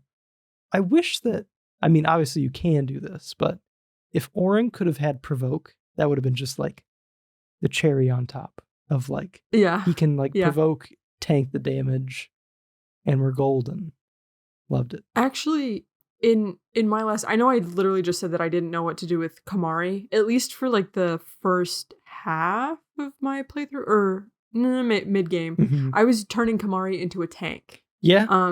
And I did that by swinging him through the start of Riku's path, because that's where she gets like a ton of HP boosts. And he also has Lancet. Yeah. He has Lancet, which will heal him. Right. So if I knew that a big hit was coming, I'd be like, oh, Kamari, get in there and tank it for me, please. Thank you. It was kind of funny how fucking viciously obliterated Riku would get. Yeah. Like, whenever you pick her up and she's got like, I don't know, like 400 HP or something stupid. Yeah, like, the rest of your party's like 2,000, like Chads, all tanky, muscular. She's just getting like one shot by everything. It's rough for a little bit with Riku. Honestly, she was my least used, I think, entirely, other than being a budget healer and stealing or destroying like the robots, basically. She gets broken in like the optional like side quests and like post game content is where she gets busted because of her like alchemy mix crafting things. I believe you. I was kind of expecting to use her more because we get the glimpse of her at the beginning when she's like throwing grenades and doing like 300 damage with that, which at the time is like, oh my god, whoa, one shot and everything. But then you pick her up like, I don't know, it feels like halfway through the game. It's pretty feels late. But yeah, and it's like, oh, grenade, and it's like they don't even flinch. It's like nothing. At that point.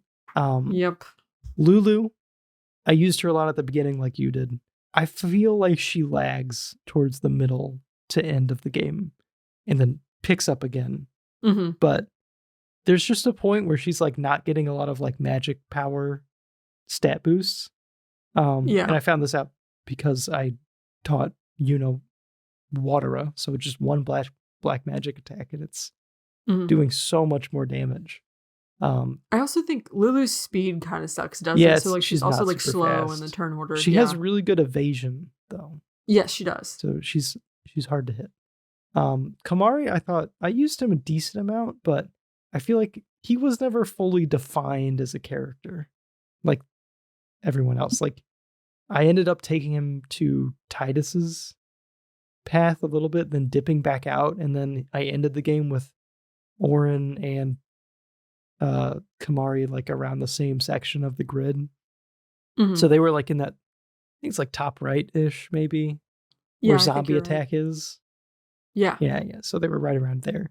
I never felt like I was doing a lot when I was Waka. Like, I would use him whenever a strategy called for a silence or a sleep or a darkness, or just, attacking out of reach enemies for grinding purposes, but I never used him that much. Yeah. And then Riku. I did give Titus that one blitzball that has stone touch, which I don't remember. Or Waka, you mean? Waka, yeah. That has stone touch, and that was pretty useful a lot of times. Yes, it is useful. Because it's just like a random instant kill. Like, which is nice. Okay. Favorite overdrive. Go. Oh, jeez. I don't remember. I mean, Yuna's overdrive comes in clutch. It does. So, or it came in clutch in, I think, a couple boss fights for me where I just like had it. That's just like it's a summon with full overdrive, right? Yes. Okay. Yes. It is a free, well, not free, but yeah. Mm-hmm. And there was a fight. Actually, it was one of the Seymour boss fights. In a boss fight with Seymour, if you summon an Aeon, he will dismiss it on his next turn and like get rid of it. Most bosses do that, it seems like. Yeah. Or a lot of them. I don't know. But yeah. I had Yuna's overdrive. So I brought in my Aeon with its overdrive and like obliterated him before he could dismiss it. And I was like, fuck you. I think, I don't know if it's most bosses. A lot of bosses, I was kind of towards the end of the game really struggling. So I would just whip out all of my Aeons, burn through every overdrive that I had like stocked up beforehand. Yeah. And that was how I like, I don't know, like square peg through a circle hole my way through Seymour Flux. That was the one that was killing me for a while. And I think like the math checks out. Like he just cannot take all the Aeons overdrive. So that's like an easy way to get through that. And then I used it a couple more times. But yeah, a lot of bosses just instantly dismiss summons in some way. Like Unalesca also gave me a lot of trouble. And she like saps the HP and mana from your Aeons and just kind of makes them useless for a little bit and then kills them. But yeah, a lot of late game bosses, it's sort of like a get out of jail free card to an extent, I guess. But like they have one shot. So it's like you got to use the overdrive. Right. Yeah. But other than that, I avoided using the summons like the plague for a very long time because I did not have a spare half an hour to summon each and every one of them. Like, I think I could be wrong because I don't remember because the animations honestly don't bother me. I think you are right. They are different in different versions. I think in the HD remaster you can skip them. Yeah, some version has skippable somethings. Yeah. I think it's because I played original PS2 and there was no skip button, no prayer of any skipping anything in that. Not cutscenes. No. I don't think you can skip cutscenes in any version. I thought I could. Or maybe you can. I don't know. I don't remember. I could pause them. I don't know. Who knows? I'm on PS2 Actually, I think you're right now. I'm like, skipping cutscenes. That's the technology we don't have on the PS2. Yeah. That's impossible. Yeah. But yeah, for me, going back to the overdrives thing, I just forgot to mention Lulu's overdrive. I don't know if I'm deficient, but that's the one where you like spin the analog stick around. Oh yeah. Fury. And yeah. I could not get more than 6. I felt like I was deficient in some way. Like, I don't know if this is okay. Are you passing this number? Like, I don't remember ever using hers, like hardly ever, because she would hardly ever get hit, so it would take forever to build up. Yeah, and like for the most part, I would try to like reserve overdrives for emergencies, and I don't remember having that many emergencies. See, the way I was playing the game, I had a lot of emergencies. So okay, that's fair. Basically, every fight was an emergency. Yeah. So I used overdrives very liberally. I know, like, when I was playing the game blind, like going in there were certain like overdrives where you activate them for the first time and completely waste them because you're like, what the fuck is this? Yeah. How does this work? I did that with Lulu's overdrive, I think 3 or 4 times before I figured out what was supposed to happen. Before I read the text at the top of the screen. Yes. I think Waka's is like slots. Yes. Like it's like a slot machine and it's like, whoa. Overwhelmed instantly. What's happening? I could not get that one. Yeah. Yeah. All right. Strategies. Okay, this is going to be fun and controversial.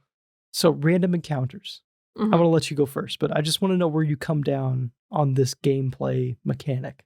There is something that it just annoys me so much to be trying to accomplish a thing, trying to walk somewhere, trying to walk over to a treasure chest or the save sphere, whatever happens, and then the screen crack and disappear. And I'm like, oh, for fuck's sake, can you just let me get another 2 feet? And like same thing in Pokemon, I would get annoyed. with the random encounters in the tall grass. Final Fantasy VII, same thing. I honestly, this might be controversial, I liked how Final Fantasy XIII handled it, which is to say they're not random, and you can see the enemies bebopping around on the map ahead of time. That's cool. Like, you can see them on the path in front of you. That's like how new Pokemon games do it. Yeah. It's like, okay, I can see what I'm going to be fighting. I can come up with a strategy in my brain beforehand and go execute it. Mm-hmm. And I vibe better with that one. So we're on the same page. I wholeheartedly agree. I think that random encounters, as they are in this game and Pokemon and stuff like that, like older RPGs and stuff, I think that it's just a system that is completely at odds with exploration, because it's just constantly like ripping the control from the player, being like, you're fighting, but at the same time, you have the option to flee. So it's like, it's just in the way. Like, it's just, I don't want to say padding. It's just wasting time. It's wasting time. Yeah. Mm-hmm. It's like unintentional padding almost. It's much better to, like Final Fantasy 13 or newer Pokemon games, see them in the real world, and then evading them is like a gameplay mechanic now, if you want to evade them. And it gives you the choice to be like, I want to grind, so I'm going to intentionally walk into things, as opposed to grinding in this game, which is just running in a circle. Like, this is like, I don't know, more engaging. You got to go out and start the encounter by finding an actual creature. Right, exactly. I like it. I agree with that. I think there are some people who like enjoy random encounters, and those people, I don't know. I haven't heard a good argument personally. I guess to a certain degree, since you don't know what you're walking into, there's more tension. Mm-hmm. But like, I don't know. I would just rather be able to see what I'm walking into. Right. I don't know. Right. I think it's the like annoyance factor that just kind of turns me off. Yeah, it's definitely the ripping control away thing that makes me angry. Yeah. When it happens. Yeah. Speaking of making me angry, ambushes. Okay. They fucking murdered me. Probably because I was so underleveled for most of the game. If I was unfortunate enough to be ambushed, I'm like, we're getting real close to game over territory. Like, there was a couple times where I just got completely dunked on by like a group of just like low level enemies, but they just have the opportunity to attack me multiple times. Yeah. Well, there is also a chance though that you get to ambush an enemy. Right. Like, it is like even odds, whatever. Maybe that way. I felt like if I was fleeing from encounters, I was for some reason more likely to be ambushed. As someone who frequently fled from encounters to like just progress the game. I wonder if that's a thing where the game's like, hey, we see you running away a lot. No, you don't. Yeah. I don't know. Maybe it is. It felt like it was a thing. Yeah. Like I would run away too much and then it'd be like, okay, we're ambushing you now. It's like, but yeah, I don't know.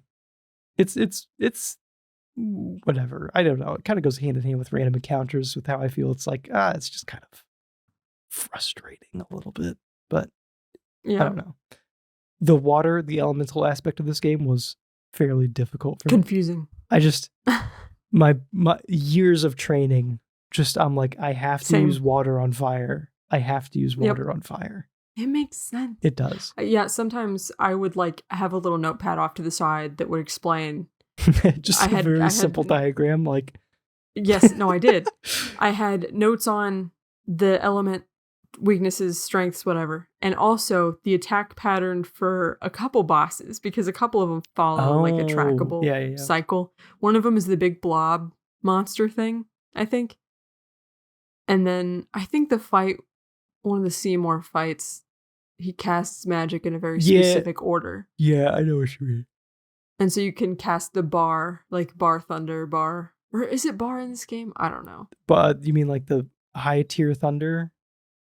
No, like the protection, like the white magic spell. Like I protect my party from this elemental damage. Oh, it's Null. Null. Yeah. Yes. It's bar in Final Fantasy 13. Yeah. Is where I'm getting mixed up. Yeah.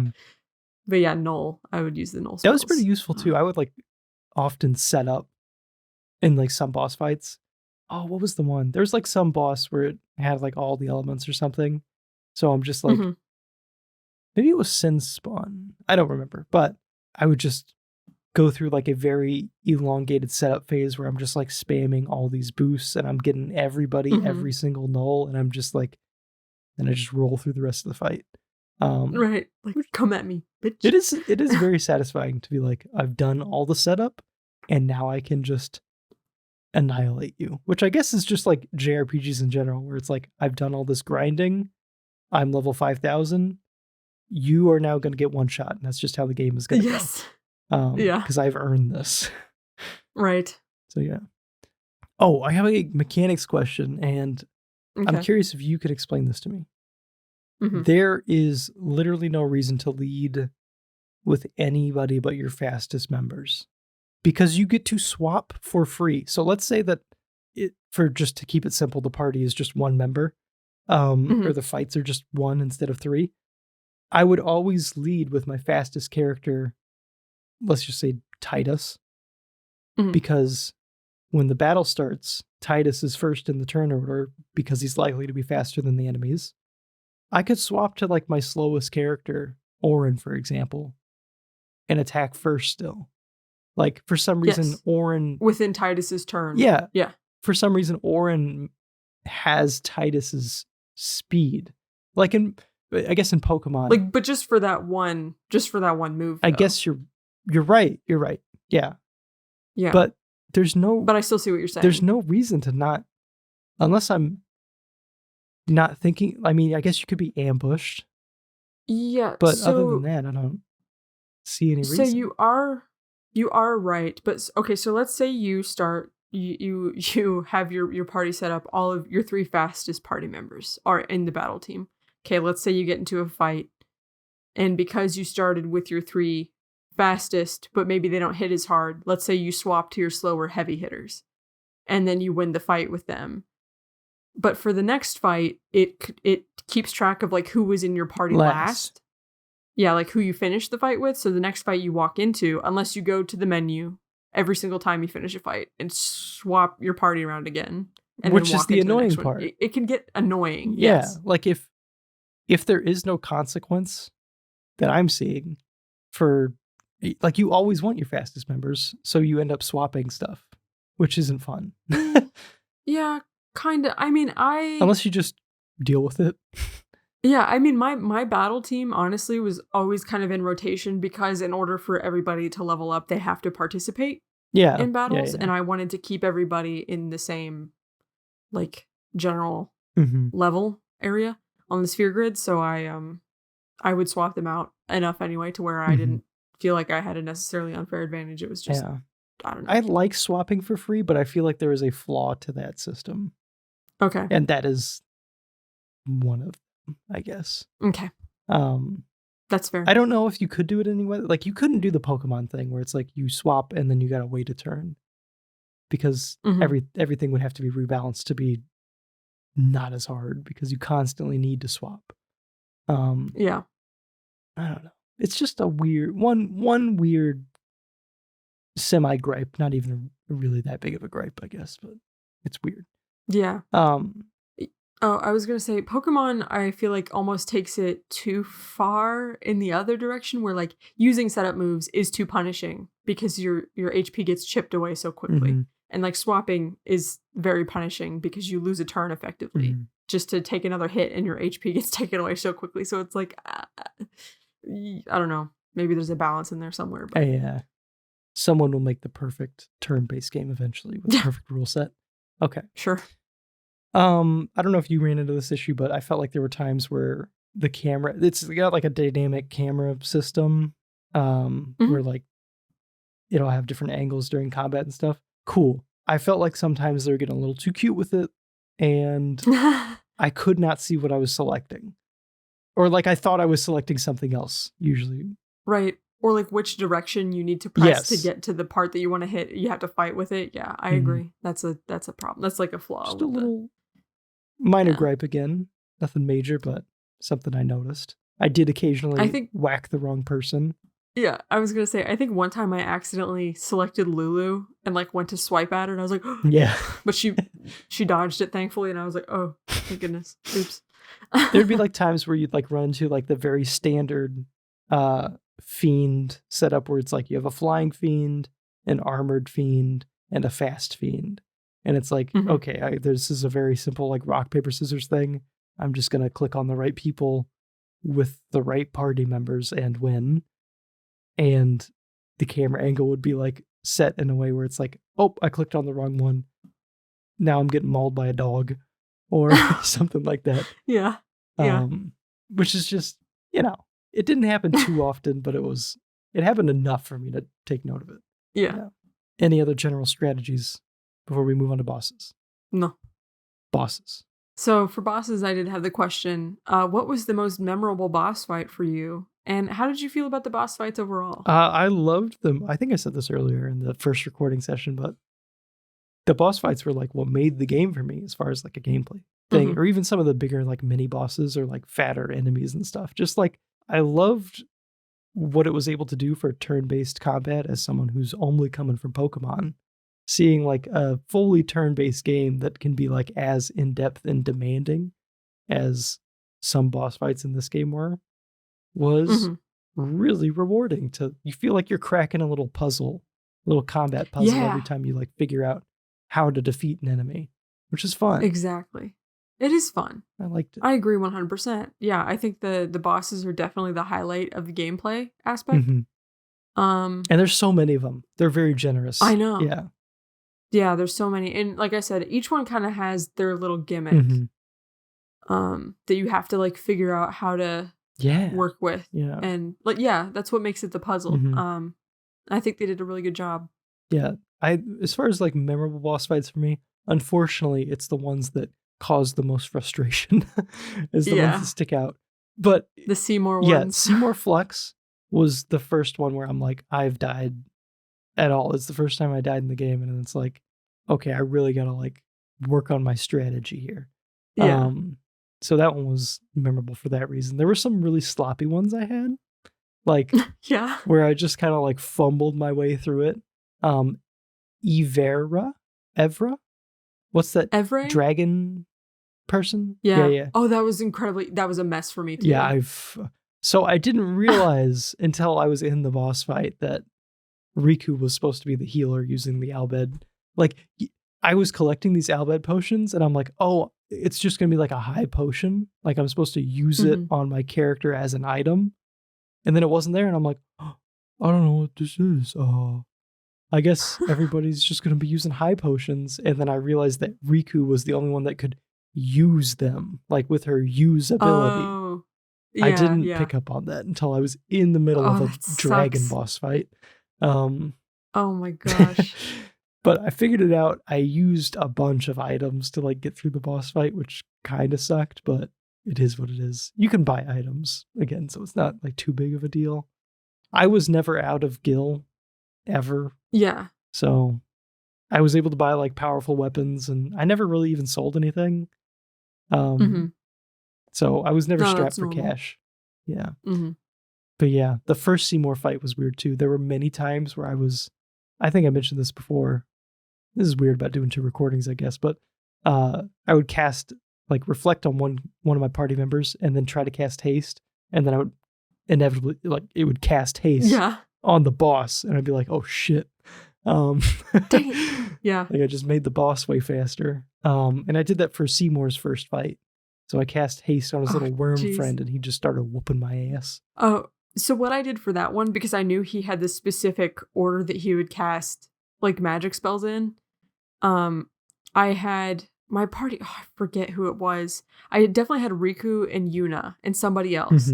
And I kept spamming steel with Riku and the null abilities with Yuna. So he was not damaging me and Riku emptied out his inventory. Interesting. Because I think he has I don't remember if he has ethers on him or what. or like something.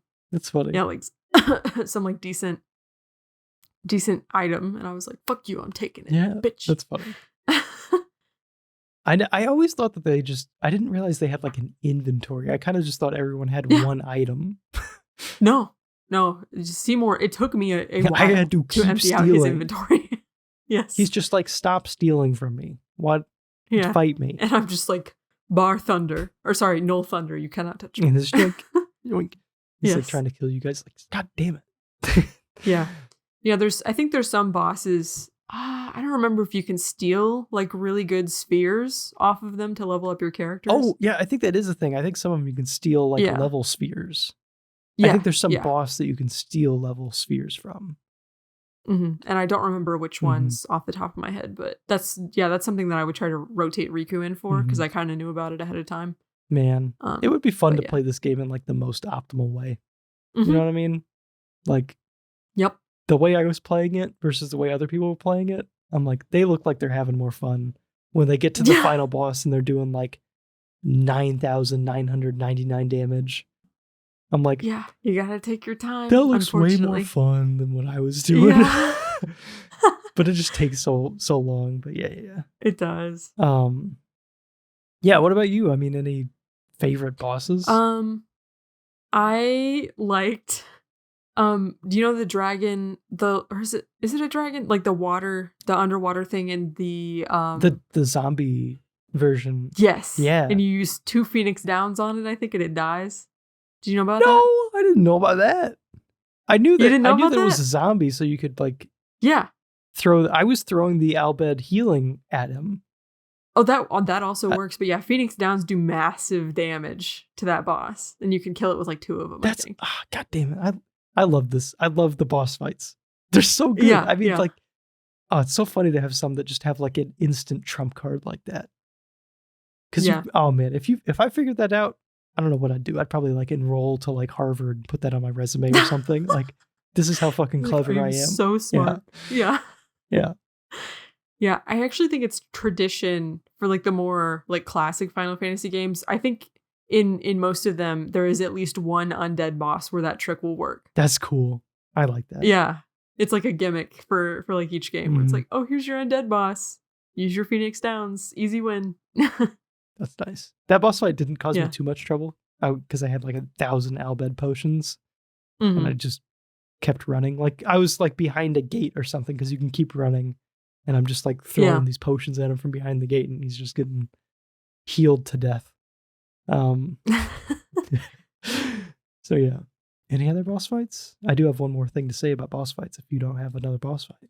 Sinspon Gui with the Crusaders attack, I think was the first like roadblock I got when I was playing the game for the first time because it's super intimidating to go into a boss and like, you know, your like first thought is to physically attack it and it does like 74 damage and you're like, oh shit, this is not good. I can't remember what he did or what my strategy for him was, but you have to attack like the limbs and the head and that's to right, prevent there's like an attacking. order. Yeah. And his arms I think regenerate. They do. But his face does not. His face? And it spits poison if you don't take care of it. So. Yeah.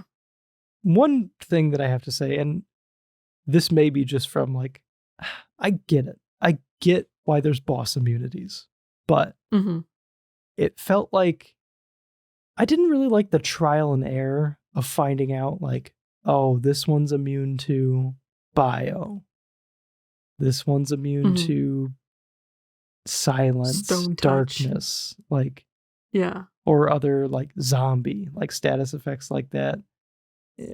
I don't know. It felt like on one hand, I get it. Like they want to like create and craft boss fights that require like a specific kind of thinking and a specific way to defeat them. But at the same time, it's like it does take away a little bit of player like creativity with how they like encounter certain things. I don't feel like super strong that like, oh, none of them should have immunities, but like I think it's to some extent there was a little bit too many. Like it almost made you want to play each boss fight with like a cheat sheet or a guide as opposed to kind of coming at it with your own strategy. I don't know. Yeah, and I don't remember. I know that Final Fantasy 13 had this option, and I don't remember if 10 does. I know 10, some weapons have like the scan ability where you could see like their magical weaknesses and like their HP and stuff. You know what I'm talking about? Right. Kamari did have that ability. Yeah, and I guess 13. Oh, that probably would tell you immunities. I never used the scan. There you go. That's your I used it once and then I was like, sheet. Well, because weapons have scan too, don't they? Yeah, they do. Like, I just like, why would I use that when I could just switch to Titus, check what's going on, switch back to Kamari if I wanted, like. Yeah, that's what I don't remember. Maybe it like, tells I know you more. 13. It might tell you more information. Yeah, I don't quite remember. I know 13 had this mechanic and this like ability, whatever, called Libra, where you could use Libra and it would tell you like all the stats and like all like the immunities and weaknesses and all that jazz. So it would surprise me if there wasn't a way in game to figure it out somehow. But yeah, I mean it's kind of like a balancing thing just to make sure that you don't roll up with Waka's stone touch ball and like completely dunk on everybody like, forever. Unilesia just yeah, like we're done. Just that simple. It's like, yeah, Orin, you should have just used stone touch, all those years ago. Yeah, like, what the heck is wrong with you? Oh man, didn't have that on your sword, dingus. Just use it on Sin. Just petrify him. Petrify Sin. Turn to dust. Oh my god, fucking idiot. Yeah. Could you imagine? Oh man. Oh my god. All right. Before we move on from, gameplay stuff, let's touch on Blitzball. I know that you weren't a fan of it. No. I wasn't a fan of it either. This is partially because I skipped the tutorial. Like, whenever we... Well, yeah. The tutorial then also you wouldn't sucks. have had a good time. Like, It does. It's just like a big list of like tutorials. It's like, move through each one. That's not proper onboarding, I gotta be real. Like, that's just... It feels a little lazy. I just said, fuck it. And I'm like, we ballin', as Titus might say. But then I just hated it immediately. I'm like, I have no idea what I'm doing. Thankfully, you don't have to win or do anything the one time you were forced to play Blitzball. So, correct. Although it does kind of suck. Narratively. I guess, like, narratively for Waka to lose his last Blitzball game. I'm like, I want him to win, but I'm sorry, Waka. Right. I'm not going to sit here and get better at Blitzball for you. See, I did. I suffered through like 2 hours of trying to win that fucking tournament game. Well, because on top of like the level disparity between the Besaid Aurochs and the Luca Goers or some dumb shit That's name. Some lame ass name. Dipshit? Yeah, lame dumb ass whatever. Shit. Dumb shit name. Yeah, the level disparity, it's brutal. Also, did you manage to do the mini game on the boat where you get Titus's super powerful blitzball kick? Did you know about that? The jet shot? Yeah. Nah. You didn't? Okay, well that's kind of important. Nah, I didn't. To helping you win. I didn't feel like reloading for that one whenever I messed it up. Okay, no, that's fair. That's completely fair. Because I know that I definitely missed it on my first playthrough. But yeah, no, and there is actually kind of an exploit you can use where if you get at least 1 point, you can take the ball, run to the opposite to your goal, and sit in your goal in such a way that the enemy players can't get to you and just run down the clock. So you can cheese it if you can get 1 point, but it's really hard to get 1 point. It is. As someone who scored no points the entire time I played it, yeah, it is very difficult. It's brutal. I don't know. I don't even know if it needed to be in the game, to be honest. It's neat. It's a JRPG. I guess you got to have everything in the game, but... Your note, though, was making me laugh. You have this note that says, I get that you're supposed to lose this blitzball game. And I was laughing. I was like... Because I didn't know if you thought it was just scripted because you were having such a bad time. I know it wasn't scripted, but it was like odds are stacked against you. Like, it is hard. It's not like, oh, this is the easy game that you're supposed to win when you start playing blitzball. Yeah. Right. But that's all I got on Blitzball. Real quick, temple puzzles. I don't fucking bother unless I have a guide. Just, I can't do it. Wait, they're optional? No. Oh. No. They're not optional. But I'm saying, for a second. I know I have to do them, so I spare myself from the suffering, and I just bring up a guide. Yeah. Specifically, Bavel, there would have been no way. No way.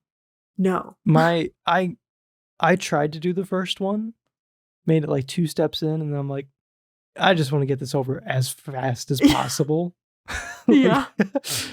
Every single time there was a temple puzzle, I was like, and I thought the ice temple was the last one because no. Though I thought the temple, like when after you crashed the wedding, would have been the last one because I'm like, narratively, I'm like, I think this is going to be the last one or whatever based off what's going on.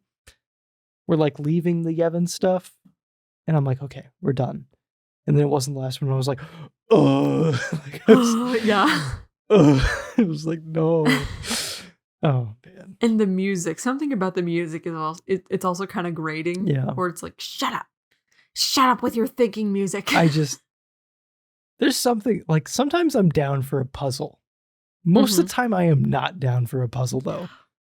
Well, and also because the boss fights in this game are their own puzzle. Yeah. You have enough puzzling. Got enough puzzling. I get that it's like a pacing tool, but I wish there was a different pacing tool. I didn't like these. Yeah. I don't know I wonder if people like these. I don't know. I'm not sure what the Final Fantasy X community overall opinion on puzzles is, but temple puzzles, but I think most people are like, I'll use a guide. Yeah, I don't think anyone's in love with the temples in this game. No, how could you be? I don't know. I just like brain off, guide on, puzzle complete. Okay, we're playing again. Okay, we're going to get into character progression mechanics. Okay, I want to start talking about the sphere grid. Yes. This is something that really scared me off at first, and I'm looking back, I don't really get why it scared me off so much. I think I don't do well with like kind of lazy onboarding in games. So if it's just like, here's like all the information all at once that you need to know, I'm like, whoa, that's too much. Hold my hand a little bit. Unless it's like a really common game mechanic, then it's annoying. Like crouch to get past this, I don't know, this bar in the way. I don't know. Yeah. Like, but this is a unique mechanic for this game. And I feel like they kind of just jump you into it. I don't know. But in the end, I definitely did end up liking it.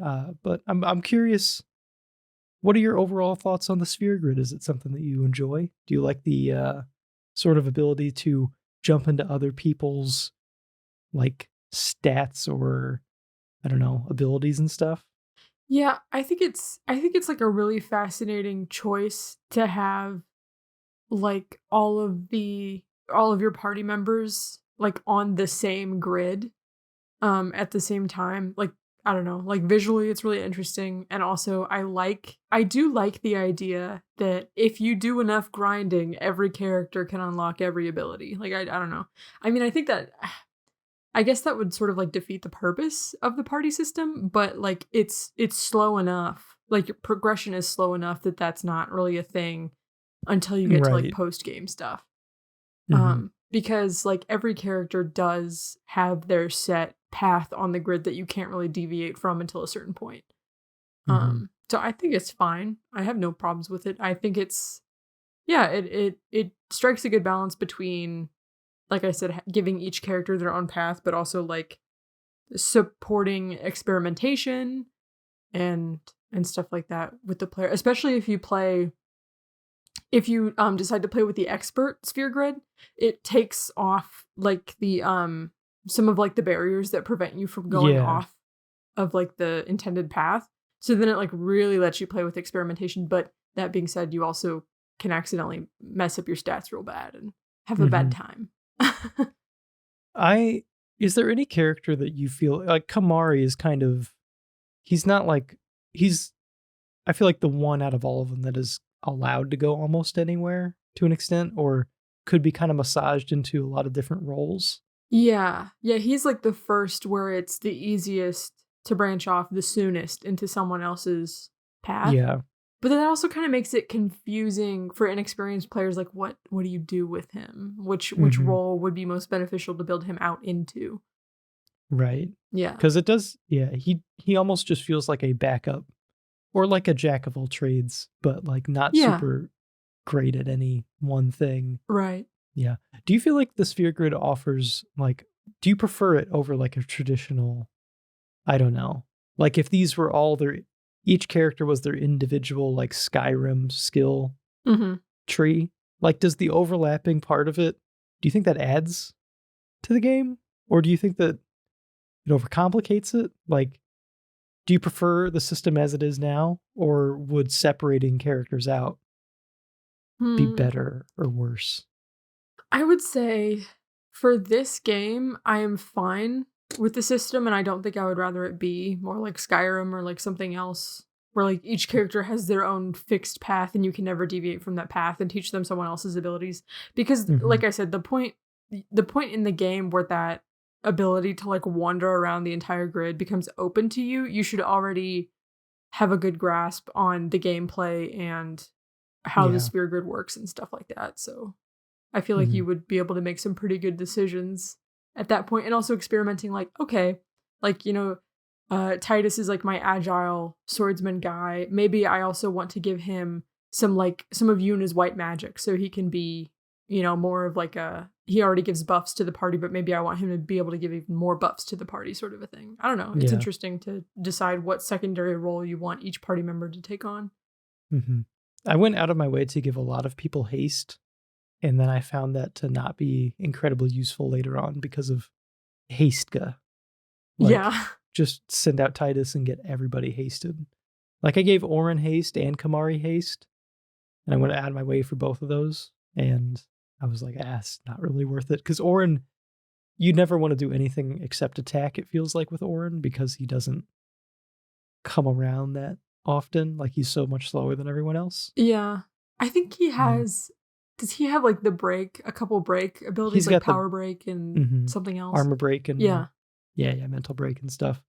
Kamari ended up with a lot of Orin and a little bit of Titus. So that was mine. I think that I started to appreciate what the sphere grid like offered to the player, like in terms of like really, I don't know, customizing characters to like how they see them or like how they want them to function. Whenever they started bringing in like the like friend sphere and the return sphere, things that let you like jump around the grid more than just following the path. In the beginning, I was a little confused because you were very confused. I was very confused, but I was also like, what's the purpose of this? Like, I'm just following a path. Like once I figured it out, I'm like, I don't know but once the like freedom to explore the grid more opened up, I'm like, okay, I appreciate it more, I think. But yeah, I know that the grid looks a little bit different in each version of the game. Is there versions that you start at any spot? Isn't that a thing?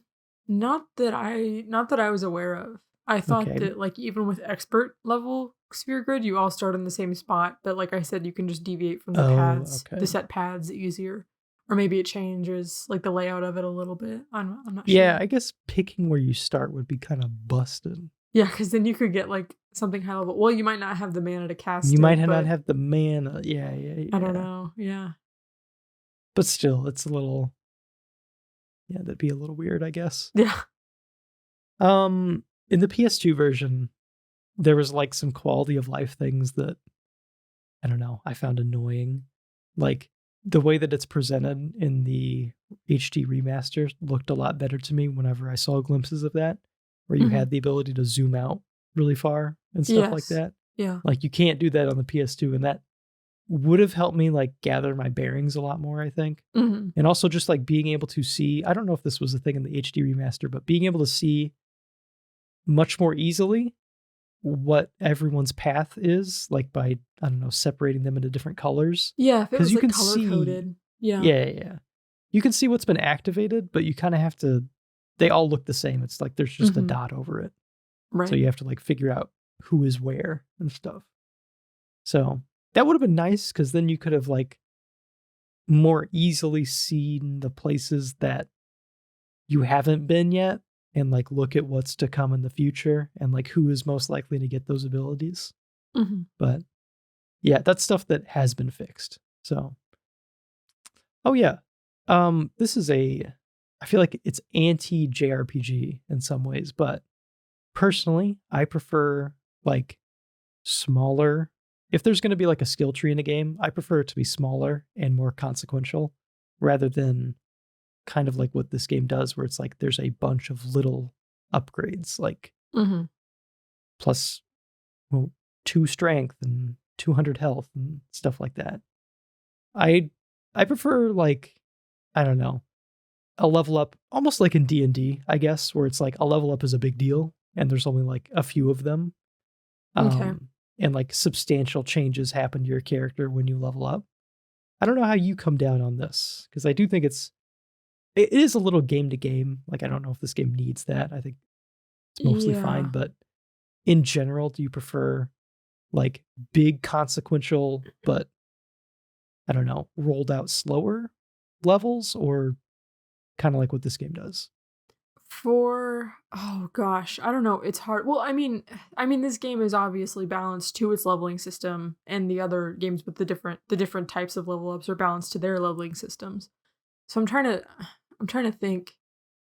I mean, like, okay. So the only example I can think of that might be worth bringing up in this conversation is the Mass Effect Legendary Edition. I don't know if did you play that version? Yeah, I played 1, 2, and half of 3. Okay.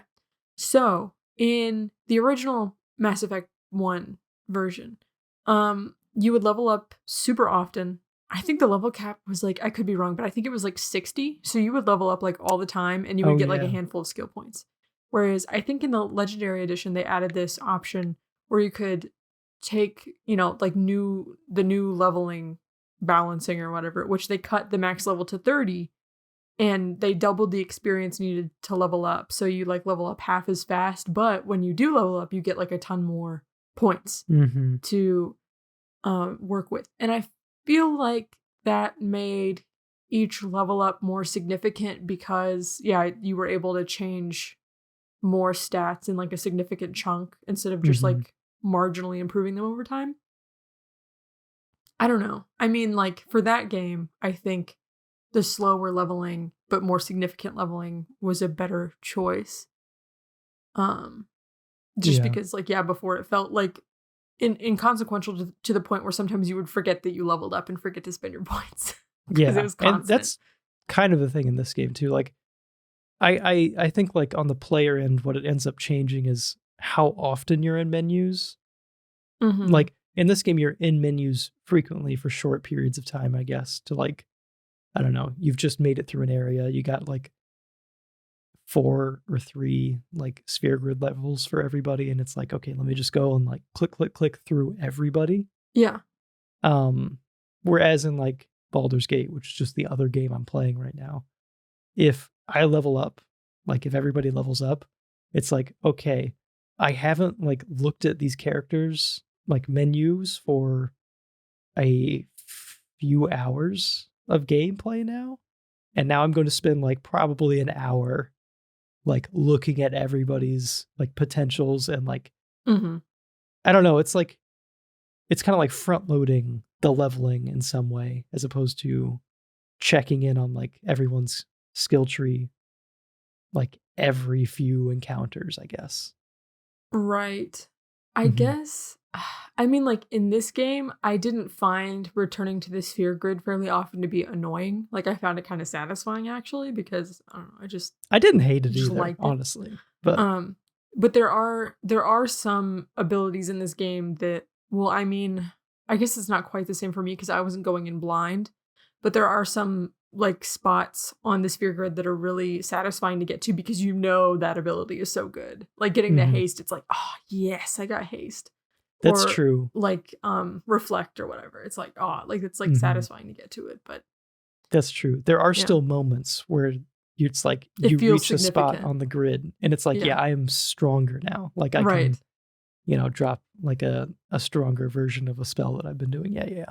Or like seeing Riku's HP go up so quickly after you get her to the party and leveled up a few times. And it's like, okay, good.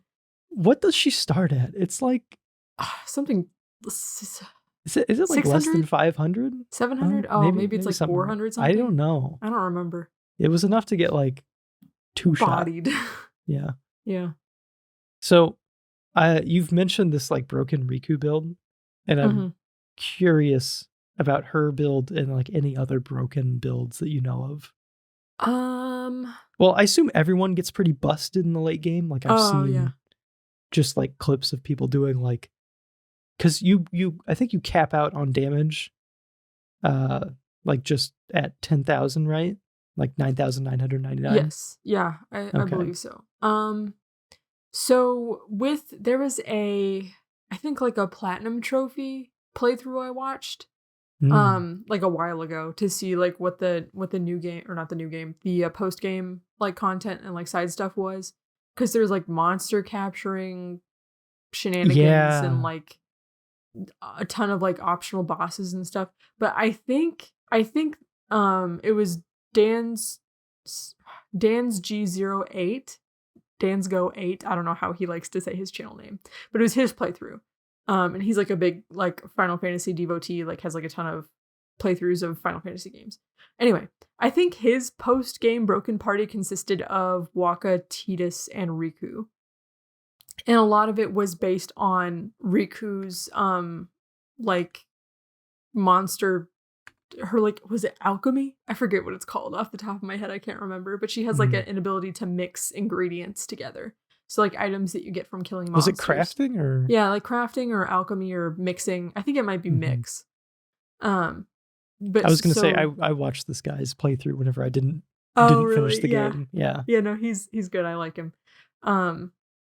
But he also has Dan's G08 also has a Final Fantasy X, is it Ultimania? I forget, where he goes like really deep into the history of, you know, the game's development and like cut content and stuff, and like really does a deep dive into the lore. So if you're interested in that, go check that out. Totally recommend it. But yeah, he was definitely relying heavily on Riku's ability to like craft items and make like super powerful, I don't know, like grenades, explosives, items, whatever you want to call them. Every time I like had Mix available, which is like her first overdrive, I would always just like hope that I like pick something randomly that did a lot of damage. I'm like, okay, I'm gonna throw a frag grenade and a dragon scale together and just hope. Right. Yeah. I think also post game, since you're like absolutely swimming in Gil at that point, a lot of people also use Yojimbo, because he will do more damage the more you pay him. To just like over time, or just like if you pay him, like, are you saying like if you pay him a big amount of money once, he does a lot of damage, or are you saying like every time you pay him, he gets stronger? I think it's kind of a mix of both. Okay. So you like establish like a good relationship with him based on how much you pay him up front, and you can build that relationship up over time by paying him like for like his battles or whatever. Interesting. And the higher your relationship with him is, the more likely it is he'll do a super powerful attack. Even if you pay him only a little bit, he'll like go above and beyond for you because you have this like relationship, and that's all like hidden calculations in the background that the player can't see. But people have made like guides and they have those details figured out, but I don't know him off the top of my head. I just know that he can get kind of busted. Yeah, seeing some of like the later game overdrives as well was pretty interesting. I saw one for Waka where he just like did a little tornado thing. Yes, yeah. And he just obliterated, I think, the final boss or some boss that I watched, and it was like a sight to behold. Yeah. Also, one thing about, I know how we were kind of talking about how like Kimari, it's sort of like a question of like, what do I do with this guy? He, I think, probably learns does he have the most overdrives? Because he has that absorb ability where he can learn overdrives from monsters. So that adds to some of his utility as well. And when you're in that Ronso fight, you can just sap a bunch of them from them. Yes. So, yeah, that was good. I feel like Stone Gaze was like the most useful one, or whatever. Stone Breath, whatever the petrified one was. Mm-hmm. Oh, that's super useful. I think, but if you kill something with that, I think, do you either forfeit the experience or the items they drop? I feel like there's a forfeit that comes with it. Yeah, there may be. Is there also like a forfeit for doing Riku's steal to kill a robot? I felt like there was too. So. I know you still get some AP at the very least, but it felt so cheap that I assumed that I was cheating. Yeah, or that it was gonna be like, that doesn't count. Yeah. I don't remember off the top of my head. Yeah, maybe it's fine. I gotta say that you bringing up Dan's playthrough. I was watching that and I was like, man, it'd be awesome. It'd be incredibly difficult to like do this, but it would be awesome to just like, because I assume that every game, for the most part, like every notable game is somebody's favorite. It'd be great to like have a developer sit down with like a mega fan of each game and just play through 100% for like archival purposes. Kind of like what Dan's playthrough is, which is just like a complete, here's the entire game with like commentary from someone who understands it very well. Yes. That's like really interesting.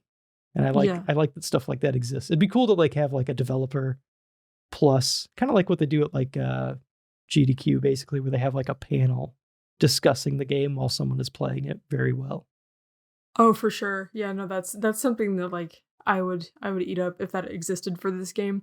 Not this game, but there is a Let's Play of Ratchet and Clank Going Commando and Ratchet and Clank Up Your Arsenal that was done by two guys who like actually worked on the games as game designers and programmers. Yeah. And that's like one of my favorite things to watch. Just because every like little tidbit they have to say is so interesting to me when they talk about like engine and like, oh yeah, I remember doing this and I thought I was doing such a bad job. Like I would fire myself if I was working for myself now. Yeah, it was really interesting. That's what I'm hoping for with this sort of hypothetical show, because then you get the insight of like the development of each section, plus just like the insight of someone who's played the game a lot and like knows each section very well. So, because I feel like some of those people end up knowing, I don't want to say knowing the game better than the developers, but like knowing the game from the player's perspective a little better than the developers. There's not to drag this back to Ratchet and Clank again, but there's a Ratchet and Clank speedrunner named Zem, and he, I think, actually went to like Insomniac's headquarters and speedran Ratchet and Clank Up Your Arsenal in front of them and was like asking questions. He was like, so as a speedrunner, we use this bug and we think this is how this works. Do you know why this happens? And they were like, no, we don't know what you're doing to our game. I'm sorry. No, we don't know. It's funny. Sometimes I'll have to like pop in, like at work, I'll have to pop into like someone's old project. And it doesn't even have to be from that long ago. And I'll be like, do you remember why this is this? And they're like, I don't even know what this project is. I have completely forgotten about this. Well, that's what I did this? Yeah, like when you work on a project, because for a game designer, the game designing never ends. Like as soon as you're done with one thing, you move on to another thing. And I'm sure tons of stuff just gets forgotten because you can't possibly retain all that, especially if it's like your day-to-day job. Agreed. Speaking of Ratchet and Clank Going Commando, I mean, what is the first sequel that we're going to cover on the show? Oh man, we have a lot of really good options. We have a lot of really good options. Yeah. How about Final Fantasy X too? I feel like it's going to blow your mind. It may. I'd like to get to it at some. Throw you for a loop. I want to talk to you a little bit more about it when we get to the end of the show, because I have questions just about the general premise. Yes. Okay. But yeah. So equipment and customization. I don't know about you, but I find a lot of this stuff often to be very off-putting. This is what's kept me from playing a lot of games, such as Elden Ring. I'm scared. I'm like, I don't want to sit down, watch like 25 YouTube videos to try to like, because when it comes to like equipment, I have like the Stardew Valley thing that you have where it's like, I refuse to do anything suboptimally. Yeah, I get it. I need to like 100% grasp the system, and I refuse to just like figure it out on my own. And that's like put me off from a lot of games, Elden Ring being the most notable recently. Mm-hmm. In this game, I was a similar way, but it's a much more simple thing in this game. But at the same time, I'm like, I don't want to do it. And the second that it like clicked, I'm like, I'm all about this. I'm customizing everything. I'm min-maxing everything. So I don't know about you. Did you like find yourself like going back into the equipment menus to like, I don't know, swap things out for certain areas, or like constantly min-max to like try to make sure that you had the most powerful gear on at all times? Yes. Sometimes I would forget and I'd walk into a fight and be like, oh shit. Like I didn't put on I had my fire resistance and I didn't put it on. Mm-hmm. But yeah, definitely certain things that I knew were coming. I would go in and like swap out my equipment appropriately, like with resistance levels or like any like sort of like abilities I knew would be handy. Yeah, I would try to put those on. However, when it comes to customizing equipment, because they had like those like slots where you can add abilities to your equipment, I get so anxious about it. And I can't like commit to customizing it to like fill up all the slots. I'm like, no, I have to know what the most, again, can't do it suboptimally. Yeah. I have to know, or I have to wait until I can make it as broken as possible until I have all the items to like make it perfect. The second I started getting duplicates, I kind of like let that go because I'm like, okay, there's more than one version of every item. I'm fine. Right. Yeah. There was one equipment piece that I kept forgetting that I had on, and it was lightning proof for Titus. I just had like a piece of armor that I like never swapped. And it was just very exciting, like every time I got struck by lightning, because I would always be like, oh god, no! And then I'd get 0 damage, and I'm like, yes! Yeah. It was exciting. Yeah, forgetting is kind of fun sometimes. You're just like, what's happening? Oh, okay, I'm good. That was like the only, I think, proof ability that I had on any armor piece. So taking 0 damage from something, always great. Yes, especially on a flimsy boy like Titus. Yeah. Like, oh god, no. Were there any weapon abilities or armor abilities that you were like on the lookout for, like that you preferred over the other? I gotta say, for me, the stone touch on that walk-a-ball. Yep, I was gonna say stone touch. Beautiful. Yeah. Yeah. I tried to make sure that somebody in my party who was like on the battlefield fairly often had scan, because I do go kind of nuts if I can't tell. Where we're at in the pacing of the fight. I'm like, I need to know. Yeah. I think Brotherhood had scan, right? The Titus sword, but Waka's Chapu sword, Brotherhood. I think it does. And I think I left that on him for like most of the game, so I always had scan with him. Yeah, I think there was a Kamari spear I had that had scan on it. But yeah, I would always try to make sure that at least somebody had it, because like I said, it's important to me. I think it was a pretty cheap ability to customize too. I think it was just like one ability sphere or something. So yeah, that's all I got for equipment customization. Okay. Aesthetics. I found this to be a very visually impressive early PS2 game. One thing that did jump out to me, and I don't know if it's better in the HD remaster, but the what I decided to call the polygonal disparity, polygonal disparity between main characters and extras, a little distracting, because it is just like, especially when they had like voice lines, I'm like, who's this extra talking to me? Like, you think it's bad in this game? You should see the Final Fantasy 13 trilogy, because it's kind of hilarious. Oh my god, I assume that's more jarring, because that game is like, it is.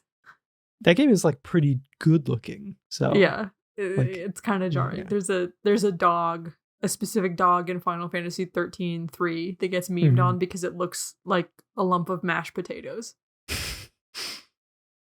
I feel like this is maybe an unfair sort of statement to levy towards games, but I kind of feel like you only look as good as like the worst aspect of whatever, I guess. Yeah. So in this case, it's like, I don't know.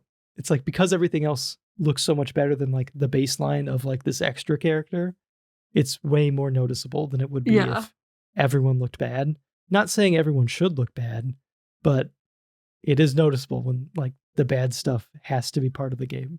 Also, I don't know if you remember this. Did you notice like the two-dimensional fruit on Seymour's dining room table when you were in Guadalajara? I don't know if I did. I don't know if I noticed really that. It's distracting for me. It's just a bunch of like JPEGs of fruit that will like rotate with you depending on how and I just like stare at it the whole time I'm watching those cutscenes. Don't focus on anything else. I'm like, the fruit. Mm-hmm. It's like a crowd in a stadium, basically. Yeah, so, yeah. Just distracting. I mean, these are the sacrifices that had to be made at the time. Right.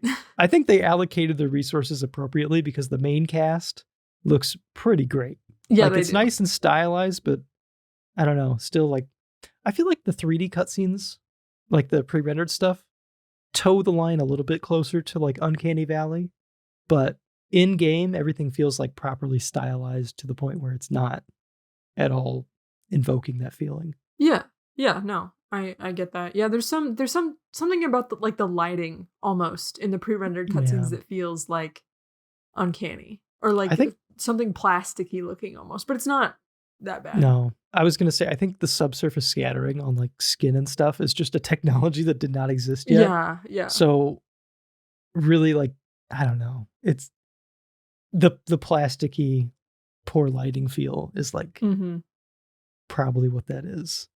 Morgan, this is the first Final Fantasy game to include 3D environments. Mm-hmm. How did you like the mix of the 3D environments with the pre-rendered backgrounds? Did you prefer one or the other? I mean, I do kind of have a fondness for pre-rendered backgrounds, but I think that's because of like, I don't know, I have a lot of respect for games that came from that era, like Resident Evil and Final Fantasy VII are the only two that I can think of off the top of my head right now. But I liked the 3D environments in this game. Like they were visually interesting and like nothing I've seen anywhere else. So like I'm fine with it. It was, stylized enough that it, it's dated, but it's not like horrible to look at. I don't know. I liked it. They still went for some pre-rendered stuff. I don't think they mixed. They mixed well enough, but like there were some where it's like this feels like some pre-rendered backgrounds felt, I don't know, like in a lineup of every environment in the game, they felt a little bit out of order, but at the same time, they invoked like a really sort of nostalgic feeling every time I saw them. Yeah, and I kind of liked it, so I didn't really complain that much. Right. But yeah, I don't know. It'd be interesting to like get a modern day game that is like pre-rendered. I don't know. It probably is unnecessary because we've pushed 3D environments so far. It wouldn't really be worth it. I don't know. Unless it was like a really like budget visual novel thing or something. Or maybe he's just trying to capture like the classic feeling. So yeah, how did you feel about the design of Spira? Like what it was inspired by? Like all the bright colors and the Pacific Island sort of feel. Is that a vibe? It's a vibe I don't think we see too much in games. I can't think of any other. Definitely. Well, yeah, I was gonna say this is like the only game I can think of that has like its aesthetic is definitely unique. I don't know. I mean, there's some character design elements that people do kind of make fun of, specifically like with Final Fantasy and the JRPG genre, like the too many belts jokes. Like Lulu's dress is like basically belts in that Lulu's one like, dress front is section. Cool though. Yes, no, I like Lulu's dress a lot. Yeah. I do feel like everyone is dressed a little too horny for the most part, though. Yeah. Yuna isn't. Yuna's not. Lulu really. is. Lulu is very Lulu's horny. Got almost everything out. Her boobs are ready to fall out of that dress.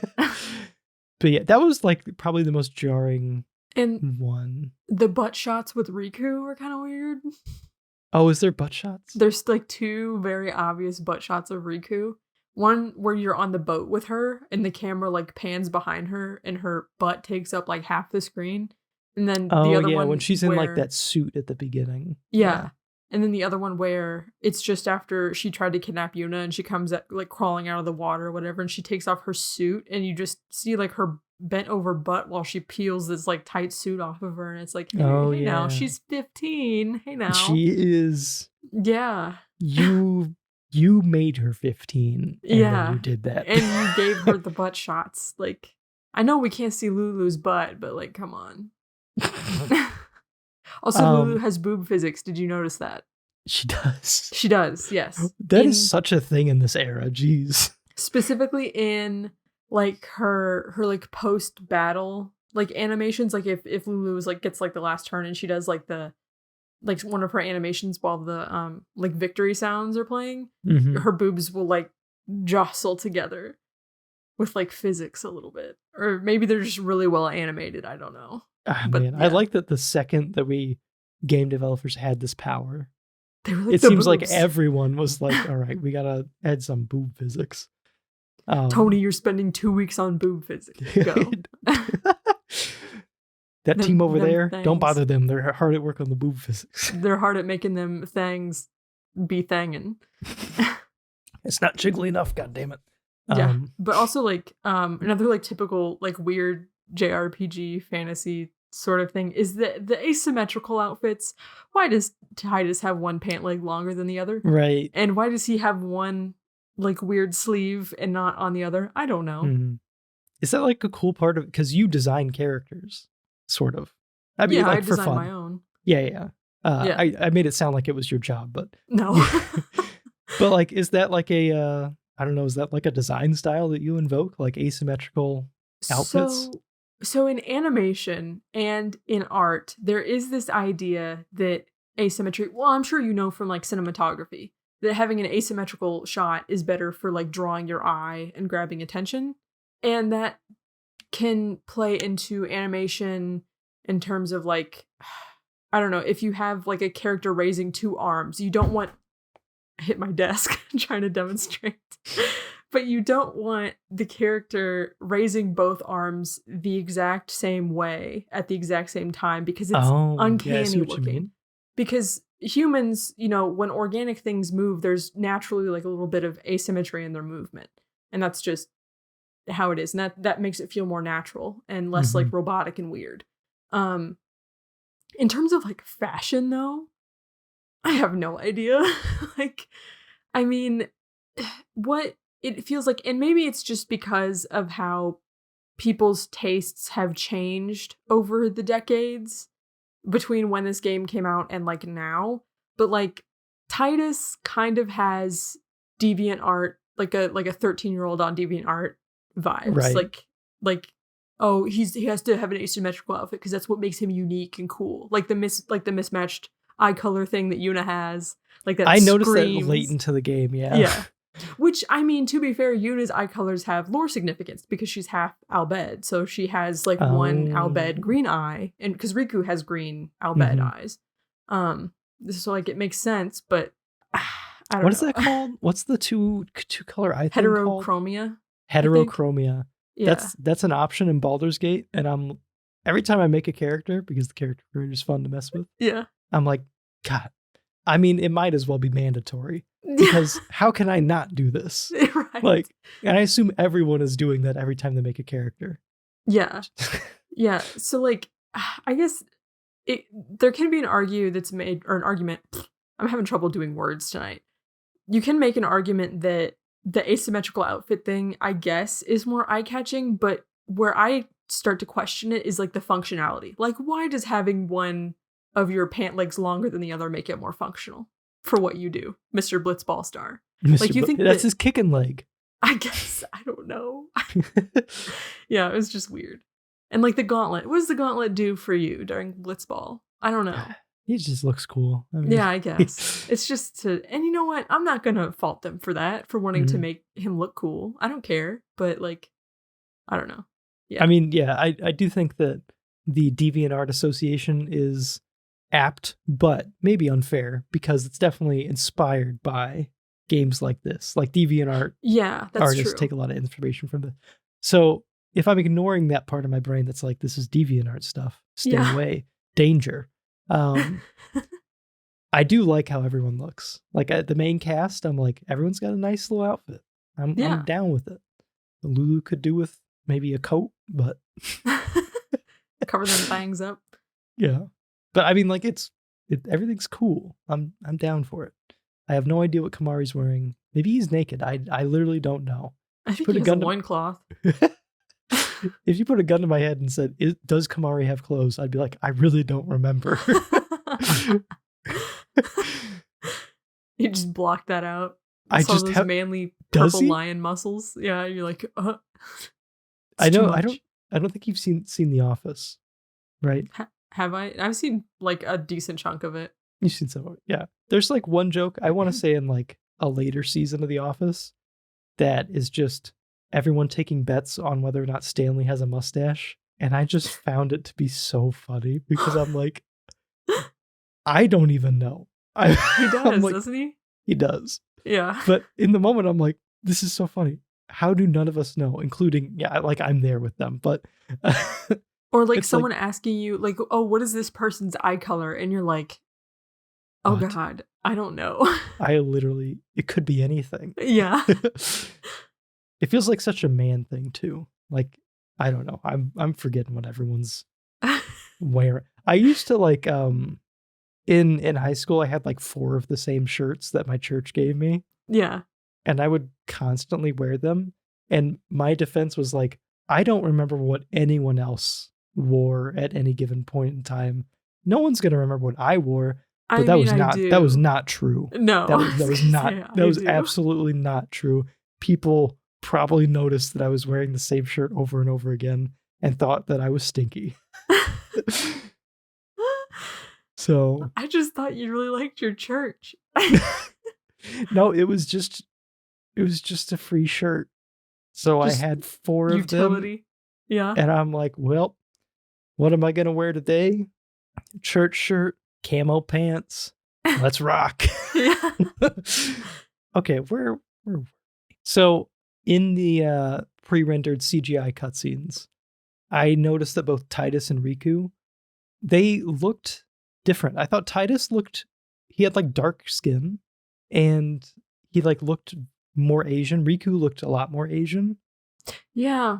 I don't know if that threw you off or you caught that. It did. I mean, Titus, his skin is still pretty dark in game. That's also something that changes HD remaster to original. Oh wait, really? He looks, all the models look updated. Titus looks noticeably. Let me see if I can find a quick comparison. Okay. But I do agree with Riku looking, I guess, more Asian, or like the like, I don't want to sound like a weirdo.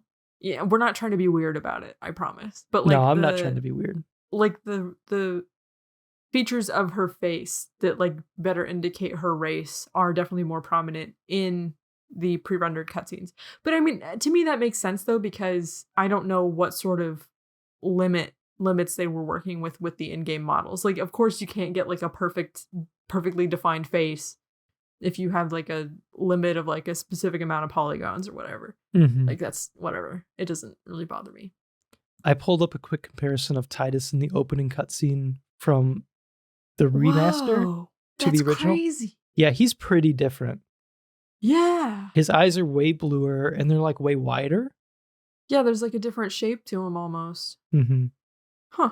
As someone who like became very familiar with how everyone looked in the PS2 version, jumping over to a video of the HD remaster, it was a little jarring. Which I wonder if the updated models were trying to like make it more consistent between the pre-rendered and in-game cutscenes. I don't know. Mayhaps.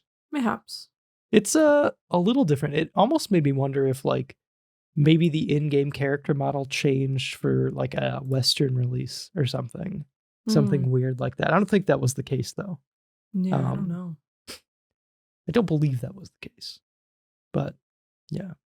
I liked both, like how both ended up looking, like a CG cutscene to like in-game model.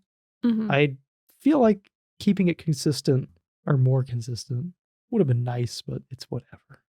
It's more like something that everyone, I think, is just going to be like, hey, at least once in the playthrough, but it's whatever. Yeah. All right, Morgan, cutscenes. Mm-hmm. Long ones. This game's got them. It does. How do you feel about these long cutscenes? There's times where, in total, it's like 8 or 9 hours of cutscenes or something like that, in that range. Yeah. There's times where some cutscene compilations are 11 hours. Yeah. There's a handful of times where I sat down to play for an hour and I'm like, I'm just watching a TV show right now, basically. Yeah. Which is like, I guess, a JRPG thing, kind of. Yeah, kind of, yeah. That was definitely like a Persona 5 thing for me. Like, there were times where I sat down and it's like, this was mostly dialogue options and cutscenes. Didn't really like do much gameplay in the more traditional sense, but right. That rub you the wrong way at all? No, not at all. Specifically because like I was so invested in the story and these characters, so like I did not mind sitting down and watching them either be goofballs or have the most heart-wrenching discussions you've ever heard in your life. Yeah, it was fine either way. Or pretend to laugh horrendously or something like that. Yeah, I was playing with a wireless controller for some amount of time. I switched back to a regular DualShock, but it was funny because my controller like often disconnected. Like it just the cutscene had gone on for so long that I hadn't pressed any buttons, and it just was like woo. So I don't know. That was funny, but I think the probably most egregious thing this game does, I think everyone is in full agreement on this, unskippable cutscenes, and the placement of some of these unskippable cutscenes is just at times extremely grating. So you said in the HD version they were or weren't skippable? I'm pretty sure they were. Okay. I think they were. Like you could press start and then select maybe and then skip them that way. I don't remember.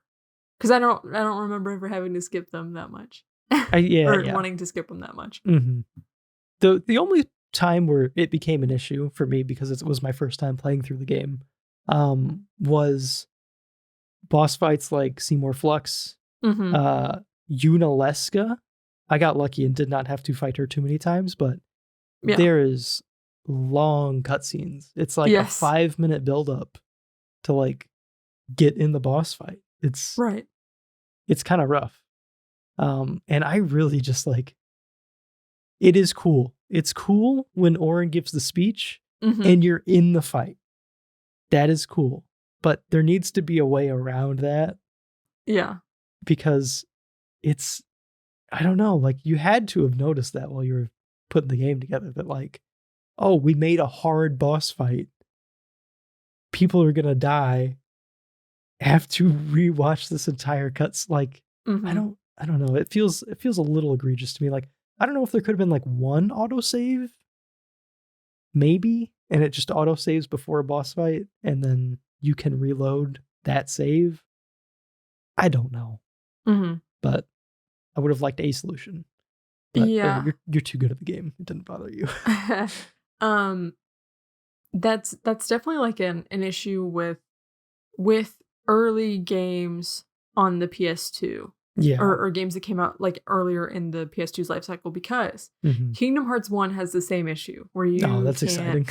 skip cutscenes on the PS2 to the point where it has the same issue where there is a very hard boss fight and there are so many people our age now that can remember the cutscene before that boss fight word for word. Because they got obliterated. Do you know what I'm talking about? Have you heard about that? No, I haven't heard about it, but that is such a thing of like everyone remembers the hard part of a game because you're like forced to hear like a dialogue line over and over again or something. Yeah. So yeah. There's a specific KH1 line in Sora's silly little voice that everybody remembers. But by Kingdom Hearts 2, I know that they made cutscenes skippable, so they fixed that. Yeah. That's good. That's good. I mean, I think we complained about that. Did we complain about that in Rule of Rose? I think we just complained about spaced out save points. But yeah. Yes. Well, and also like Sly Cooper. I love Sly Cooper. I wish I could skip past the before mission dialogue sometimes because I'm like, I get it. Maybe for you, I've never played it enough to get bored of it, and I always enjoy that. Okay. So Maybe I had played it a few more times, it'd become grating, but yeah. All right. Yeah.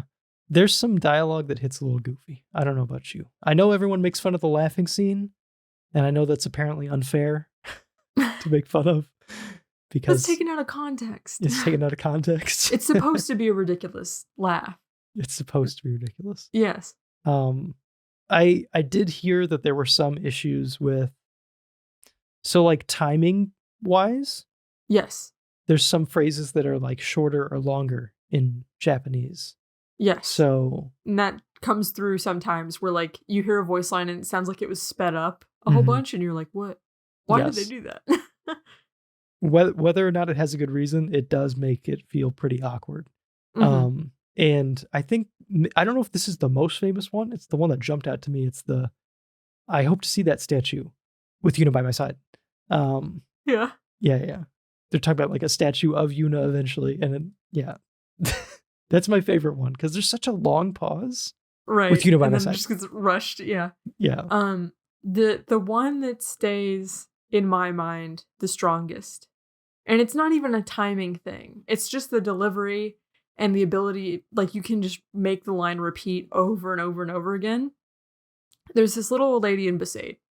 After Yuna becomes a summoner and everyone's chilling around the campfire at night, Titus wants to go over and like talk to Yuna, and you get to have like one little conversation with Yuna. And if you try and approach her again, there's this old lady who yells at you, and she says, "Stay away from the summoner," with like that, like just the way she says it, and the fact that you can make her say it over and over and over again, it's just like drilled into my brain.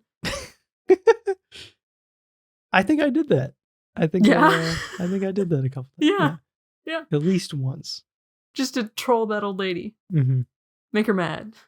Like an old, I don't know, Midwestern lady or something. Yeah. All right. I want to talk to you about the game's themes. Spheres, water, what are the other themes? Like, I mean, I know we got spheres and water. What else is this game working with? Oh my gosh. Okay. So, we have Spira, right? And Spira sounds like it's derived from the word spiral. Oh. And if you think about spirals, you could kind of, visually speaking, look at a spiral and think of a cycle. And that's like, you know, the cycle of death and rebirth for sin. We have generational trauma, which seems to be kind of a strong thing in Japanese media. I don't know if you've noticed from Naruto. I don't know if that's a thing in One Piece. But a little bit. I mean, I'm only a couple episodes into One Piece, and we have already met up with, we already kind of have like a, I don't know, Luffy's hat comes from this other pirate who has like a lot of similarities to the crew that Luffy is forming. So, yeah. Well, you have, you know, so like, you have Unalesca, right, who is the first summoner to defeat Sin, and she is the daughter of Yu Yevon. So like her, I don't know, you could argue that her destiny was kind of forced upon her by her father. And then you have Lord Braska, who named his daughter Yuna after Unalesca. And Yuna has this dialogue, I think, where she's like, well, I know because of what the name my father gave me that he wanted me to be a summoner, just like he was. And so he sort of puts this, unintentionally or not, puts this burden on her to follow in his footsteps, which is really tragic because, like, it's a journey of self-sacrifice. So it's like, is that what you really want to pass along to your children? Is like, yeah, go kill yourself the way I did. Right. Isn't that like messed up? So we have the cycle of sin, the cycle of generational trauma. Oh, and also people who aren't even related to the sin cycle, like Jecht and Titus. Titus also has the burden of his father's legacy. The fact that Jecht was such a, you know, like a famous blitzball player, and like Titus wants to surpass him, wants to prove himself, and, you know, resents his father for their messed up relationship. And it's, I don't know, it's interesting because Yuna and Titus are foils in that way, because Yuna doesn't resent her relationship, or her relationship with her father. And so she goes to like chase after, you know, the same fate that he chose for himself. And then you have Titus, who like does resent his father, but then ends up having the same fate almost. I don't know. It's interesting. And then you also have Oren, who is from the past, the generation before the current generation, and is doing his darndest to make sure that they don't make his same mistakes. Right. Yeah.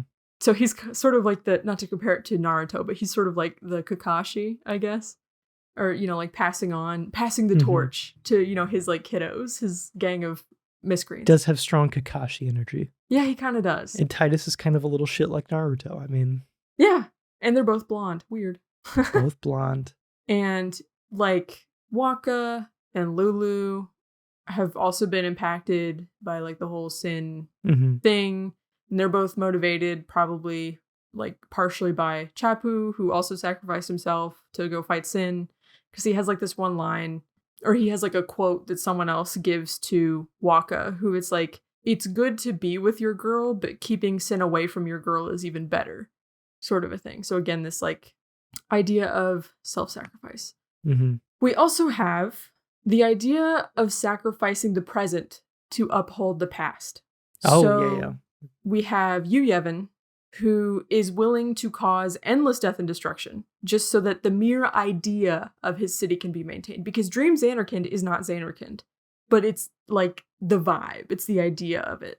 So also in that way, his actions also present an interesting question. What is more important? Is the idea important, or is what's real important? Is it important that we maintain tradition because tradition is so important, or do we like abandon our traditions and try to look for a different solution to our problems? And that's, I think, sort of what this game is also trying to reckon with, because you have Yunalesca, who provides like the ability to create the final Aeon, who can defeat sin temporarily, but the cycle continues. And it's like, well, this is the traditional solution. This is what you should do because tradition dictates that this is what works best. And then we have Yuna, who rejects it and is like, no, I'm not going to keep doing this because this always ends the same. Because we're trying the same thing over and over again and it keeps ending the same way. We need to try something new and maybe find, you know, a more permanent solution. And then, you know, you also have the whole Church of Yevon, who is like hellbent on keeping this secret of like, yeah, this tradition's not effective, but we're just going to lie to them and say that maybe one day these traditions will work and will come up, you know, just like by luck, we'll find the permanent solution, sort of a thing. Those are like the most prominent themes that I saw. And also Catholic guilt. Yeah, Catholic about guilt. Machina. Yeah. Very, very tied into the, I don't know, the religion aspect. It is very Catholic. Strong Catholic energy.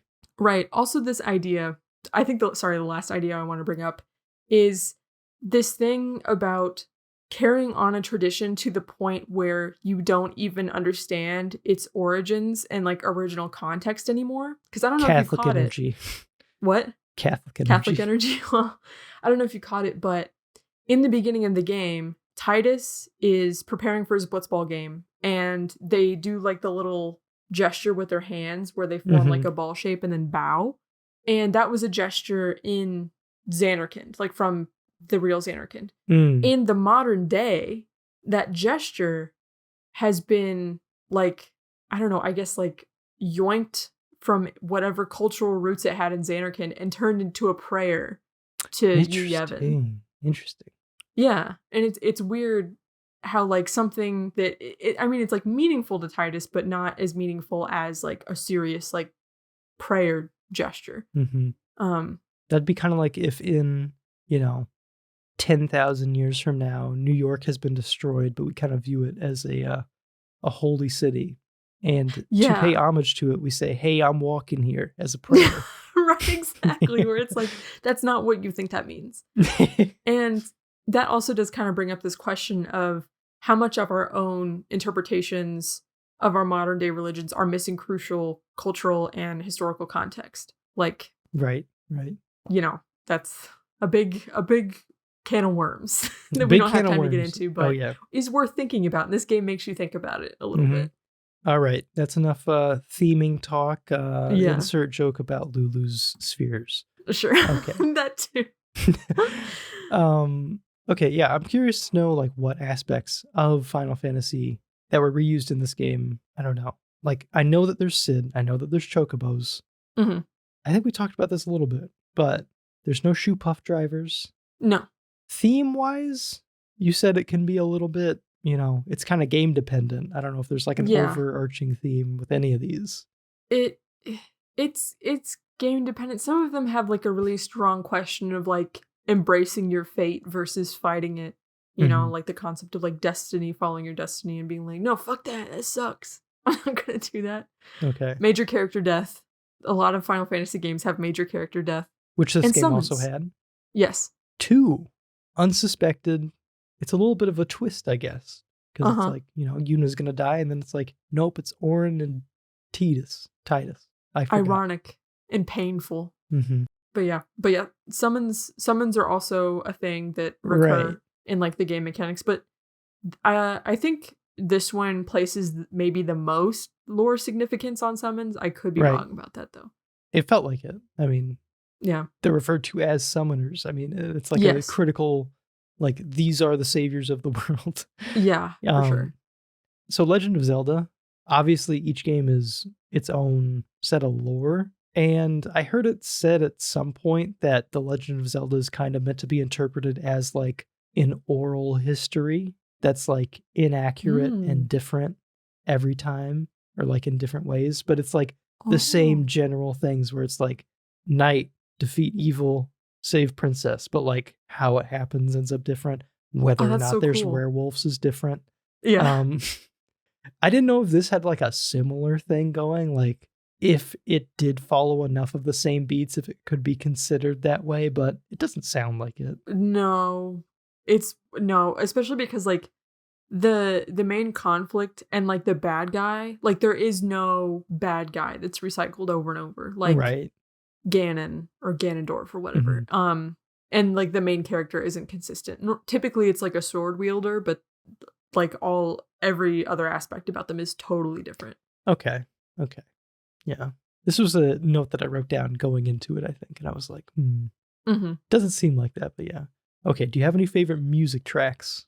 I don't think that anything particularly stuck out to me except the ones that I heard the most, which were like the opening theme. And I like the one song that incorporated the prelude theme. But other than that, also the heavy metal song that plays. Yeah. But anything? I like the heavy metal song that plays at the beginning. Also because, I don't know if you looked up the lyrics to that one, but the lyrics are meant to be like Jecht's intent for Titus. I got a little bit of that. Isn't one of the lines like, bite the hand that feeds you or something? Yeah, and like another world awaits you or something, because he's going to transport him. Yeah. I like that one. Auron's theme. There's a remaster of Auron's theme on YouTube. Oh, so good. I love Auron's theme. And the Hymn of the Faith. The Hymn of the Faith makes me emotional. It's good. Specifically, Bahamut's section of the Hymn of the Faith, because you hear like his child voice, and it just kind of fucks me up a little bit, because it's like that is a baby who sacrificed himself. But yeah, it's and the Hymn of the Faith is reused, and especially like Unalesca's version of the Hymn of the Faith is so creepy. Because, I mean, that's when you find out the ultimate, like, truth about everything that's been going on, basically. Yeah. And one of the Seymour fights, I think it's the very last Seymour fight, has a theme that slaps. Would you go as far to say that it's dusty in any respects, or? No, it's actually not dusty. It's more clangy than dusty, I think. More clangy. Yeah. Good. So, the Hymn of the Faith is actually a puzzle. So the like lyrics to the Hymn of the Faith are jumbled Japanese phrases, and there's a specific pattern to the way they're jumbled. And I don't have the energy to explain it. But basically, if you unjumble it, it has a specific phrase in Japanese, and the English translation of that is this: "Pray to you, Yevon, dream, faith, forever and ever grant us prosperity." Which, again, makes sense because the Faith are what are like allowing Dream Zanarkand to continue to exist. So the Hymn of the Faith is actually like, hey, keep this summoning going, please, which I think is interesting. That'd be like if I don't know, if like a Christian hymn was like, keep giving us money. Yeah, I don't exactly. know. No. Make sure you tithe on your way out the door, please. Yeah, keeps the lights on. Thanks, everybody. Anyway, that was my last thing. All right. Let's roll into the recommendations. All right. Where can you play this game? You can play the original version on the PlayStation 2. You can play the HD X and 2 HD remastered, or X and X2. 10 and 10.2. I'm struggling here. It's all right. 10 and 10.2 remaster, PS3, PS4, and by extension PS5, Vita, Xbox One, Switch now, and PC. So lots of places. It's out there. But personally, from what I've seen of the HD remaster, I like how a lot of the UI and character models look in the PS2, but there are some advantages to playing the HD remaster. Mm-hmm. So it's something to consider. I prefer the UI. It may be worth some of the benefits of the HD remaster, though. And also, content and stuff changes, so there's a lot of considerations to be made, I guess. I don't think you can go wrong with the original version, though. So, and I liked, like, I don't know, it's just nice to play on a CRT. You get the nice blur. Everything looks really crisp somehow. It doesn't make any sense, but it does. One thing I would say in favor of the PC version, I think there have been some mods made for this game. The only one that I know of in like any amount of detail at all is the P. Birdman mod, and that's basically like a rebalancing, adds like extra levels of challenge and fun stuff to the game. So if you're interested in modding your experience, that might be a good place to start. The PC version has some interesting features. It's got autosaves. It's got a turbo mode, so you can grind like freaking so fast. Yeah. You can also set it to increase or decrease the amount of random encounters. You have like a lot of like god mode abilities. You have an auto battle, and you have some other stuff too. So that could be a pretty enticing reason to play it on the PC. I mean, a lot to weigh in this decision if you do go to play it. Oh, yeah. So you said the soundtrack is different in the remastered version? Is that right? Yeah, they it might have been maybe like orchestrated, or it's a little bit different, or like cleaned up. Okay. Yeah. And the sphere grid's a little bit different, but not different. It's just you interact with it. You interact with it the same, but you can like view things better. There's like some quality of life features with the sphere grid. Yeah. But yeah, Morgan. Mm-hmm. I'm gonna ask you if we recommend this game. I'm gonna go first and say I think so. I don't. Okay. I don't have a good. My opinion does not carry much weight because I have played one JRPG that is not Pokemon, and it's this game. So I feel like, I don't know. It's like if me recommending a JRPG is like your dentist recommending car tires.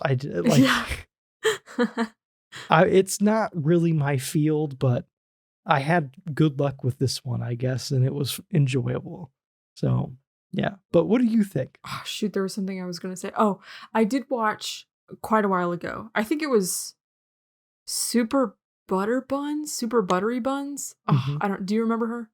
Mm-hmm. Okay. I don't know if she's active on YouTube anymore, or if she uses she pronouns. And if they don't, I am so sorry. Anyway, I think they do though. She uses a butter/bun. But anyway, so they had a video where they talked about like, which Final Fantasy game is the best one to start with if you're looking to get into the series? Because, gonna be honest, the classics are a bit, at this point, maybe obtuse and like intimidating to get into. And I think their top two recommendations for games to start with were Final Fantasy IX and Final Fantasy X. I'm pretty sure. So if you were looking to get into Final Fantasy, this is probably a good game to start with. Okay. Because comparatively speaking, The leveling system is pretty straightforward.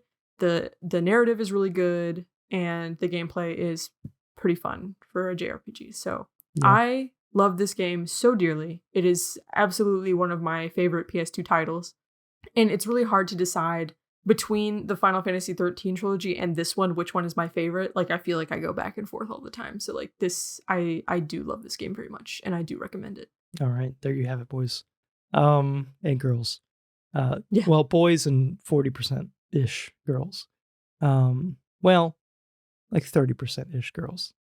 Oh, I thought it was actually 40%, but 40% of our main demographic, which is, and this is, I think, just Spotify numbers, so doesn't include everything. 40% of our, 18 to 26 demographic, and I think 30% of our overall demographic. Other girls. Yeah. So like in our like age bracket demographics, we have more girls the younger we go, and more boys the older we go. Girls, I am so happy you're here. I'm so thrilled that you're here, by the way. Just want you to know that. Yeah, if you made it to the end of this fucking 6-hour podcast. That's your little treat. Yeah. I tell you I love you. Okay. Morgan, would you like to see a remake? Like a remake, like a Final Fantasy VII remake. I don't know. Of 10. Because I don't think it needs to be, because I enjoy it turn-based as it is. I don't know if it needs to be turned into an action game sort of thing. The difference between like original 7 to original 10 is pretty big, I feel like. That's true. It's also a much newer game. Yeah. So like remaking 7, maybe in like some years, it could be considered, but I don't know. I mean, if they wanted to do like a graphical animation and maybe like voice line overhaul, that's fine, as long as you preserve the narrative and all that, and the gameplay. I'm down. I don't care. Do you know, like, so Final Fantasy VII Remake does change the narrative pretty significantly, right? Yes, it does. Yeah, like significantly. I don't want them to do that here. Don't do that. I think it could be cool personally, but okay. I like when a remake is a different game, but like that's kind of fun. That. I'm not someone who's like, just make the same game over and over again forever, for all eternity. I like when there's something new. And it's like not just like a half step sort of thing. Like, oh, I don't know. But I want to ask you some questions about Final Fantasy X too. Okay. What's going on? I know some people don't like it. Do you play as Yuna? Is Yuna the main character? Yeah. That's kind of cool. Okay, yeah. Okay. You have 3 leading ladies. That's cool. It's Riku, Lulu, and Yuna? It is Yuna, Riku, and some goth chick named Pain. Wait, that's not Lulu? Lulu's around, but she's not one of the main 3. I've seen like images of like, she kind of. I assumed that was Pain Lulu. Pain has similar vibes to Lulu. I don't know why. I don't know why they couldn't just use Lulu instead, but they came up with this new character called Pain. And she's part of the trio. I'm so upset that that's not Lulu. Well, I'm sorry. Like I said, she's around. I was like, I saw some pictures. I'm like, oh, Lulu's got a cool new outfit. And she cut her hair off and dyed it silver. Yeah, that's cool. I think Pain's hair is silver. Oh, I thought it was black still. No, I don't think so. But yeah, so we get they all have a new style. They have new outfits. She's got so many belts. She could have been Lulu. I know.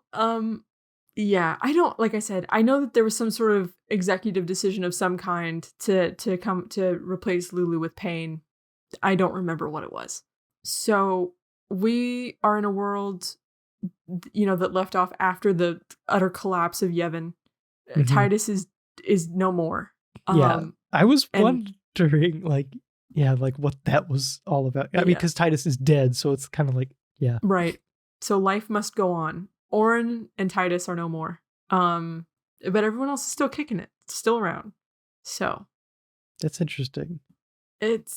Don't know how you're going to react to it. I'm going to go in, because I've never played this game. I'm going to go in with an open mind, and I think that I will actually end up enjoying the experience. But yeah, I don't know. I'm excited for whenever we eventually get around to it.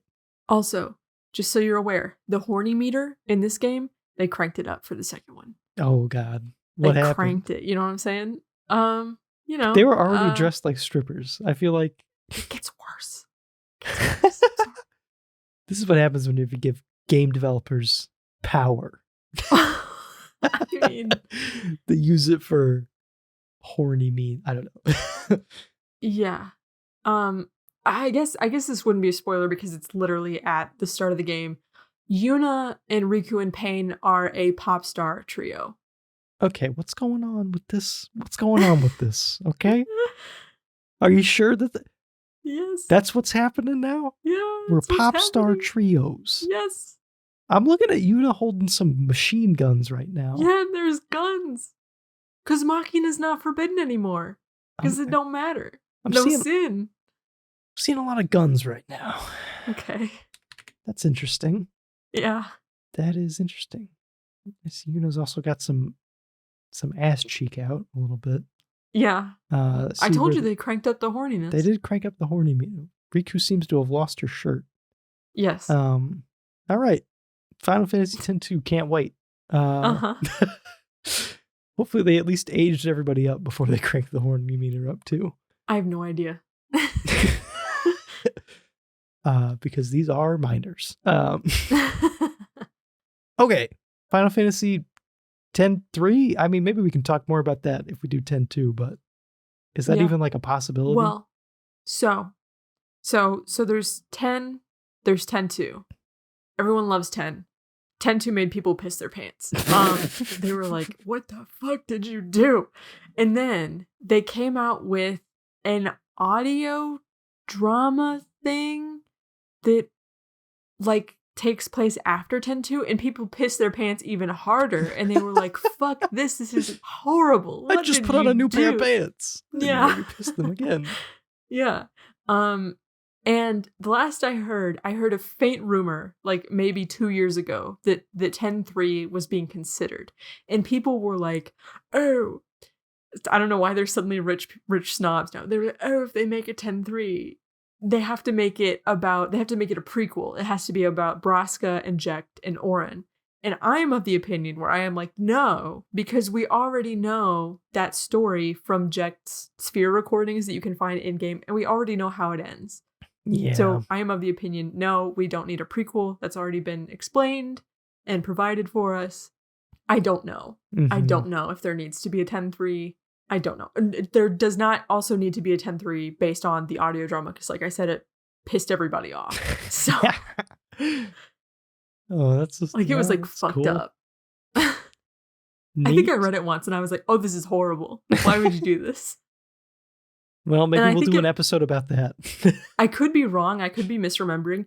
But I think it was because the original writer got pissed off from people asking him to write stuff for a X-3. And he was like, fuck you, I'm going to make it terrible. Well, that's always a great place for a writer to start, is be pissed off at the audience. I know. Just like us. We were pissed off at the audience, so we made this 6-hour podcast. All right. Tell us what our next game is. Our next 6-hour podcast. I can guarantee you Pac-Man World 2 will not be 6 hours long. Okay. If it is, something went very wrong. We have failed you. Yeah, you can literally... You know what I'm going to do? I'm going to listen to this podcast while I beat Pac-Man World 2. Okay. And maybe beat it again. Okay. Like, I may be able to beat it twice in the time it takes me to listen to this podcast. Yeah. Okay. So yeah, we're sorry, but you only play a 40-hour game every once in a while, so. Yes. Thank you for listening to this episode. Please support the podcast by leaving a review or rating on whatever platform you listen on. Subscribe or follow to stay up to date what we're playing, and share the show with a friend who loves this generation of games if you want. Maybe, I don't know. I wouldn't share a podcast with anybody personally, but you can. Start them on the 6-hour episode. Yeah, don't share them this episode. I don't know what episode to share them. Not the first episode. You know what? You guys are going to have to cater the podcast that you share to the person you're sharing it to. Please write in with any questions or feedback to analogschtickmail@gmail.com. First link in the description. Until next time, goodbye. Goodbye.